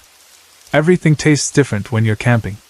Luke had brought a pack of cards, so we sat at one of the old tables and played games, mostly euchre and whatever else we could invent. We laughed. We argued about rules. We pretended the shed was ours. But the rain got heavier. The wind picked up and started making the tin walls shudder. The sound of water hitting the roof became constant, like a drum. In the gaps between that noise, you could hear the bush itself moving, branches rubbing, leaves whipping, and occasionally the long groan of the shed shifting slightly, the way old buildings do when weather presses on them. By the time it was close to 10 o'clock, the mood had shifted. Not sharply, not like someone flicked a switch, but gradually. The fun energy faded and was replaced by tiredness and a kind of quiet focus. We were ready to crawl into our sleeping bags, ready to stop talking and let the rain lull us to sleep. And then we heard it. At first, we both thought it was the wind doing something strange. The bush can create weird sounds. It can make echoes bounce in ways that don't make sense. It can turn a branch snapping into something that feels like a voice. So we listened, trying to sort it out. But the longer we listened, the more it changed. It became clearer. It became human. Or not human. Something like human voices, but twisted, layered, crowded. It started like distant shouting. Then it grew into screaming. Not one scream, not one voice. Many voices. Women. Men. Children. All at once. It sounded like people being slaughtered. That's the only way I can describe it without dressing it up. It wasn't a normal argument, or a drunk person yelling. It was terror. It was pain. It was desperate, raw fear. Then came other sounds mixed in. What sounded like gunshots. Dogs barking and growling. Men shouting. Men laughing. A kind of ugly laughter that made my stomach go cold. And the rain battered the shed and the wind howled around the tin walls like the weather itself was part of it. The whole thing felt like it filled the air, like it wasn't coming from one direction but from everywhere outside, pressed right up against us. Luke and I sat frozen. I remember us both looking at each other in that dim light, our faces pale even though we were just kids. We didn't speak at first, because speaking felt impossible. It felt like if we made noise, whatever was happening out there would notice us. The sounds went on. They didn't stop quickly. They didn't fade after a minute. They kept going, wave after wave, as if a whole violent scene was playing out in the scrub around us. I remember thinking, this can't be real. But I also remember my body believing it was real. My skin prickled. My mouth went dry. My hands felt numb. My chest felt tight, like I couldn't get enough air. At some point, one of us whispered something, maybe, "What is that?" Or, "Do you hear it?" But it was barely a sound, more like breath shaped into words. We didn't go outside. We didn't open the door. We didn't even move much. We just sat and listened, trapped in the shed like two small animals hiding in a hollow log while predators fought outside. It lasted about half an hour. That's what it felt like anyway. It could have been less, it could have been more, but in my memory it was long enough that it became unbearable. Long enough that you stop expecting it to end and you start thinking maybe this is just the new reality. Then, slowly it faded. Not like a switch turning off. More like a storm moving away. The screams thinned out. The shouting became distant. The laughter vanished. The gunshots stopped. And suddenly there was only the rain again and the wind, and underneath that, the normal night sounds of the bush. Cane toads croaking. Night frogs somewhere in the darkness doing their steady, mindless calls. The kind of sounds that usually make you feel like the world is ordinary and alive. But after what we just heard, those normal sounds felt wrong. Too calm. Like the bush was pretending nothing had happened. Luke and I didn't sleep. We tried. We lay in our sleeping bags with our eyes open, listening to every creak, every tap of rain, every shift of wind. Every time the shed groaned, my heart kicked hard. Every time something rustled outside, I imagined footsteps. We didn't talk much because talking meant admitting how scared we were, and we were both trying to hold on to whatever dignity boys that age think they need. When morning came, we moved like we were escaping. The light of day should have made everything feel better, but it didn't, not at first. We were exhausted and jittery, and the shed looked uglier in daylight, like a place that should have been left alone. We didn't even bother with breakfast. We grabbed our things and got out of there fast, stumbling over each other in our rush to leave. Two sleepless boys, scared out of our wits, heading back toward the main house like it was the only safe place left in the world. We talked about it as we walked, trying to make sense of it. We kept replaying the sounds, trying to explain them. Was it people? Was it animals? Was it the wind playing tricks? Could it have been a radio somewhere? But it hadn't sounded like a radio. It had sounded like life and death. It had sounded close and far at the same time, like it wasn't traveling through air the way normal sound does. We didn't tell Jim. We didn't tell Luke's mom. We kept it to ourselves. Partly because we didn't want to be laughed at, and partly because some part of us knew it was serious. We felt it in our bones. We weren't ready for adults to explain it away. We weren't ready for someone to say, "It was nothing," because we knew it wasn't nothing. Years passed. Life moved on. Luke and I grew up, drifted in and out of contact the way people do. That land remained in the back of my mind, not as a fun camping place but as a place with a wound under its skin. I didn't have words for that then. I do now. A few years back, I went to Luke's father's funeral. Jim had been a steady presence in my memories, the kind of man who warned you about snakes because he'd seen what snakes could do. The funeral brought back old faces, old stories. Luke and I ended up talking more deeply than we had in years, the way grief can crack open old doors in people. At some point, without planning to, we started talking about that night in the packing shed. It came up like something that had been waiting in both of us for decades. Luke looked at me and said he'd never forgotten it. Neither had I. We spoke about it carefully at first, like naming it might bring it back. That's when Luke told me what he'd learned over the years. He said his father had told him bits and pieces, and Luke himself had also dug into the history later, trying to find out what the hell it was we heard. Luke said what we heard that night were echoes of time. Not a ghost in the simple sense, not one spirit tapping on a wall or walking a hallway, but something bigger and darker, like the land itself replaying a moment it couldn't forget. He said there had been a massacre there. Not folklore. Not a rumor. A real event, a real atrocity, carried by that place. Luke said it happened in 1921. White settlers, angry over a dead cow, gathered together, got drunk, and went out looking for someone to punish. They didn't look for truth. They looked for a target. And they took it out on Aboriginal people, innocent people, families. Luke told me the number he'd heard, over 60 killed.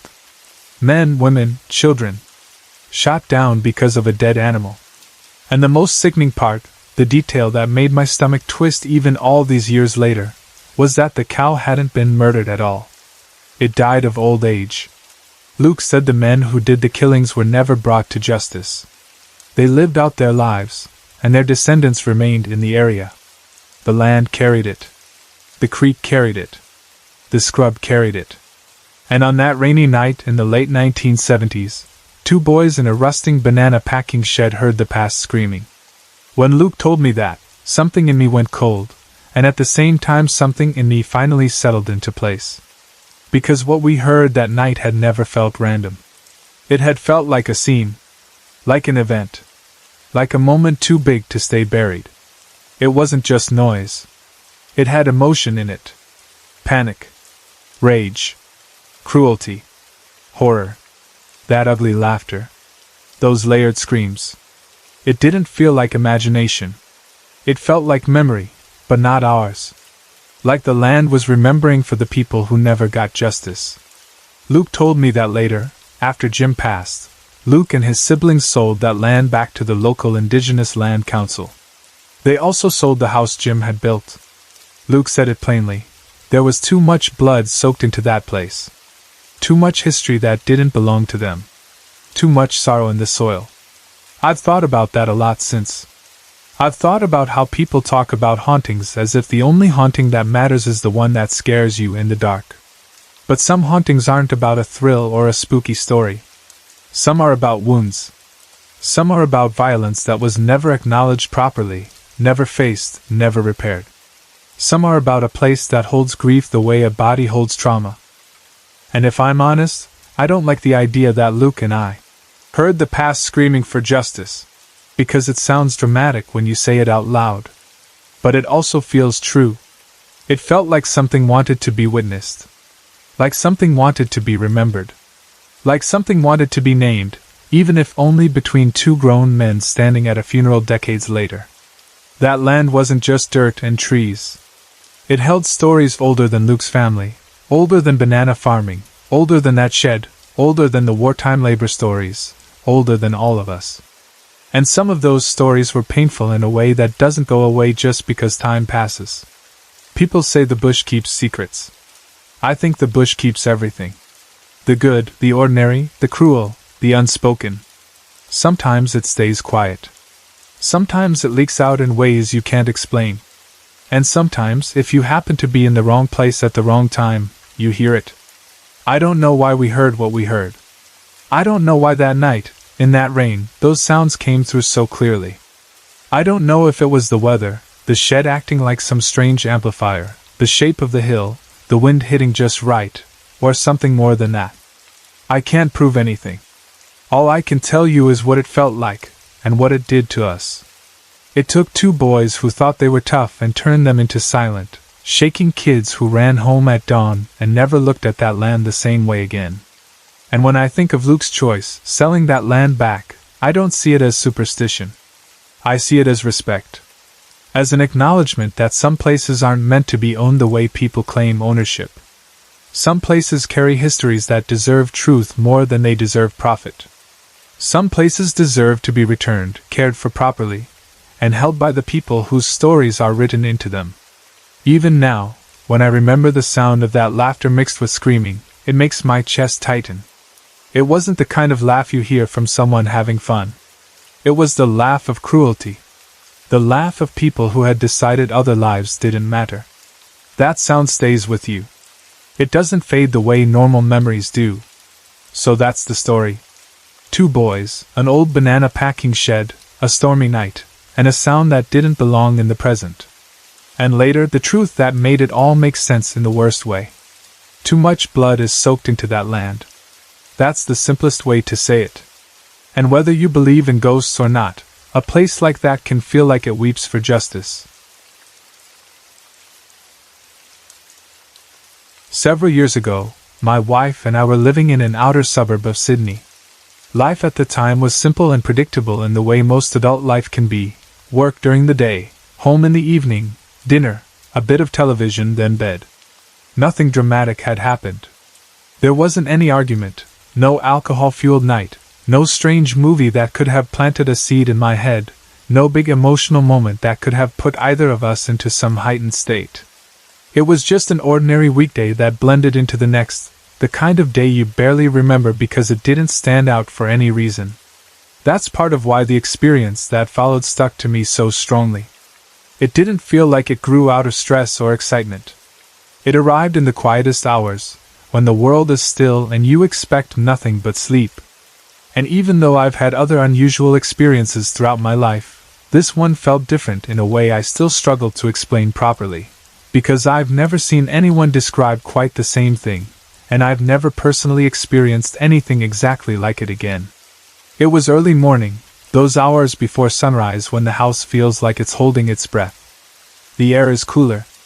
The street outside is silent except for the occasional distant car, or the faint rustle of wind through trees. Inside, everything was dark and soft-edged.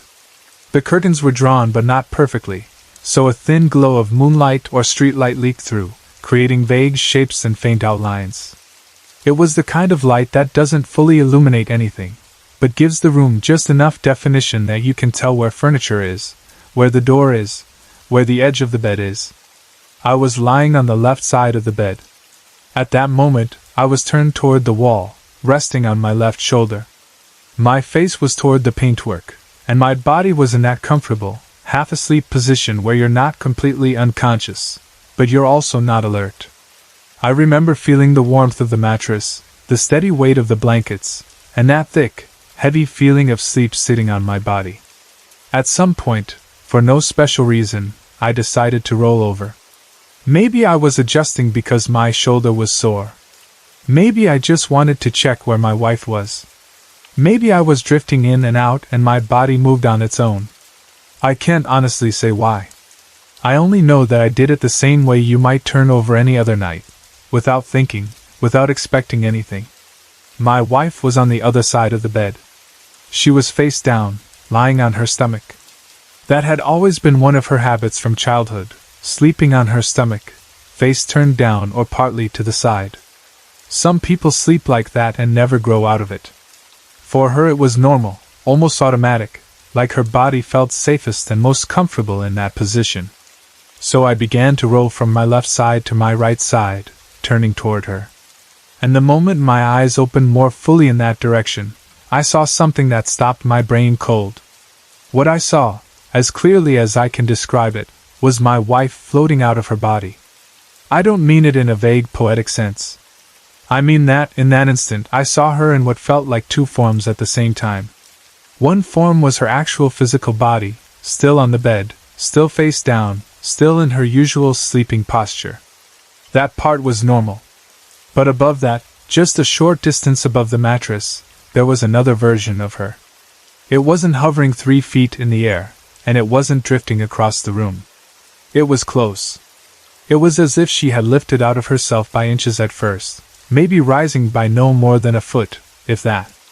The distance was small, but the shock of it was enormous because it wasn't a blur or a shadow.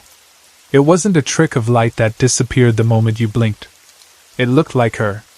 This second, her, was turned on her side, facing me. And that detail is important because it made the whole moment feel direct, like an interaction rather than a random visual glitch. The physical body was face down, but the other version was facing me, on her side, with her attention locked onto me as if she was fully aware. It felt like we were looking at each other, eye to eye, for a brief moment in time that stretched in my memory. I remember her gaze most of all. It wasn't empty. It wasn't the blank stare of someone sleepwalking or dreaming. It was focused. Intent. There was a seriousness in it that I can't put into neat words. It was as if she was doing something, or concentrating, or simply existing in a state where she was not bound by the usual rules of the body. I wish I could tell you exactly what her expression meant. I've turned it over in my mind again and again. Sometimes I think she looked calm, and sometimes I think she looked as if she was in the middle of a task. The truth is, I don't know. I only know that the look in her eyes had a kind of weight to it. It didn't feel like my imagination casually throwing up a picture. It felt like I had walked into a moment that was already happening. Another strange detail that lodged itself in my memory was her hair. My wife's hair in everyday life had changed over the years, like most people's does.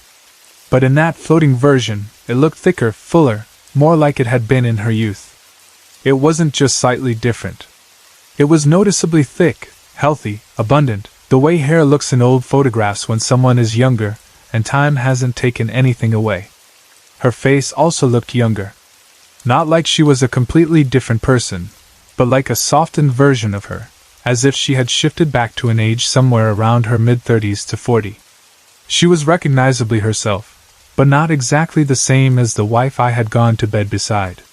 It reminded me of how sometimes you look at an old picture of someone and you can see the same essence, the same eyes, but something about them is brighter or more youthful. That's what it felt like. The floating version was not fully solid, but it also wasn't transparent like a mist. It was somewhere in between, what I would call semi-physical. I could see her skin tone. I could see the color of her hair. I could see the shape of her face, the outline of her body, the details that made her her. But there was a translucence to it, a faint lightness, as if she wasn't made of the same dense matter as the body lying on the bed.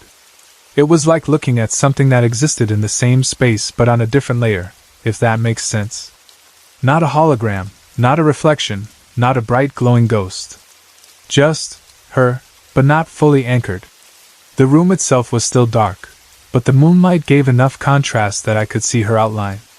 I remember thinking the lower part of her looked darker, maybe because of the way the light fell, maybe because of clothing or shadows. I can't remember exactly what she was wearing, and that bothers me now because I wish I had every detail. But in those seconds, my mind wasn't calmly recording. It was scrambling to understand. The first emotion I felt was shock. The second was a quick stab of fear, not the fear of something evil, or a monster, but the fear you feel when you think someone you love might be in danger. For a split second I wondered if she was having a medical emergency, or if this was some kind of near-death thing happening right beside me. It wasn't a slow, dreamy, curious reaction. It was instant. What is happening to her, and is she okay? And then, almost as quickly as that thought appeared, another part of my brain tried to rationalize. Is this a trick of sleep? Am I half dreaming? Am I seeing a shadow and turning it into a story? The human mind does that sometimes in the dark. When you wake suddenly, your eyes can misread shapes. Your brain can fill in gaps. But the problem was, this didn't feel like that. It didn't feel like confusion. It felt like seeing. If I'm honest, what I regret most is how quickly I reacted, because my reaction was not the reaction of a calm investigator. It was the reaction of a startled man who wanted his wife safe. Instead of staying still, instead of watching longer, instead of trying to speak gently and see what happened, I moved fast. I rolled onto my back quickly, almost instinctively, and reached over with my right hand. I tapped her physical body a few times on the back, lightly, in the way you might if you're trying to wake someone without scaring them. And I said something like, "What are you doing?" But what I really meant underneath that was, "Hey, get back in your body." It wasn't a dramatic shout. It wasn't a scream. It was a confused, urgent question. At the time, it didn't occur to me to say, "Are you okay?" or, "Can you hear me?" I was thinking in blunt, simple terms. The idea that she was out of her body hit me like an alarm bell, and my immediate response was to try to pull her back, the same way you might grab someone's arm if you thought they were stepping into traffic. As soon as I did that, the moment changed. That's what frustrates me. Because after I moved and tapped her, I can't honestly say how long the dual version remained. It's as if my own action broke the scene. Maybe it ended naturally. Maybe it snapped back. Maybe my eyes adjusted and my brain returned to normal waking state. I don't know. I only know that I lost the chance to observe it properly. My wife did not wake fully. Or if she did, it was only on the surface. She stirred, maybe shifted slightly, but she didn't sit up or speak. She didn't suddenly turn to me and say, "Yes, I'm floating, what's the problem?" She remained in that sleepy state. I remember feeling relieved that she seemed okay, at least physically. At some point she may have turned on her side, but even that detail is fuzzy now because my mind was racing and I was trying to calm myself down. I lay there afterward, staring into the darkness, trying to understand what I had just seen. In those minutes, my mind bounced between disbelief and certainty. The disbelief said, "You were half asleep, your eyes were in low light, you imagined it." The certainty said, "You know what you saw, and it wasn't normal." I wish I could say I fell back asleep easily. I didn't. I lay awake, listening to the house, listening to her breathing, trying to decide whether to wake her properly and ask right then and there. But part of me didn't want to scare her, and part of me worried she would laugh it off and I'd feel foolish. Mostly, I think I was just stunned. Hours passed. Morning came closer. Eventually my wife got up for a bathroom visit. I remember feeling my heart thumping as soon as she moved, because I knew this would be my chance to find out if there was any connection between what I saw and what she experienced. If she remembered something, anything, it would help validate that it wasn't purely in my head. If she remembered nothing, I would be left in that uncomfortable gray zone where you can't prove it even to yourself. When she came back to bed, I couldn't hold it in. I wanted to be careful, but I also wanted answers. I asked her if anything strange had happened during the night. I didn't tell her what I saw straight away. I wanted to hear her response without guiding it. To my surprise, she said yes. She told me that she remembered feeling like she was floating off the bed. She didn't describe it with 100 details. It wasn't like she said, "I hovered exactly 10 inches and I saw you staring at me." It was more like a memory of sensation rather than an image. But she remembered the floating feeling, and she also remembered hearing a muffled voice. The voice, according to her, said something. I can't even remember now what she said she heard, because time has softened the edges of that conversation. I only remember that it wasn't exactly the same words I remembered saying. And at first that bothered me, until I thought about how sleep works. If she was deeply asleep, she might have heard my voice as if through water. The words might not have come through clearly. Or her brain might have translated the sound into something similar but not exact. The fact that she remembered hearing a voice at all felt significant to me, because it lined up with my memory of tapping her and speaking. Still, she didn't remember seeing me. She didn't remember looking at me. She didn't remember being out of her body and staring into my eyes. That part was only mine. And for a while, that bothered me because it felt like the most intense part of the experience. But the more I thought about it, the more I realized that if the experience was real in some way, her consciousness might not have been functioning with the same memory system we use when awake. If she was in some other state, maybe she wouldn't remember the details the way she would remember a normal event. I started to think about the possibility that what I saw was something like an out-of-body state, or a light body, or whatever you want to call it. Some people might call it the soul. Some might call it the higher self. Some might call it the astral body. I'm not trying to force a label on it, because labels can make people roll their eyes. But I couldn't ignore the oddness of it. I've always been someone who tries to balance skepticism with openness. I don't like blindly believing every strange story. But I also don't like dismissing everything just because it doesn't fit into neat everyday logic. And this experience sat right in the middle. It wasn't something I could easily shrug off, because it involved the person I love most, and it wasn't just a sound or a feeling. It was a visual event, and it was so personal that it left a kind of imprint. After that night, I noticed something else over time, something that didn't seem important at first but grew more interesting the more I thought about it. My wife stopped sleeping face down on her stomach.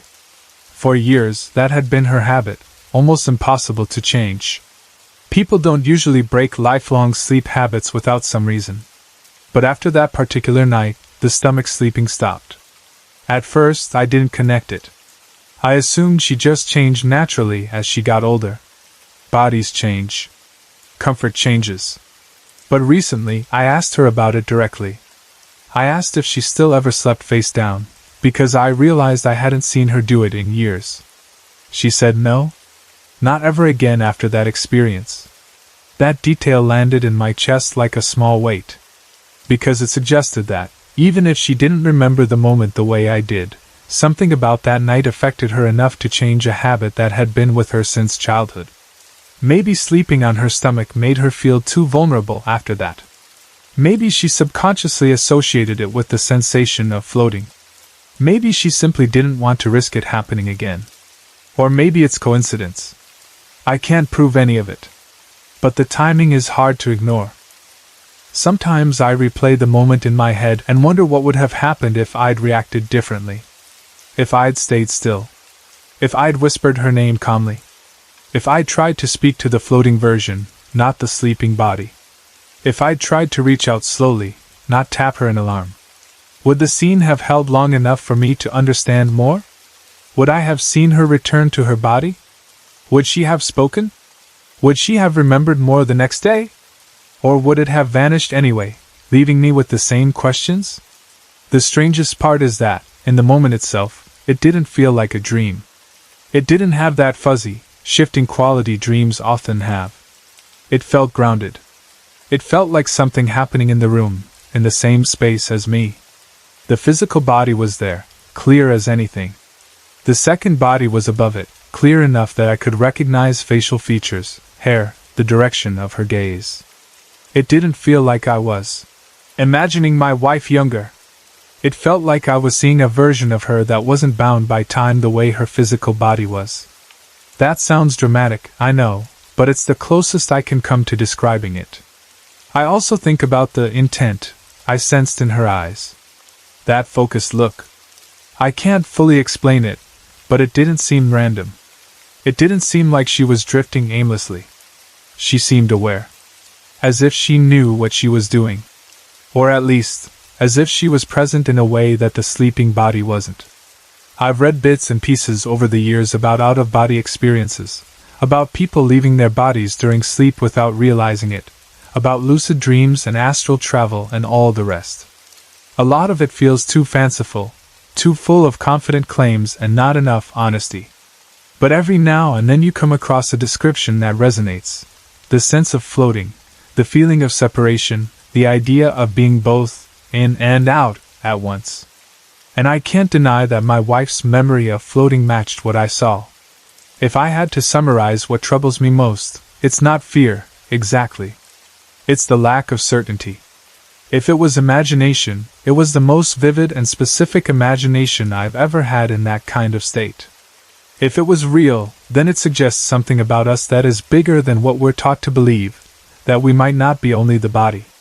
That there might be another layer to us, a layer that can slip free in sleep, that can look younger, that can exist for a moment in the same room as our physical form. And if that's true, then it raises questions I don't know how to answer. Why did it happen that night? Why did I see it when I did? Was I meant to see it? Was she in trouble, or was she simply doing something natural that most people do without noticing? And why did it seem like she was staring at me with such intensity? Was she aware of me? Was she trying to communicate? Was she startled to find me awake and watching her? I'll be honest, sometimes I wonder if my tapping her back was the wrong thing to do. Not because it harmed her, but because it might have forced her back abruptly. If that was truly an out-of-body moment, maybe it should have ended gently on its own. I don't know. But in that moment, my protective instinct took over. I didn't want her to drift further away. I didn't want her stuck. I didn't want her lost somewhere unreachable while her body lay beside me. Even now, years later, when I think of that scene, I can still picture it, her physical body face down, The way she always slept back then, and above it, the other her, turned toward me with thick hair and a younger face, half lit by faint moonlight, watching me like she had something to do or something to say. It plays in my mind like a short clip that never got finished. Since then, we've talked about it more than once, especially recently. We've both grown older. We've both become more reflective. Some things matter less now, and some things matter more. The story still fascinates us, not because it's a party trick or a spooky tale, but because it feels like one of those rare moments where the ordinary world cracks slightly, and you glimpse something you can't explain. I don't claim to know exactly what it was. I can't stand here and tell you it was definitely her soul leaving her body, because I don't have a way to prove it. But I also can't tell you it was nothing, because both of us remember something connected to that moment. I remember seeing her in duality, and she remembers floating and hearing a voice. And perhaps most curious of all, her lifelong habit of sleeping face down ended after that night, as if some part of her decided, quietly and permanently, that she didn't want to be in that position again.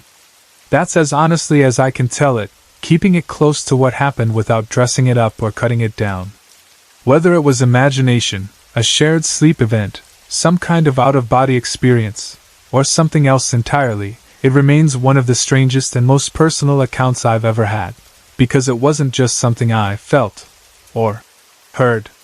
It was something I saw. And even now, I still don't know what I was truly witnessing. Leo passed away on the 1st of May, and even writing that sentence still feels strange, like my mind wants to correct it.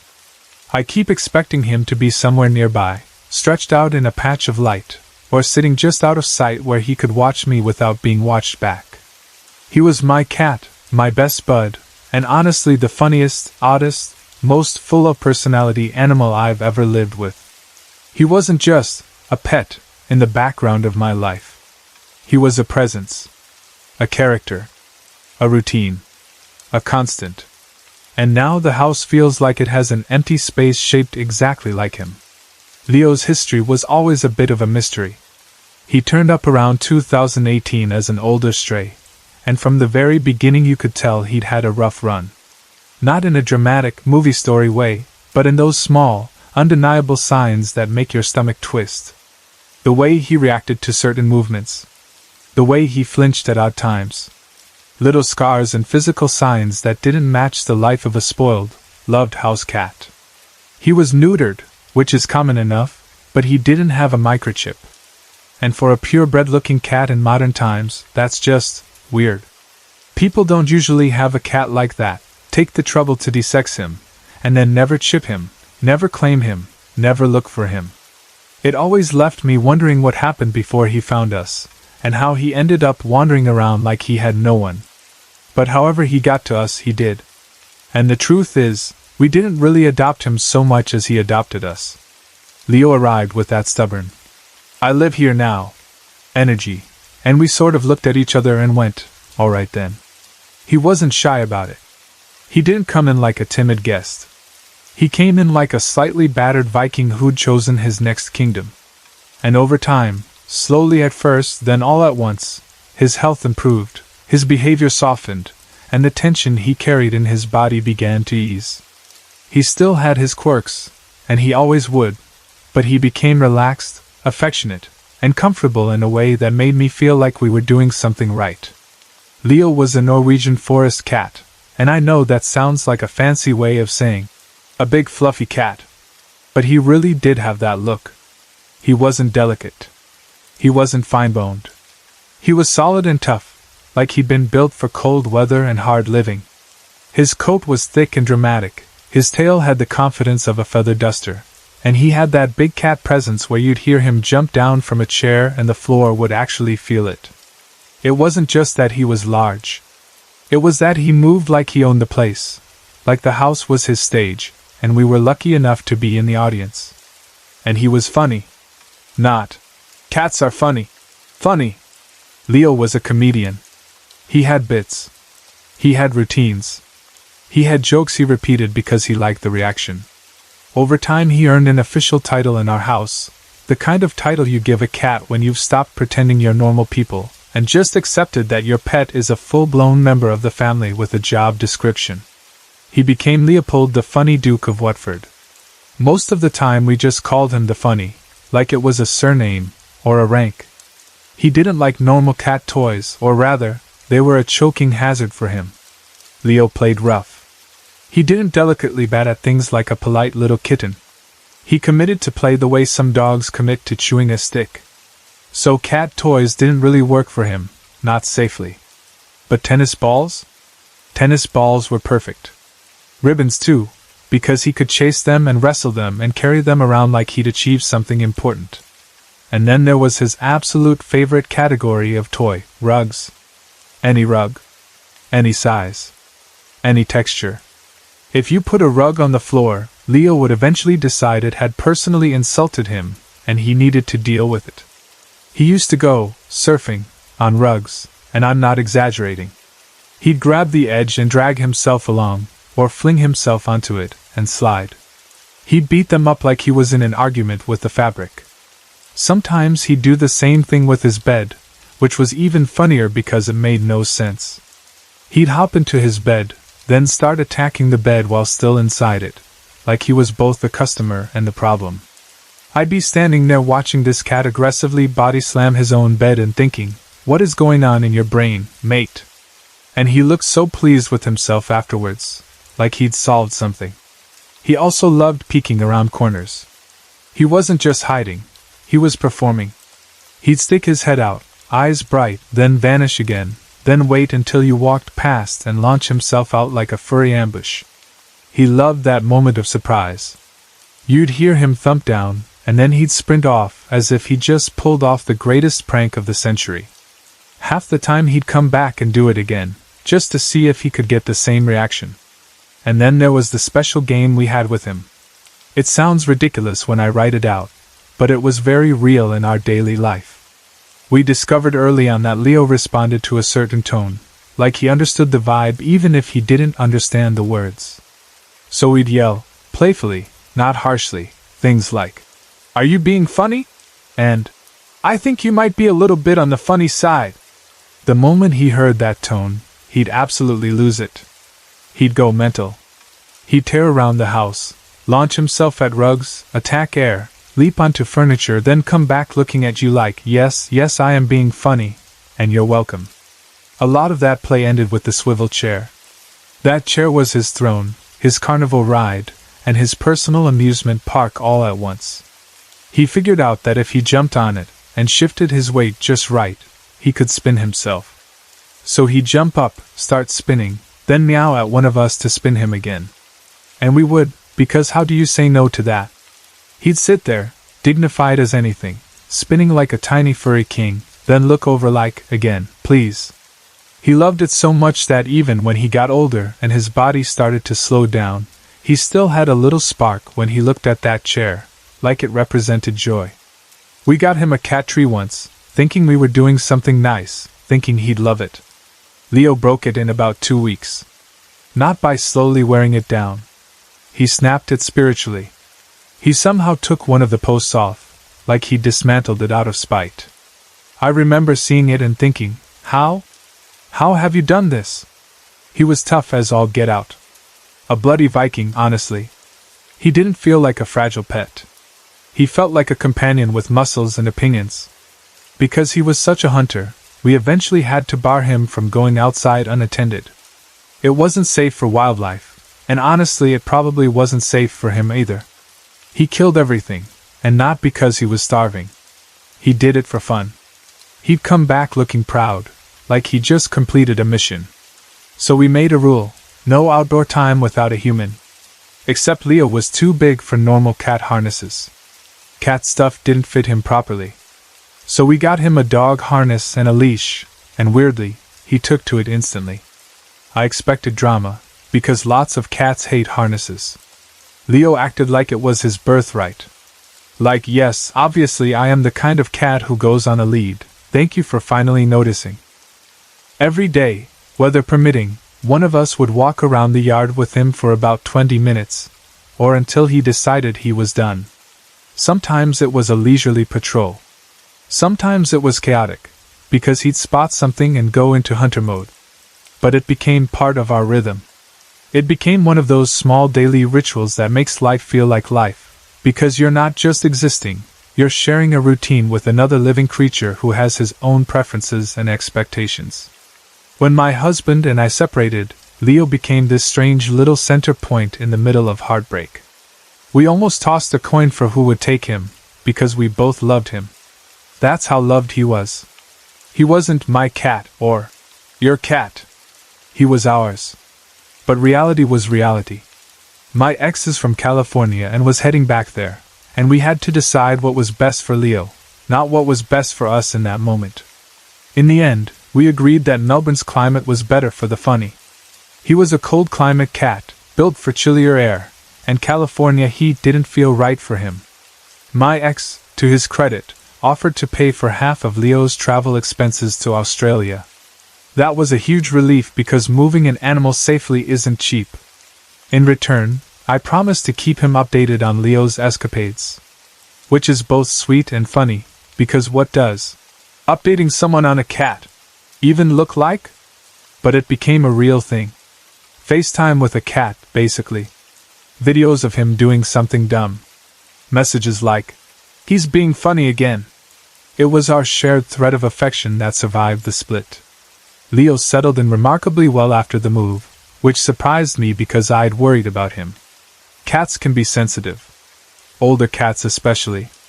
But he adapted quickly, like he decided, "Alright, new place, new kingdom, where's my chair?" He found his spots. He claimed the furniture. He returned to his routines like he'd always been here. It felt like a small miracle, honestly, because so much was changing around me at the time and I needed something stable. Leo gave me that. He didn't fix my life, but he anchored it. He made the days have shape. Earlier this year, I started noticing signs that he was getting old. It wasn't dramatic at first. Just subtle shifts, the way he moved, the way he played, the way he slept longer. Then the weight loss started, and it started quickly. You can tell when a big cat loses weight because suddenly their size doesn't look powerful anymore, it looks fragile. Their fur is still there, but the body underneath changes. The vet warned me that the end could be soon.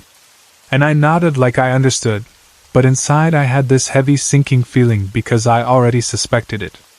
You can feel it sometimes, even before you have proof, that a chapter is closing. Even though his rough play had become more subdued, he was still happy for a while. Still active. Still interested in being near me. Still himself. And that's what makes the decline so cruel, because it's not like they disappear all at once. They are there, and then they are less there, and your mind keeps trying to hold on to the version you know. Last Thursday he was sleeping more. Friday he slept even more, and he ate less. When a cat stops eating properly, it hits you in the gut. It's not just a sign, it's a statement. I knew it was time. I made an appointment for Monday morning. Part of me wanted the weekend with him. I told myself I wanted one last weekend together. And now, looking back, I feel sick about it because I wonder if I should have taken him in on Friday instead. I keep replaying it, thinking you should have done it sooner. You shouldn't have waited. You should have spared him that last stretch. But at the time, I wasn't trying to be cruel. I was trying to give him comfort and familiarity. I wanted to be with him. I wanted to have time to say goodbye properly. I wasn't prepared for how fast things would shift. Usually Leo slept in his bed in the lounge room or on a chair. Over that weekend, I moved his bed, him in it, onto my bed so he could be close and so I could check on him through the night. I didn't want him alone in the lounge room if he was fading. I wanted him where I could reach out and touch him, where I could hear his breathing, where I could know immediately if something changed. At about 12:30 a.m. Monday morning, he started meowing and moaning. It woke me up instantly because it didn't sound like normal Leo. It lasted about a minute, and then he seemed to settle again, going into this shallow breathing sleep. His paws and ears felt cold, which scared me because it felt like his body was already beginning to withdraw. I got up and turned the heater on, moved him in his bed beside it, put a blanket over him. I was trying to create warmth, comfort, a safe little cocoon. I called my ex, because he'd wanted to be kept in the loop. That call lasted about an hour, and through that whole hour Leo didn't really change. The nearest emergency vet was about 40 minutes away. I thought about taking him there, but I was afraid that if I moved him, I'd wake him, and waking him might mean pain. It's such a horrible choice to make in the middle of the night. Do you move them to try and help, or do you keep them still because stillness looks like peace? I didn't want his final hours to be filled with panic and motion and car rides. So I stayed up with him. I sat near him and talked to him softly and patted him. I told him he was a good boy. I told him he was loved. I told him it was okay. And hours passed like that. No big change, just the slow ticking of time and the sound of the heater and the weight of dread sitting in my chest. Then, around 3 a.m. I heard, mentally, one of my guardians speak. Not the tweed one. The other one. And the message was simple. Let him go. That hit me hard, because it made me wonder if I was holding Leo here by sheer will.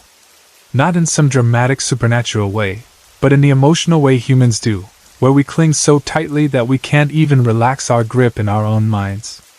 I wondered if by staying awake with him, hovering, constantly checking, constantly touching, I was keeping him anchored to me when maybe he needed to drift. The idea that my love could accidentally prolong suffering made me feel sick. But he was asleep. He seemed quiet. So I stayed up longer anyway, because I couldn't bear leaving him. At 5:30 there was still no change, and I was exhausted. I went back to bed to get a few hours of sleep, leaving Leo by the heater with a lamp on. I didn't like doing it. I hated it. It felt like walking away from someone at the exact moment they might leave forever. But I also couldn't stay awake indefinitely, and part of me kept thinking about that message, let him go. Then at around 6:10 a.m., I woke up to Leo meowing so loudly it didn't feel real. It was insanely loud. It sounded like pain. It sounded like distress. It sounded like his voice was projecting in a way I genuinely didn't know cats could do. It startled me so badly I jumped up, heart pounding, and for a moment I thought he was wandering the house screaming. It sounded like it was behind me, over there, next to me, like it was coming from everywhere at once. It was so disorienting it felt like a bad dream, that weird dream logic where sound doesn't match location. I ran around calling him, looking here and there, trying to find him, and then I realized, he was exactly where I'd left him. He was in his bed by the heater, blanket on, not moving around at all. The sound was coming from him, but it didn't feel like it should be possible, like his body looked too still for the volume of that cry. When I got to him, he quietened down. Almost instantly. I patted him and told him it was okay, and I told him to go towards the light. I don't know why I said that in that moment, it just came out. It was like the part of me that believes in something beyond the body took over and started speaking the language of goodbye. After a minute or so, he took one big gasp, or maybe it was a long release of air, and it frightened me so much I stood up and stepped back automatically. But I kept talking to him, trying to keep my voice steady and gentle, trying not to sound like I was panicking even though inside I was shaking. And then something happened that I still can't neatly fit into any explanation. I was looking down at Leo in his bed, and suddenly it looked like something white was covering him. The best way I can describe it is like white crinkled crepe paper, or ruffled white tulle, the kind of airy fabric that looks soft and layered.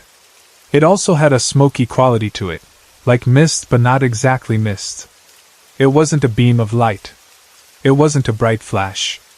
It was more like a thin veil that appeared over him and the bed. It didn't seem to move much. It was just there, draped over him in a way that made no practical sense. I could still see Leo beneath it, but he looked paler than usual, like even his fur had lightened. My first thought was that I was hallucinating from exhaustion, grief, and lack of sleep. That's what your brain does when you're overloaded. It tries to make you doubt yourself, because doubting feels safer than accepting something strange. So I looked away. I forced my eyes onto the floor, the wall, anything solid and normal. I blinked hard. I told myself, you're tired, "You're emotional, don't do this." But when I looked back, it was still there, covering him. I stared at it for what felt like 5 or 10 seconds, maybe longer. Time went weird. And then it faded. Not like someone yanked it away, but like it dissolved, thinning out until it was gone. I knelt down again. Leo was gone. I stayed there talking to him anyway, because part of me couldn't accept it instantly, and part of me hoped that maybe, in some way I don't understand, he could still hear. I told him he was loved. I told him he was brave. I told him he could rest now. Then I went back to bed, and of course I couldn't really sleep, because how do you sleep when the house has just changed shape? After a few hours, I cancelled the vet appointment and called my ex. We cried. We talked about Leo, about how funny he was, about the chair, the rugs, the daily harness routine. I told him about the white veil and the guardian message. I made a joke about it being ectoplasm because that guardian has this Victorian gentleman energy in my mind, and humor was the only way I could breathe for a moment without breaking. But underneath the joke was a real question: what was that white stuff? Why did it appear right then? Was it my mind trying to give me a visual sign so I could cope? Was it something spiritual? Was it just sleep-deprived grief making patterns out of shadows? I've grown up with animals, including cats, and we always somehow knew when it was time to say goodbye. But Leo was my first pet as an adult. The first animal that was fully mine, fully my responsibility, fully my daily life. And I can't shake the feeling that I missed the mark at the very end. Not in the sense that I didn't love him, I loved him fiercely, but in the sense that I wonder if I should have acted sooner. I wonder if I made him hold on longer than he needed. I wonder if I failed him in those final hours when he needed me to make the hardest, kindest call. At the same time, when I forced myself to be fair, I know what I did was human. I stayed with him. I kept him warm. I spoke to him. I didn't leave him alone. I gave him a weekend of closeness and familiarity. I tried to protect him from stress and fear. And that counts. It matters. Love doesn't look perfect in the moment. Love looks like doing your best while your heart is breaking. Later that day, I buried him in the yard. I put flowers from the garden on his grave. The act felt heavy and unreal, like I was performing a ritual from someone else's life, not mine. But I wanted him close. I wanted him in a place that had been his kingdom, where the air smelled familiar, where the ground held the memory of his paws. The hardest part, weirdly, is the routine. Grief isn't only sadness. It's also habit. It's waking up and forgetting for a split second. It's reaching for something that isn't there. It's hearing silence where there used to be a sound. Leo and I had a morning routine. We'd get up at Sparrow's Fart to go out the back with the harness for an hour before work. It's only been a couple of days and I'm still waking up at that stupid early hour, like my body hasn't accepted the change yet. The day after he passed, maybe it was a dream, I can't be sure, I woke up around 5, harness time, and for a second I thought, alright mate, let's go. Then I remembered I didn't need to get up. And then I heard him meow. That exact timing, that familiar sound, like he always did at that hour. Maybe it was a dream. Maybe it was my brain playing back a memory because it didn't know what else to do. Maybe it was him saying goodbye in the only way he could. I don't know. But it felt real in the moment, and it felt oddly comforting, like a soft tap on the shoulder from the universe saying, hey, he's alright, and you're alright too. As for the white veil I saw, I can't tell you definitively what it was. I can only tell you what it felt like to me. It didn't feel scary. It didn't feel threatening. It felt like a covering, a transition, a gentle kind of closing. Like something was wrapping him up for the next part of the journey, the way you tuck a child into bed. It looked like a soft layer between worlds, and even though my logical brain wants to fight that description, my emotional brain keeps returning to it because it matches the mood of that moment. If it was exhaustion, it was a very specific exhaustion, and it happened at a very specific time. If it was grief giving me a symbol. If it was something spiritual, then maybe it was exactly what your Victorian guardian would call it with a straight face, some sort of passing mist, a sign, a presence, whatever language you prefer. But no matter what it was, the love underneath it is the real story. Leo was loved. He was safe in the end. He wasn't alone. He was warm. He heard your voice. He was patted by the person he trusted. And if there's one thing I wish you could let sink in gently, it's this: you didn't fail him. You were there. You did what you could with the information and strength you had in the moment. That last loud meow wasn't you failing him. It was him calling out as his body changed state, and you answered him. You went to him. You soothed him. That matters more than getting the timing perfect. And Leo's story, the real story, isn't only those final hours. It's years of him becoming himself again after a rough beginning. It's tennis balls and ribbons and rugs and swivel chair rides. It's harness walks like he was some kind of dignified, enormous cat dog. It's you and your ex both loving him enough to choose what was best for him. It's the way he adapted and made a home wherever he landed. It's the way he turned a house into a place with laughter in it. So if you want my honest, forum-style guess about the white stuff, in plain words, keeping it grounded but open-minded, it's this: it could have been a sleep-deprived visual distortion, or it could have been your mind perceiving something it doesn't normally notice, right at the moment life left the body. Either way, it showed up as something soft, white, and brief, and it coincided with a goodbye. That's not a dark sign. That's not a horror story. That feels like transition. That feels like release. And that message you heard, let him go. Whether you take it as inner wisdom or a guardian voice, it wasn't telling you to abandon him. It was telling you that love sometimes means allowing the leaving. You did allow it, even though it hurt. You let him go, and you stayed kind while it happened.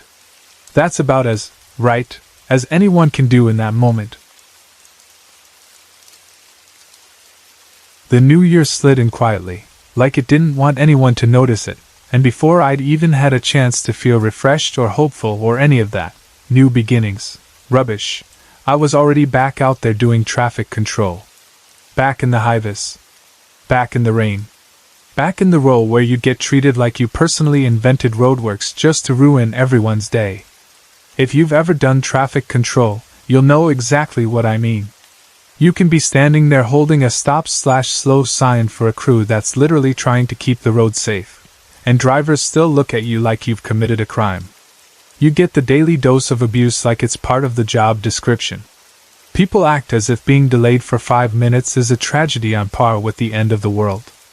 They'll swear, they'll yell, they'll lean out their window to tell you how you're wasting their day, how you're useless, how you should get a real job.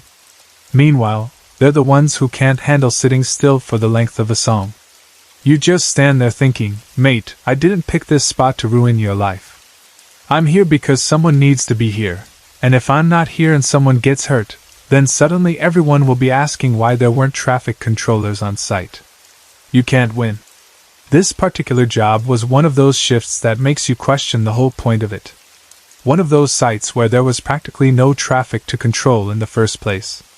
The kind of job where you're standing there thinking, why am I even here, and why are they paying two of us to hold a road that no one uses half the time? It was out the back of a small rural town. I'm keeping the name anonymous, because that's how I do things, and because you never know who's reading. But it was the kind of place where the town part is a cluster of buildings and the rest is paddocks, bush, and long quiet roads that feel like they go forever. That day I was positioned up on a ridge, away from the main area, where the air is a bit sharper and the wind seems to find you no matter what you do. The work itself was simple. They were putting in a water duct that connected to the town. Important job, sure, but it wasn't one of those chaotic highway sites with constant cars flying past. It was basically a narrow road blocked off so the crew could dig and lay whatever they needed to lay. The hilarious part was that I was manning 3 traffic cones. 3 bloody cones. That was my little kingdom for the day. 3 cones and a stop/slow sign, up on the ridge like some lonely guard watching over nothing. There was hardly any traffic at all. The only vehicles that came through were the work trucks, and even that was minimal because my position was up top and the main activity was further down. Every now and then you'd hear an engine and you'd perk up, thinking finally, something to do, and then it would just be another work OODA crawling along, or a truck with pipes or gear, and you'd wave them through after a quick radio call. And the weather was miserable. Not the dramatic kind of storm you can at least respect. Just crappy, steady rain that makes everything damp and gray and irritating. The kind that seeps into you, not because it's pouring, but because it never stops. The sky was low and heavy. The bush around me looked washed out, like the color had been diluted. Even the air felt tired. To make it worse, there was no phone reception. Not even the 1 bar if you stand on the right rock and hold your breath. Kind. Nothing. No internet. No scrolling to kill time. No music streaming. No calling someone just to hear another voice.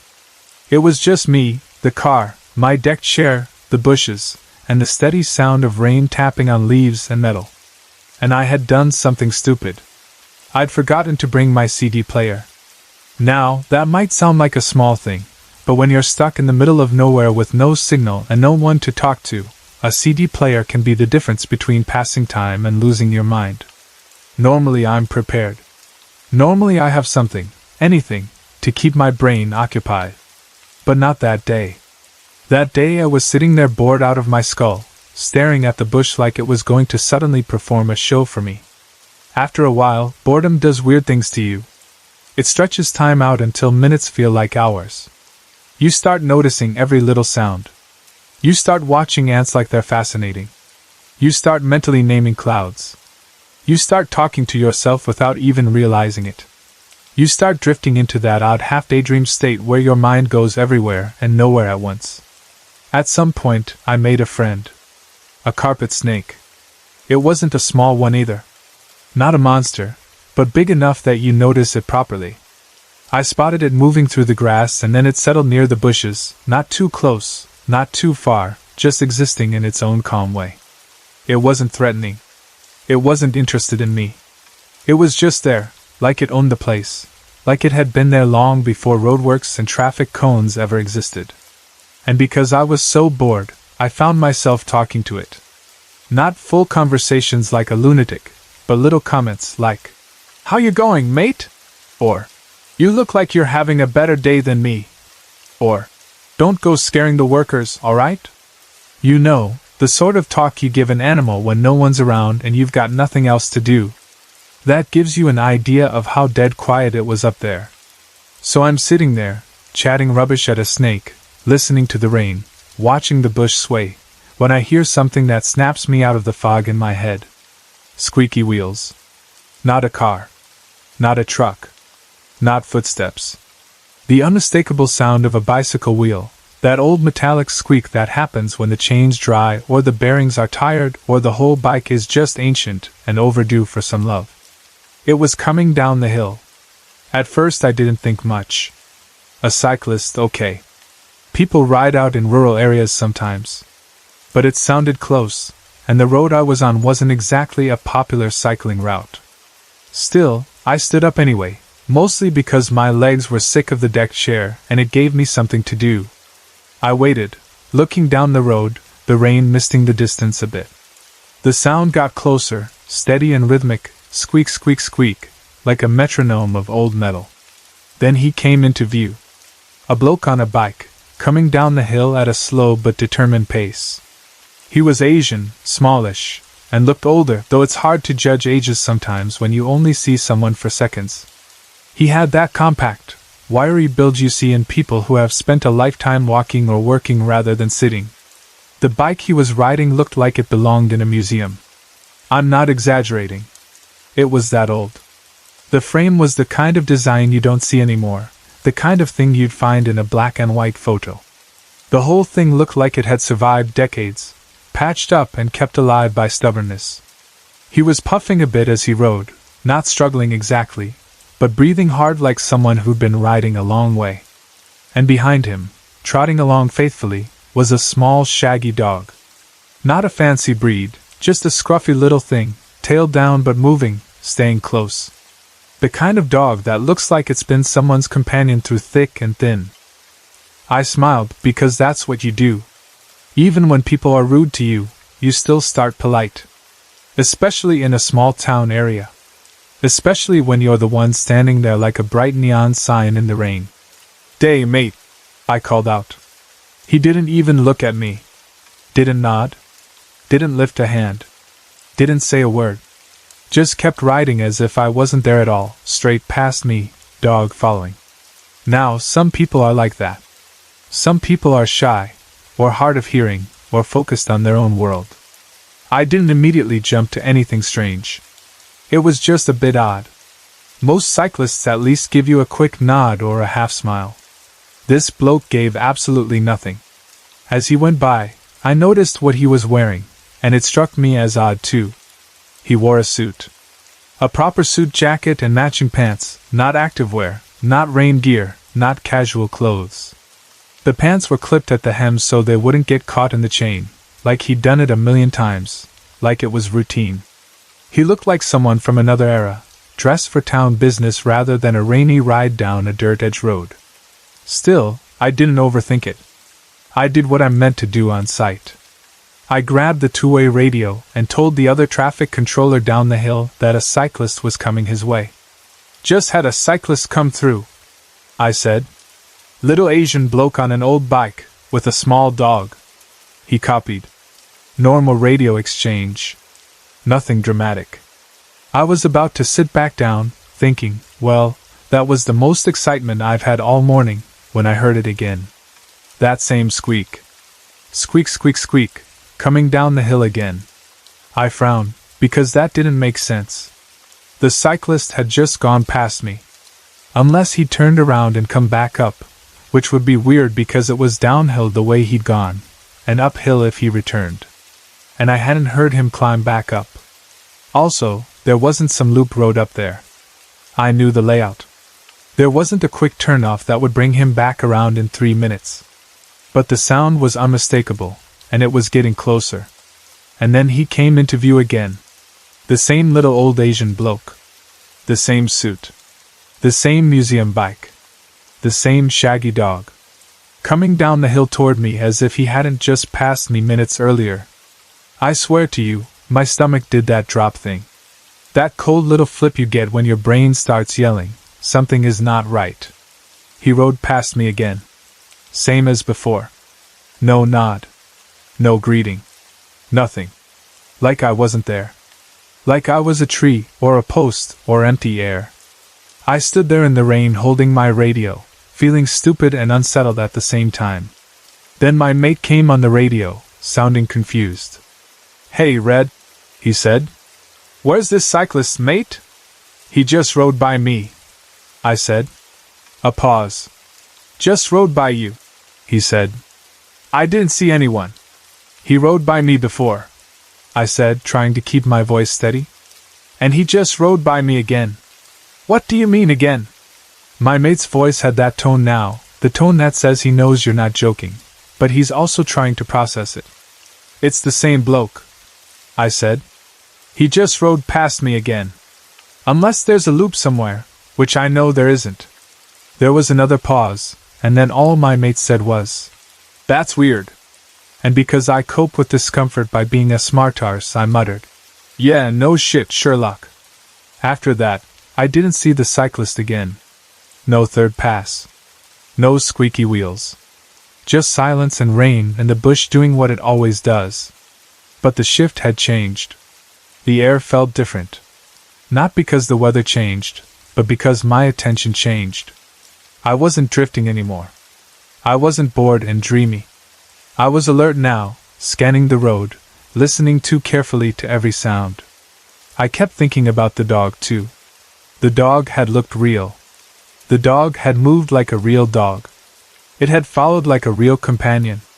That detail sat oddly in my mind because if my brain was playing tricks on me, why would it add the dog? Why would it be so consistent? Why would the second sighting be identical to the first, down to the clipped pants, and the same pace, and the same dog position? The rest of the shift dragged. The rain kept going. Trucks came and went. I did my job. But my mind kept circling back to that cyclist like a tongue worrying at a sore tooth. When knock-off time finally came, I drove down to where the team leader was. The TL was standing near the main work area, checking things, doing the usual. When he saw me, he gave me this strange look, like he'd already heard something. "What's this about some bloke on a bike, Red?" he asked. So I told him. I described it as clearly as I could. The old Asian bloke. The suit. The clipped panhems. The museum bike. The shaggy dog. The fact that I saw him twice within minutes, in a place where he couldn't have looped around. The fact that the other traffic controller didn't see him. The TL listened with that expression people get when they don't know whether to laugh, shrug, or take you seriously. He didn't accuse me of lying, but he didn't look convinced either. He asked a few questions. Was I tired? Had I eaten? Was I sure it was the same bloke? Was there any chance it was two different cyclists who looked similar? I told him no. I told him I knew what I saw. I told him there wasn't a loop. I told him I'd been bored, yes, but not hallucinating. I told him the details matched perfectly. He didn't have an explanation. None of them did. I drove home thinking about it the whole way. The rain had eased a bit by then, but the sky was still dull. My wipers made that steady rhythm, and I found myself glancing at the roadside too often, half expecting to see that cyclist again, pedaling quietly through the wet like he belonged more to the past than the present. When I got home, I couldn't let it go. I tried to distract myself. Tried to eat. Tried to relax. But the image stayed in my head, and the question kept poking at me. Who was he, and why did I see him like that? So I decided to look into the history of the area. Now I want to be clear.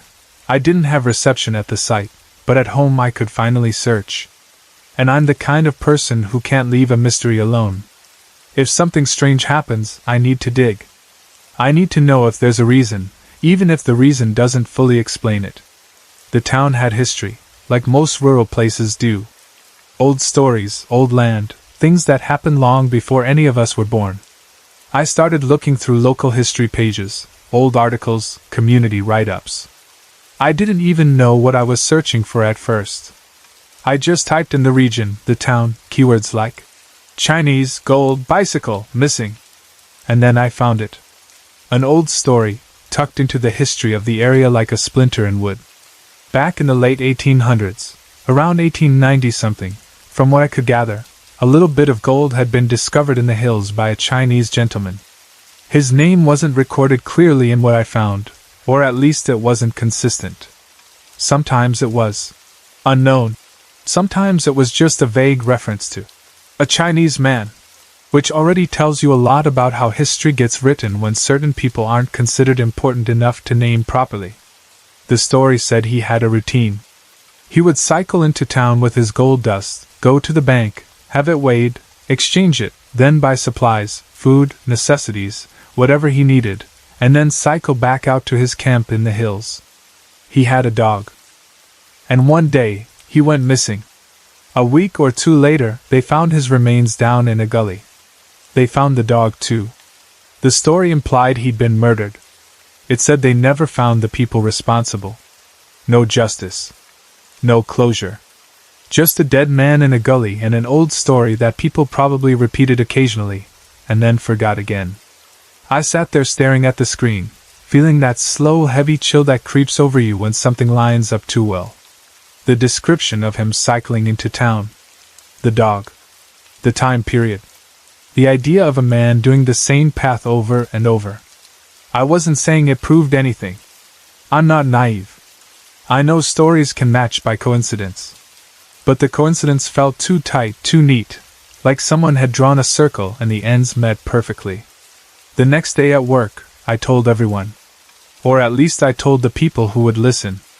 I told them about the cyclist, the double sighting, the dog. And then I told them what I found in the history.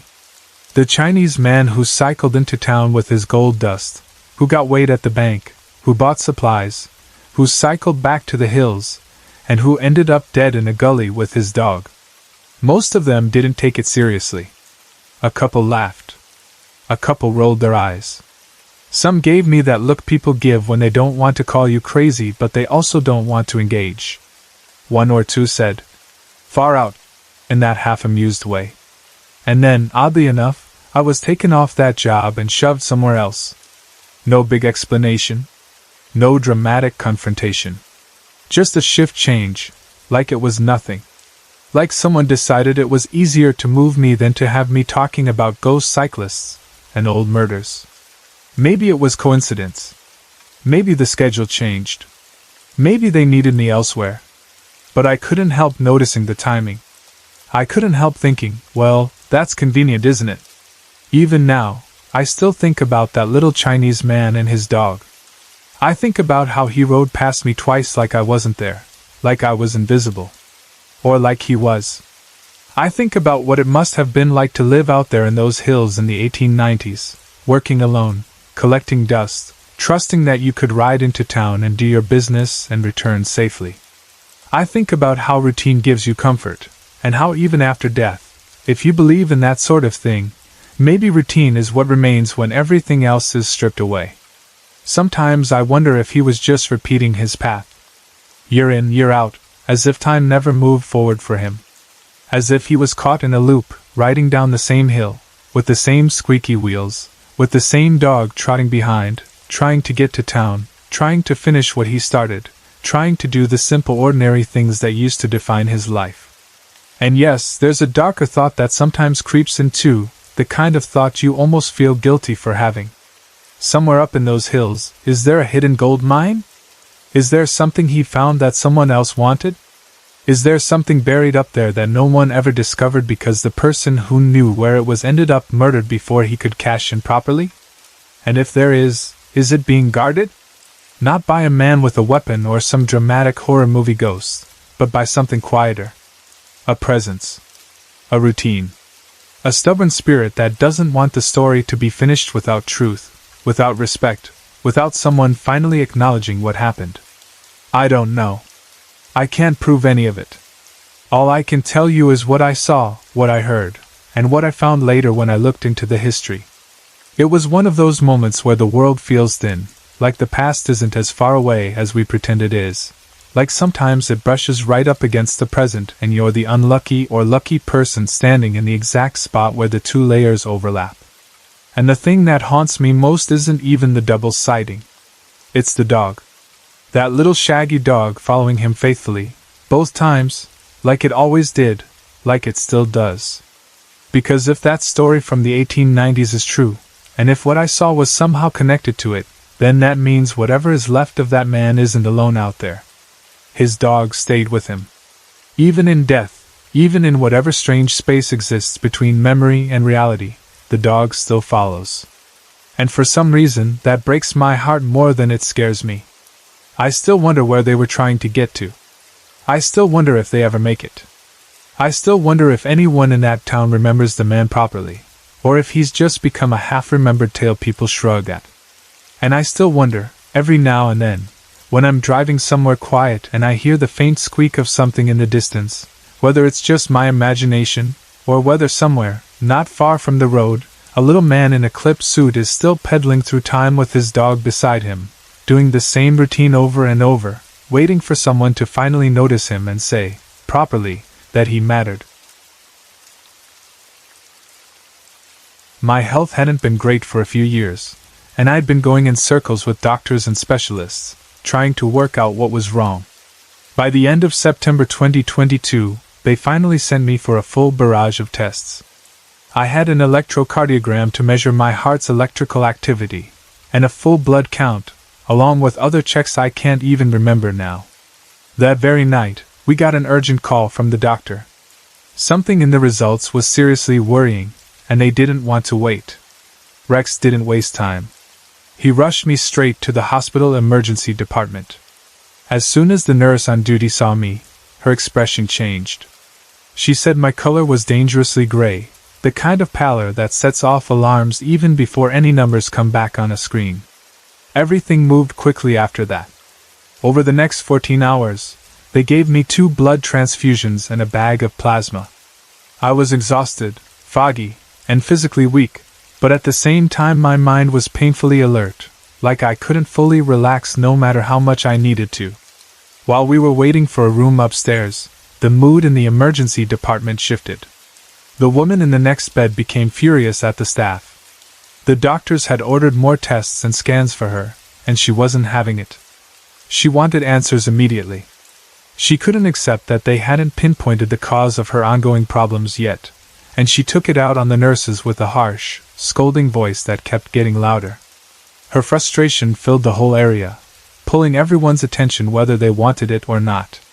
By then it was close to midnight. The air felt tense and heavy, like you could almost touch it. I remember feeling chilled, and it didn't feel like it was just because my blood count was low. It felt like the agitation itself was making the place colder. "I want to see the doctor now!" she shrieked, pushing the words out like she was trying to force the hospital to obey her. And then it happened. All at once, the monitoring devices erupted into alarms. Not just hers. Every single bed. Beep beep beep beep beep.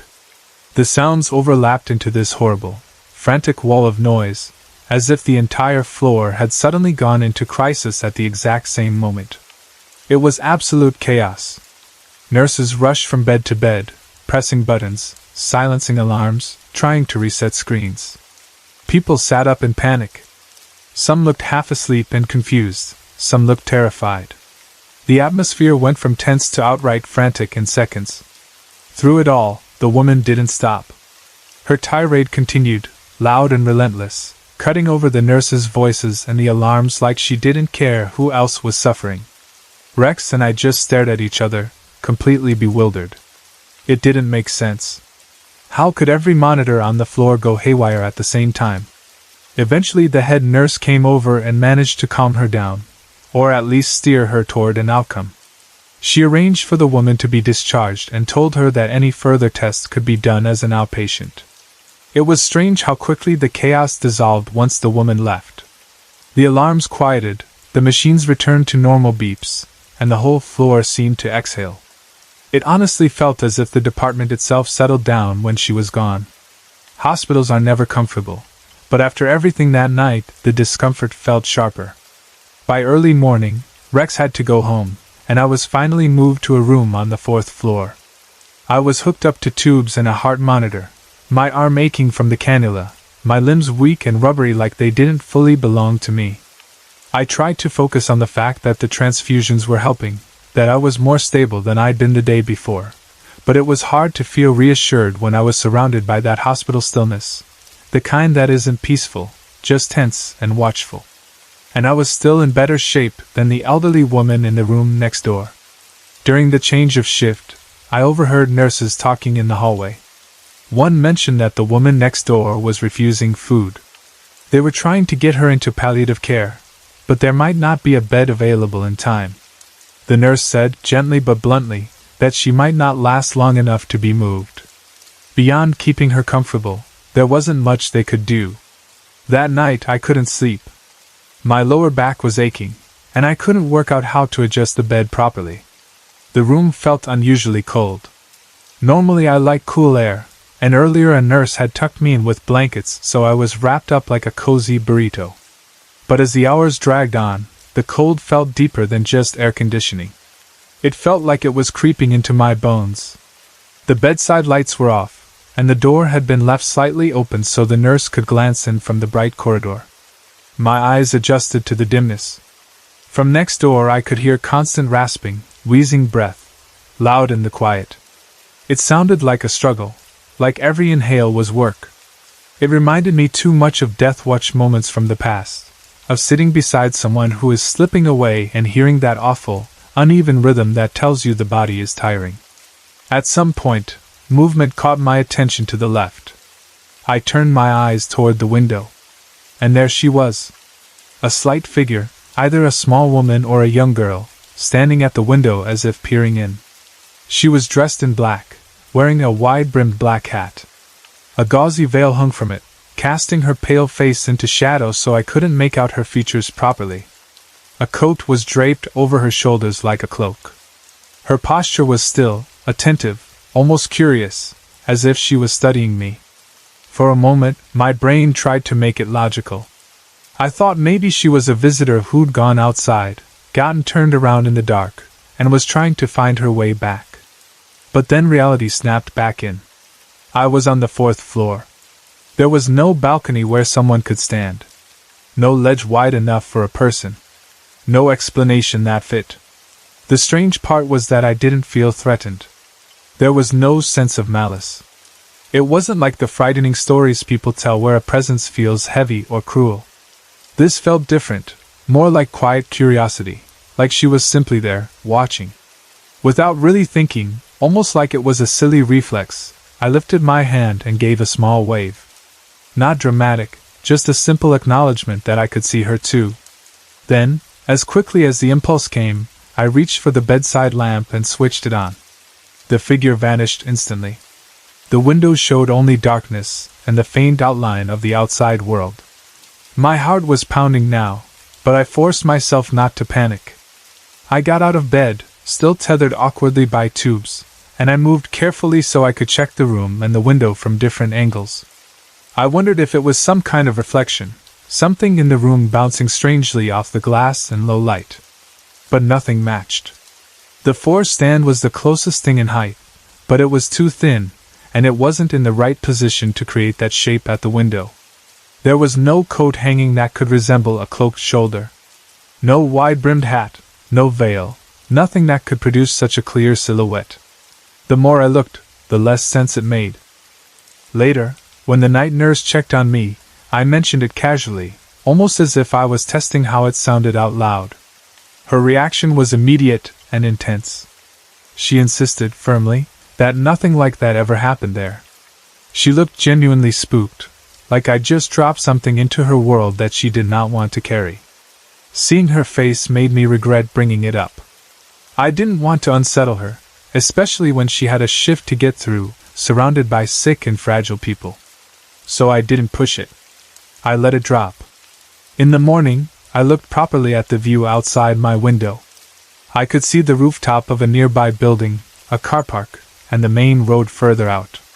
There wasn't anything out there that could have created a figure at the glass. The ledge outside the window was so narrow that even a cat would struggle to balance there, let alone a person standing upright. There was no sign of anything that could explain what I'd seen. The woman in the next room was still alive when morning came, her condition apparently unchanged. I didn't see the lady in black again, not that day, and not that night either. Part of me was relieved, because I didn't know what I would have done if she returned. Another part of me wondered if she had been connected to the elderly patient next door, or if she was simply something that drifted through places like hospitals where people hover between staying and leaving. By late afternoon, the daily blood tests showed that my levels had improved a lot. My oxygen saturation was better. My heart rate had steadied. The doctors decided I was well enough to go home and recover, with surgery to be scheduled later. Rex came to pick me up, and I felt a huge wave of relief the moment I stepped out of that ward. Not because the staff had been unkind, they weren't. They were doing their best. But the whole place carried an emotional weight that clung to you. Even now, I don't know what that figure was. I don't know if exhaustion and stress played tricks on my mind, or if something really was there at the window for a few quiet seconds. All I know is what I saw, how clearly I saw it, and how quickly it vanished the moment light filled the room. When my son Ari was 3 years old, he started noticing things that other people couldn't. I don't mean in a kids imagine stuff way. He wasn't confused, and he wasn't making up stories for attention. He was calm, specific, and consistent, like he was simply describing something that was already there. I've always felt Ari is a spiritual, highly intuitive child, the kind of kid who senses moods and energy before anyone else does. One night, while we were living in our brownstone in Brooklyn, Ari was trying to fall asleep and couldn't settle. He wasn't restless in the normal, energetic toddler way. He looked preoccupied, almost like he was focused on someone standing just in front of him. His eyes kept shifting slightly, tracking the same spot, and he looked serious. I asked him what he was looking at. Without hesitation, he said, "Old Grandma is here." At first, I assumed he meant my mother or his grandmother in the normal sense. I asked, "Do you mean Grandma?" And he shook his head. "No," he said. "Old Grandma. She's wearing black and white, and she visits me sometimes." The way he said it was so matter-of-fact that I instantly understood what he meant. He wasn't describing a family member. He was describing a presence. I remember feeling a quiet certainty settle over me, like, okay, this is a ghost. That might sound strange to some people, but I wasn't creeped out. I've always believed in spirits. I've never seen a full-bodied apparition myself, and I don't go looking for these things. But I've always believed the world has layers we can't fully explain. Ari had always seemed connected to those layers in a way I wasn't. I've always been intuitive too. I read tarot and I've always been drawn to spiritual or New Age practices. I'm not the type to dismiss something just because it doesn't fit neatly into logic. So as weird as it was to hear my 3-year-old talk about an old grandma visiting him, it didn't shock me that much. It felt more like confirmation of something I already believed was possible. Around that same period, I started noticing odd things around our house. Not constant dramatic activity, but small, repeated incidents that didn't feel random.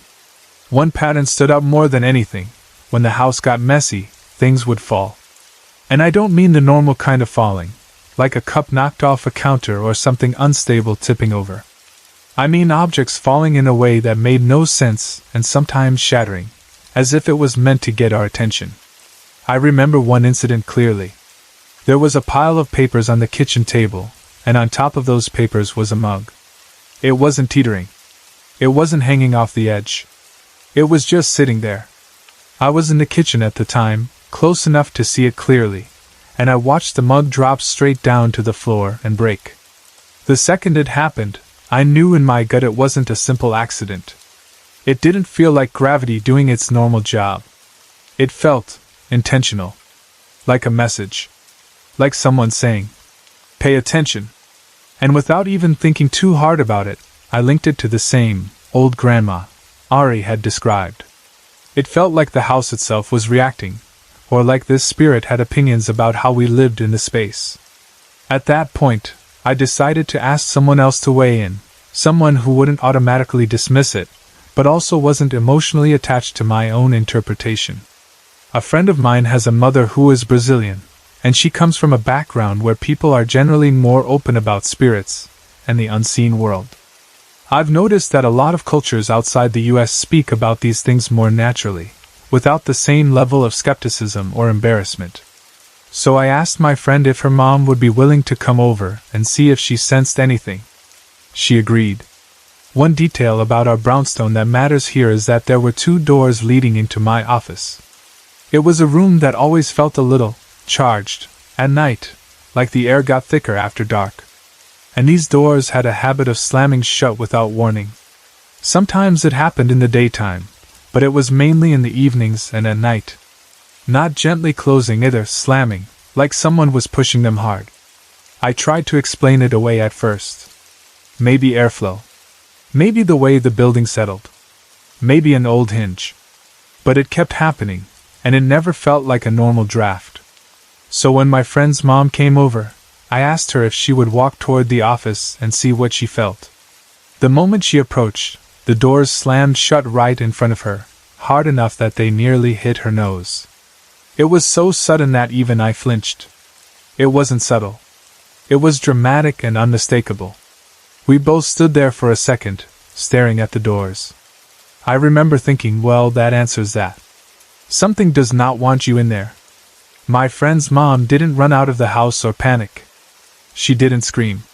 She just got very still, like she was listening with her whole body. Then she told me she believed the presence was an older woman, possibly from the Victorian era. She said it gently, like she was stating something she'd sensed, not something she was trying to convince me of. Interestingly, I had already been leaning toward that same impression. Part of it was intuition, and part of it was practical logic. The brownstone was old, and Ari had described an old grandma, in black and white. In my mind, that image fit a Victorian-type woman, or at least someone from another time. My friend's mom said she could communicate with her. Not like a conversation the way you and I would talk, but more like impressions, emotions, and messages. She told me that this old grandma presence wasn't there to harm us. She was there because she wanted to protect my kids. That piece landed with a strange mix of comfort and irritation. Comfort, because if this spirit was genuinely protective, then I didn't need to fear her. But irritation because she was also knocking things over and breaking them. Protective or not, it felt like living with an invisible roommate who had very strong opinions and didn't know how to express them politely. According to my friend's mom, old grandma was stubborn. She didn't want to leave the house. She wasn't passing through. She was staying. And she wasn't shy about communicating her expectations. She didn't like mess. Whenever the house became cluttered, that's when things would start happening more. Not always immediately, but often enough for me to notice a connection. It felt like she would act up when the environment wasn't the way she wanted it. Like she was scolding us, not with words, but with broken mugs and slammed doors. The truth is, I've always been disorganized. I have ADHD, and while I do my best, keeping things pristine has never been natural for me. My ex-husband was the cleaner one in our relationship. He was the one who would reset the house back to tidy without thinking about it. When he did, the home felt calmer. When life got chaotic and clutter piled up, the weird incidents seemed to increase. For years after that first night, Ari would mention old grandma from time to time. Not constantly, not in a way that made him fearful, but casually, like she was simply part of the background of our lives. I would ask him about her periodically because I wanted him to remember. I wanted to keep a clear record in my own mind, because experiences like this can get fuzzy with time if you don't name them. Now Ari is 10. Just the other day, I asked him if he remembered the story at all, if he remembered. Old grandma, the woman in black and white who used to visit him. To my surprise, he didn't remember anything. Not even a little.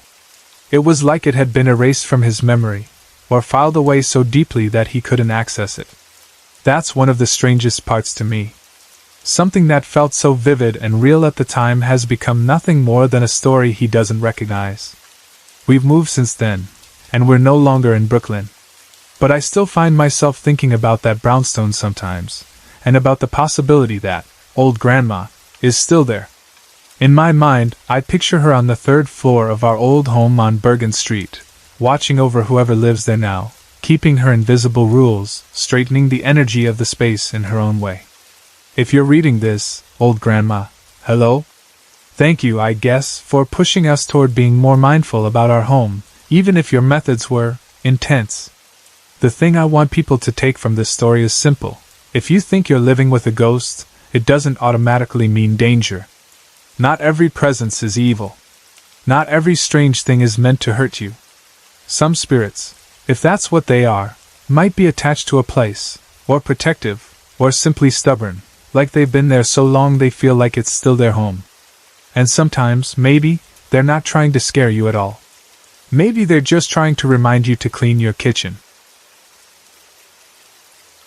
Back in 2010 I was attending university and slowly getting used to a new routine of classes, projects, exams and new faces, and during that time I met a lot of people and made several friends, but there was one girl I grew particularly close to.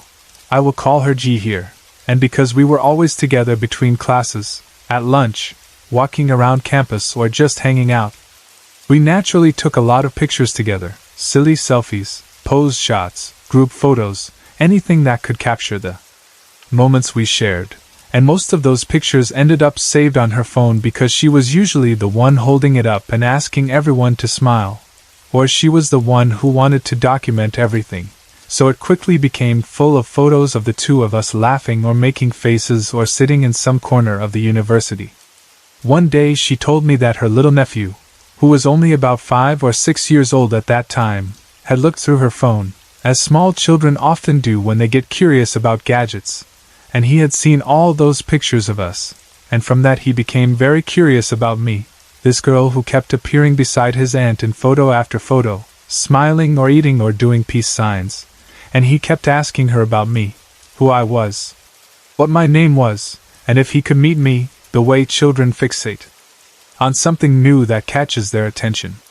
G found it amusing and sweet and told me about it one day at school, and I remember laughing along with her, imagining this little boy looking at our photos and pointing and asking questions, and after a while her family decided that when his birthday came, which was only about a month away, they would invite me to his birthday celebration at their house so he could finally meet the girl from his aunt's phone. G told me about the plan and asked if I would be free and willing to come, and I said yes because I thought it would be nice to meet her family properly and also to make the boy happy since he seemed so eager to see me in person after only knowing my face from the pictures. So we had this small, simple promise that in about a month we would all meet at his party, with balloons and food and probably noisy children running around. Life went on as usual for a while after that, with school, homework and our normal concerns, and I did not think too deeply about the upcoming birthday party except as something pleasant that would happen soon. But then, before the date actually arrived, something terrible happened that none of us expected at all, and it changed everything in a way that still feels unreal when I remember it. One day G came to me with a very different look on her face, not her usual cheerful expression, and when she spoke her voice was heavy and shaken, and she told me that her nephew had been in an accident, that he had been run over by a bus and had died instantly, and at first I remember feeling stunned, like my mind could not immediately accept what she was telling me. Because just a short time ago we had been laughing about how he was excited to meet me, and now she was saying that this same little boy was gone, just like that. There was no slow illness, no long goodbye, no warning. It was sudden, brutal, and final. The birthday invitation they had planned, the one meant for a happy celebration with cake and candles and probably noisy games, turned into an invitation to his wake and funeral instead, a painful contrast that made the whole situation feel even more heartbreaking. G's family, in their grief, still included me and let me know the schedule of the viewing, and I agreed to go on one of the days, in the afternoon, to pay my respects to him and to support my friend and her family in their loss, and also, in a quiet part of my heart, because I wanted to honor that silent promise I had made when I said yes to his birthday invitation, a promise to show up and meet him somehow. Even if now it would be under a completely different circumstance. The day I chose to go to the viewing was somewhat gloomy, the sky already hinting at rain, and as I prepared to go I felt that mixture of sadness and nervousness that often comes when you are about to see someone lying in a coffin for the first time, especially someone so young who should have been running and laughing instead of lying still. G knew something important about me that many others did not, and that was my sensitivity to spiritual activity, to energies and presences that not everybody noticed, and so when I arrived at the place where the wake was being held, greeted her family, and sat quietly for a while, she eventually pulled me aside a little and said that she wanted me to have a feel around, to see if I could sense her nephew's presence, if he was really there with them in some way, watching or lingering near his body, because I think it was important to her to know whether he was still staying close or if he had already gone somewhere else. I walked around the area a bit, taking in the space, the people, the soft murmur of visitors talking, the smell of flowers mixed with the faint scent of candles and maybe a hint of food from somewhere nearby, and I focused on what I was feeling inside, in that quiet inner place where I usually noticed if something was off or if there was a strong presence around. To my own surprise, what I felt most strongly was a sense of peace, not heavy or suffocating, but gentle and calm, as if the air around the coffin and the chairs where people sat was soft and settled, not crowded by restless energy or anything dark. And when she asked me specifically if I could feel her nephew around, I told her honestly that the place felt peaceful, almost in a way that suggested he was not painfully stuck there. I sat with her and her relatives for a couple of hours, talking to them, listening to their stories, and also quietly observing the room with that inner sense, waiting to see if at some point I would feel something change, some shift in the energy, or a clear sign that he was there. But nothing dramatic happened. Time moved in slow circles of conversation, small silences, and the simple movements of people who came and went.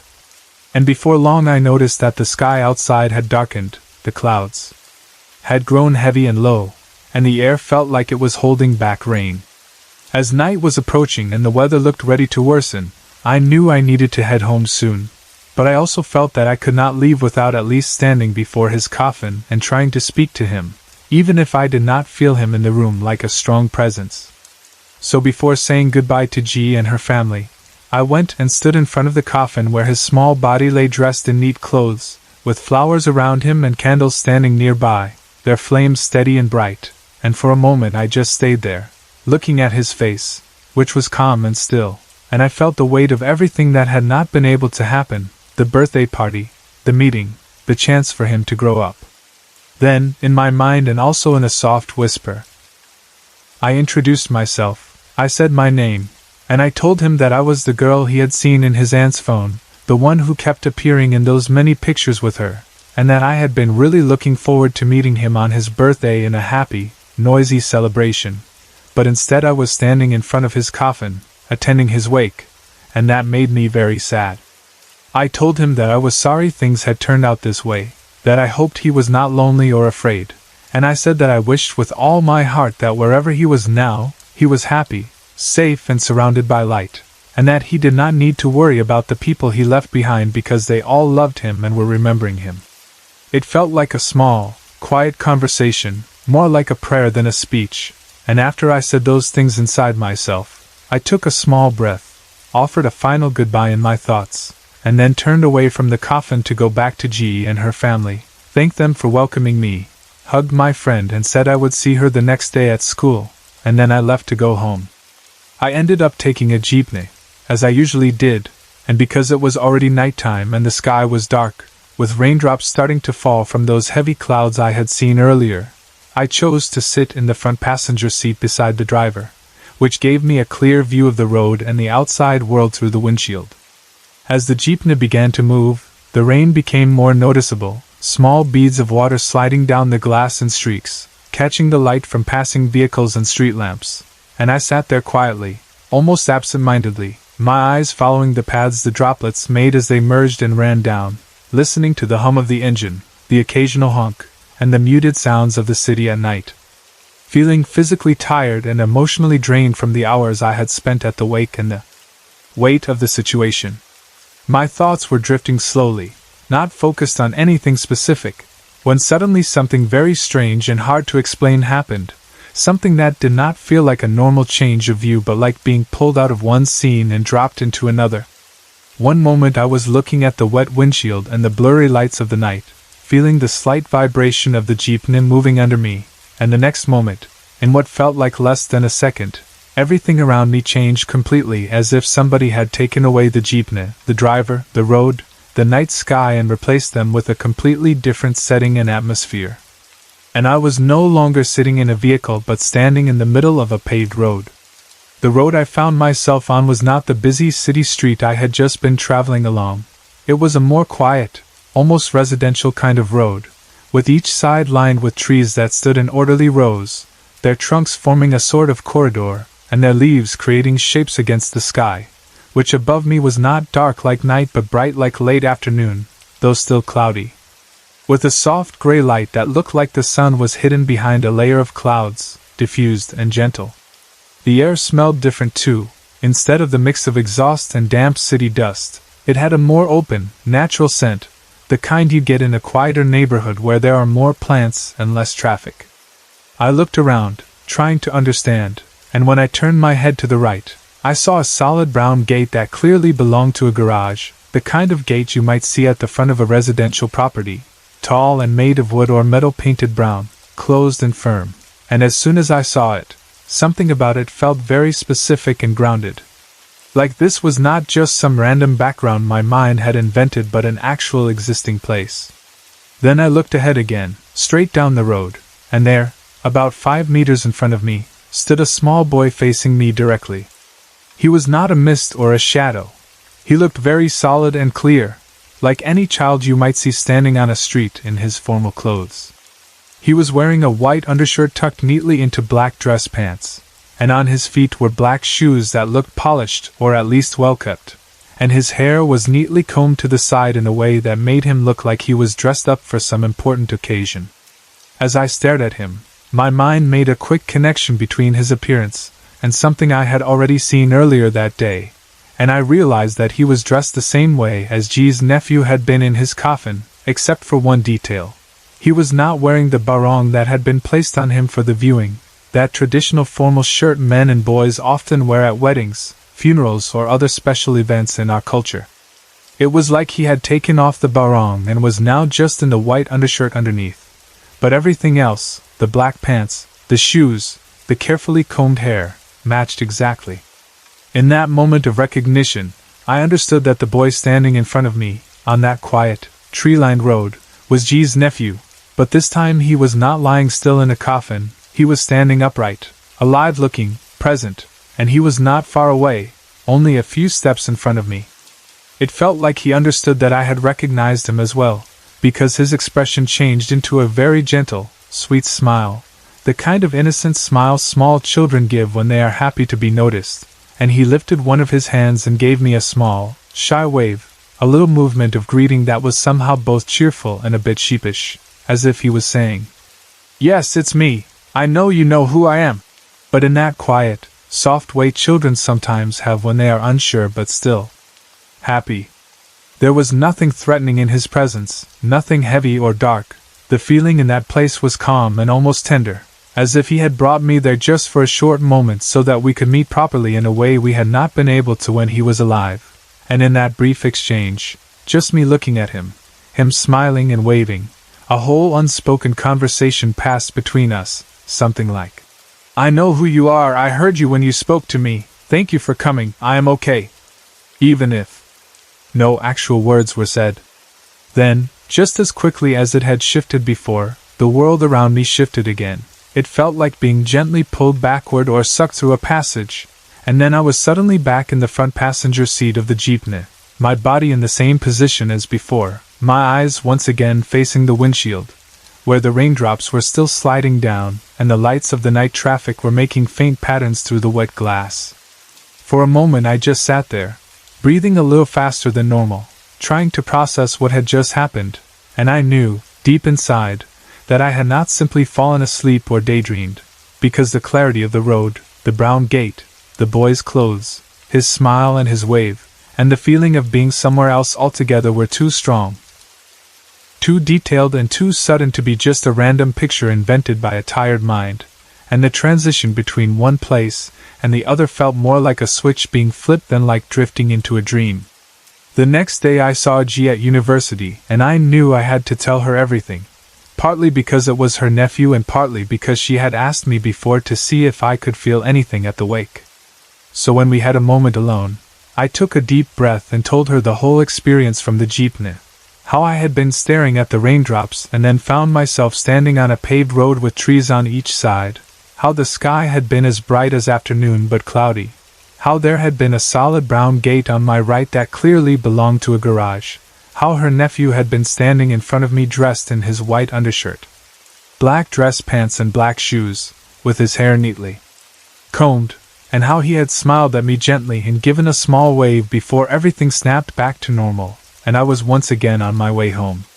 As I spoke, she listened intently, and I could see both surprise and a kind of recognition slowly appear on her face, because although she already knew I was sensitive to spiritual things, she had not expected that I would have such a direct and vivid experience involving her nephew, something that felt like an actual meeting instead of just a faint feeling or a passing sign.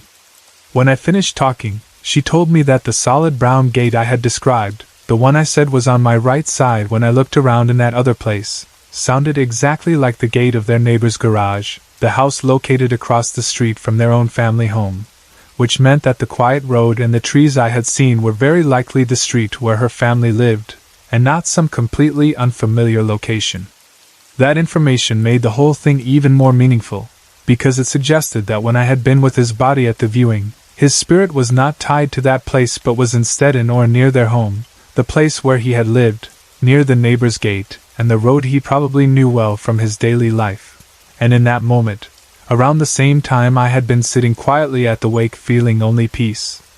He had somehow reached out and pulled me, even if just for a few seconds, to where he was so that he could show himself to me. She then added another detail that made the pieces fit together even more clearly. During the time that I had been at the wake, their house helper, who had stayed back at their home instead of going to the funeral parlor, had reported feeling strange activities in the house, little things that made her uneasy, like sounds or movements that did not have any obvious source. The kind of subtle disturbances that often make people think someone unseen is walking around. Putting all of this together, it seemed very likely that her nephew had been present in their home or around their street at that time, moving about, maybe exploring or saying goodbye in his own way.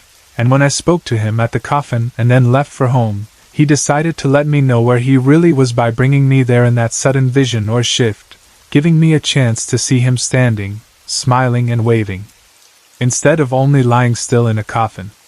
It also explained why, when I was at the viewing and trying to sense his presence, all I could feel was a gentle peace rather than a strong, restless energy, because he was not stuck in that room. His body was there, but he himself, in spirit, was somewhere else, perhaps going back and forth between the places he loved, visiting his house and family.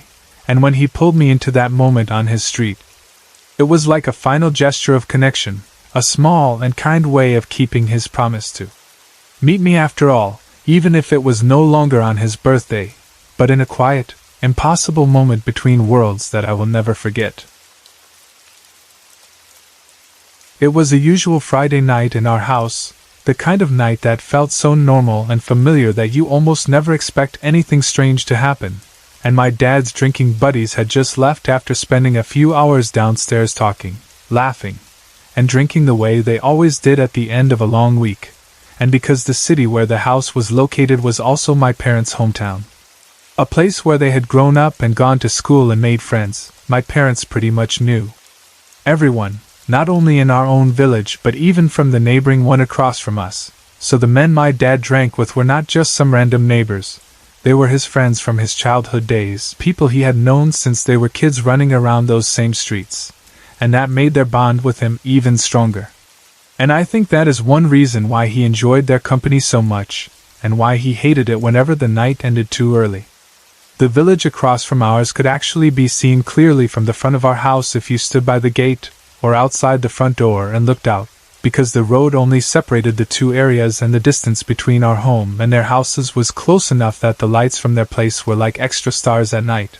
So when my dad watched them leave and knew they were going to continue drinking there, he suddenly had this strong urge to follow them, not ready for the night to be over yet, and he decided that he wanted to go after them and join them in the other village, even though he had already been drinking and it was not really safe to travel on a motorcycle in that condition.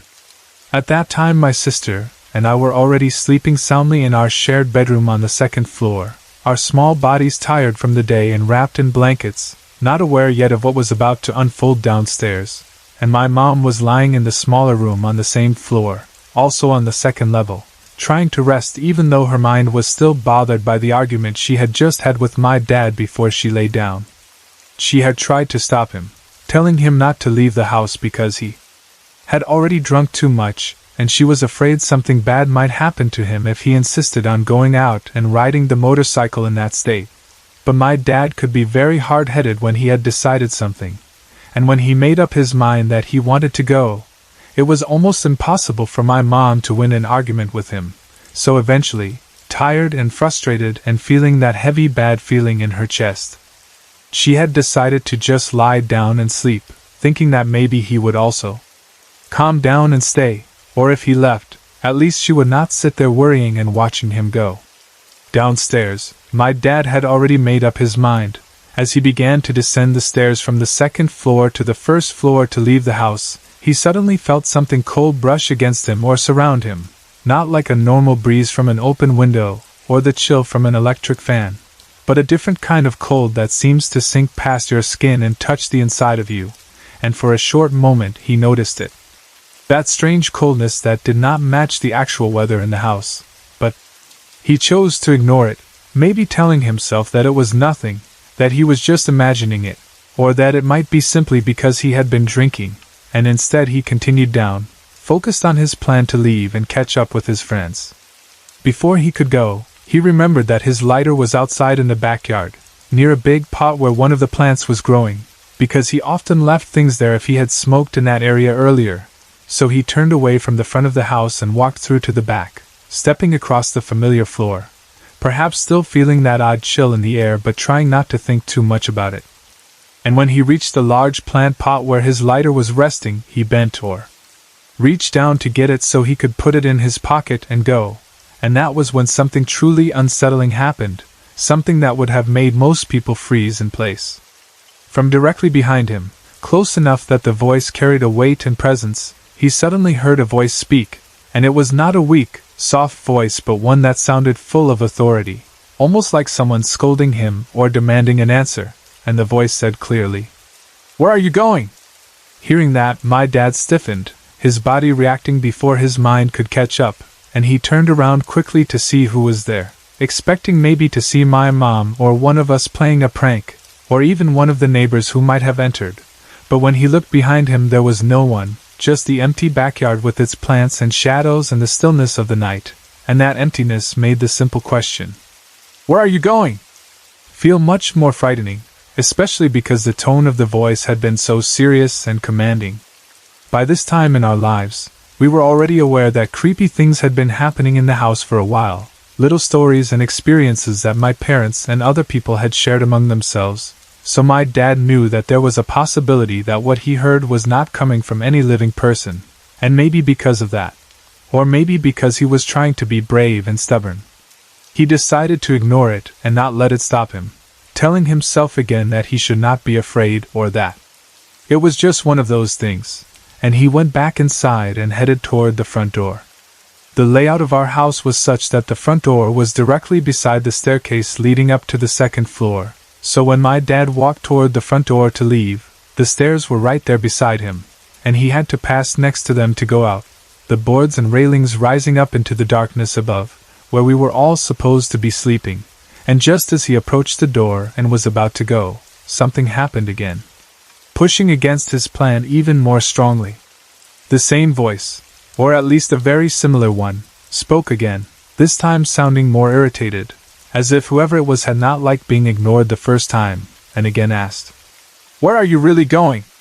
The way the question was asked, with that slightly sharper tone, made it feel as though the speaker was not just casually curious but truly questioning him, maybe even warning him, and that was the moment when my dad felt his stubbornness start to break and his fear rise. He looked toward the staircase immediately, because the sound seemed to be coming from that direction, and he called out, "Ma!" thinking that maybe, after all, it really was my mom, that she might have gotten up from bed, followed him quietly, and was now standing somewhere on the stairs where he could not see her properly yet. He kept calling her, "Ma, is that you?" as he moved closer to the staircase and began to climb back up. His voice probably a mixture of confusion and fear, because part of him wanted it to be her, just so that there would be a simple explanation for the voice, and part of him already knew from the feeling in his chest that something about this situation was not normal. He climbed step by step until he reached their bedroom, pushing the door open or entering the room, and what he saw there made it clear that the voice he heard below was not my mom's at all, because she was lying on the bed, sleeping soundly and deeply, her breathing steady, her body in a position that showed she had not gotten up recently, and she only woke up when my dad jumped onto the bed in a panic and shook or called her with urgency, trying to wake her and ask her if it was her who had spoken downstairs. She opened her eyes, confused, and asked him what was wrong, and he asked her directly if she had gone downstairs and asked him where he was going, and she told him no, that she had not left the bed at all, and she reminded him that he had told her earlier that he wanted to leave and go to the other village, and she had begged him not to because he was drunk, but when he refused to listen she had simply gone to sleep, frustrated and worried. When he told her what had happened, the cold feeling on the stairs, the voice behind him in the backyard asking, "Where are you going?" and then the second, more irritated question at the front door, "Where are you really going?" My mom listened carefully and believed him, because she already knew the kinds of things that happened in that house and she trusted that he would not invent something like that, especially when he looked so shaken and had run back upstairs instead of leaving, which he normally would not do. She even said something like, "See? Even the spirits know it's not safe for you to leave." Almost as if she saw the voice as a kind of protection rather than just a random haunting, A warning from something unseen that cared enough or was strong enough to stop my dad from going out drunk on his motorcycle that night and possibly getting into an accident. And after that conversation, with both of them feeling a mix of fear, relief, and unease, they decided not to talk about it anymore in that moment, and they tried to sleep. And my dad stayed in the house instead of going after his friends, which may have been exactly what that voice wanted him to do. For a long time, they did not tell us this story, maybe to avoid scaring us while we were still living there, and they only shared it with us later, after we had moved to a different house, when the memory was no longer as close and the danger had passed.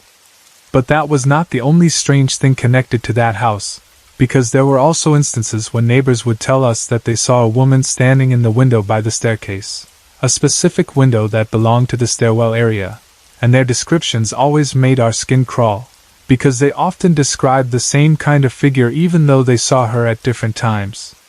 One time, a classmate of mine, who happened to live about 2 blocks away from our house, approached me and casually asked if my mom had been at home on a certain day, and I answered that she had not, because on that particular day she had been out, either at work or doing errands.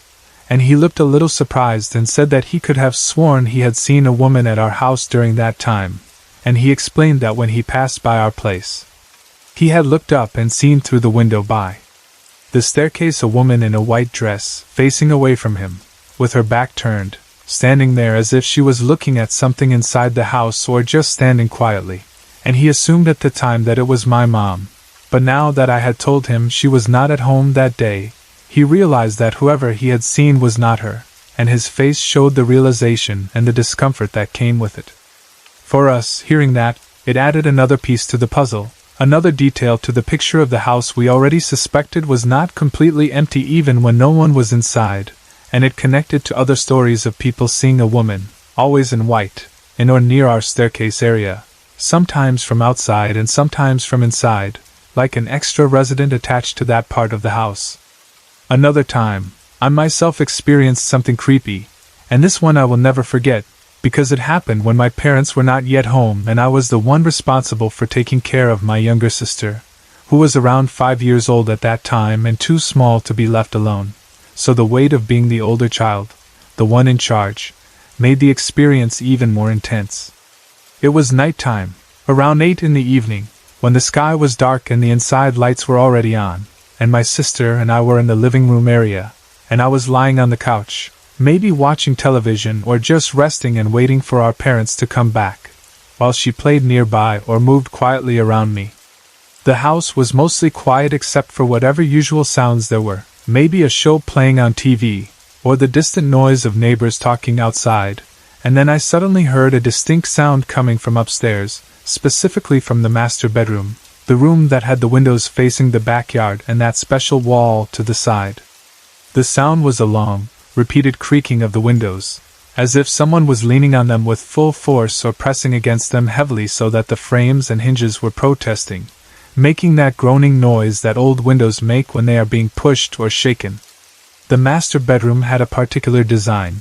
One of its windows faced the backyard and could catch the outside light and air, while on its left side there was a wall that, if you leaned over or peeked from it, allowed you to see below into the whole living area downstairs, so anyone standing by that wall or that part of the window could look down and observe the living room where I was lying on the couch at that moment. As soon as I heard the windows creak, my instant reaction was to look up in the direction of that room and think, "Did I forget to lock the windows?" Because we had a habit of making sure they were closed properly whenever we were done using the room, especially as night fell, to avoid any intruders or animals coming in from outside, and the sound of something pushing hard against the windows made me worry that maybe someone was trying to get in or that the wind was too strong, even though the night air did not feel stormy. We had this routine of hanging out in the master bedroom every afternoon when the sun was going down, sitting or lying there and watching the sky change color through the windows as evening approached, talking or just enjoying the coolness of the air, and that made the room feel familiar and special. Almost like a little viewing deck for sunsets. But on that particular day I clearly remembered that I had not gone into that room at all, not even once, and I had not opened the windows, so there was no reason for them to be moving like that. The creaking continued for a couple of minutes, on and off, and it was not a gentle sound but something more like the steady rhythm of weight pushing and releasing, and every time I looked up toward the source of the noise, trying to see if maybe someone was there or if something obvious was causing it, the sound would stop, as if whoever or whatever was making it did not want to be watched or caught in the act. Then, when I felt that nothing was moving anymore and I started to relax and lay my head back down on the couch, trying to rest and perhaps focus on the television again, the creaking would start up all over again, loud and insistent, and this pattern repeated itself. I would look up, the sound would stop. I would lie down and look away, the sound would begin. Like some kind of game someone unseen was playing with me, testing my nerves. Knowing that I was alone with my little sister, and that I was trying to act brave. It went on long enough to make me feel tense and exhausted, because every new creak sent a small jolt of adrenaline through my body, and I kept debating with myself whether I should go upstairs and check the room, risking seeing something I did not want to see, or whether I should stay put and pretend nothing was happening, telling myself that as long as we stayed downstairs we were safe. In the end, I grew tired, both physically and mentally, of the back and forth of looking up and hearing nothing, lying down and hearing that creaking again, and I must have reached a point where my body was too exhausted to react anymore, because I eventually stopped noticing when exactly the sound finally came to a rest, and the house became quiet again. Even though nothing else happened that night, the memory of that sound, and the feeling that something was deliberately making noise only when I was not looking, stayed with me, another thread in the long, unsettling fabric of experiences we had in that house. And when I combine it with my dad's story about the voice stopping him from leaving, and my classmate's story about the woman in white at the staircase window, it becomes hard to deny that there was more living in that place than just us.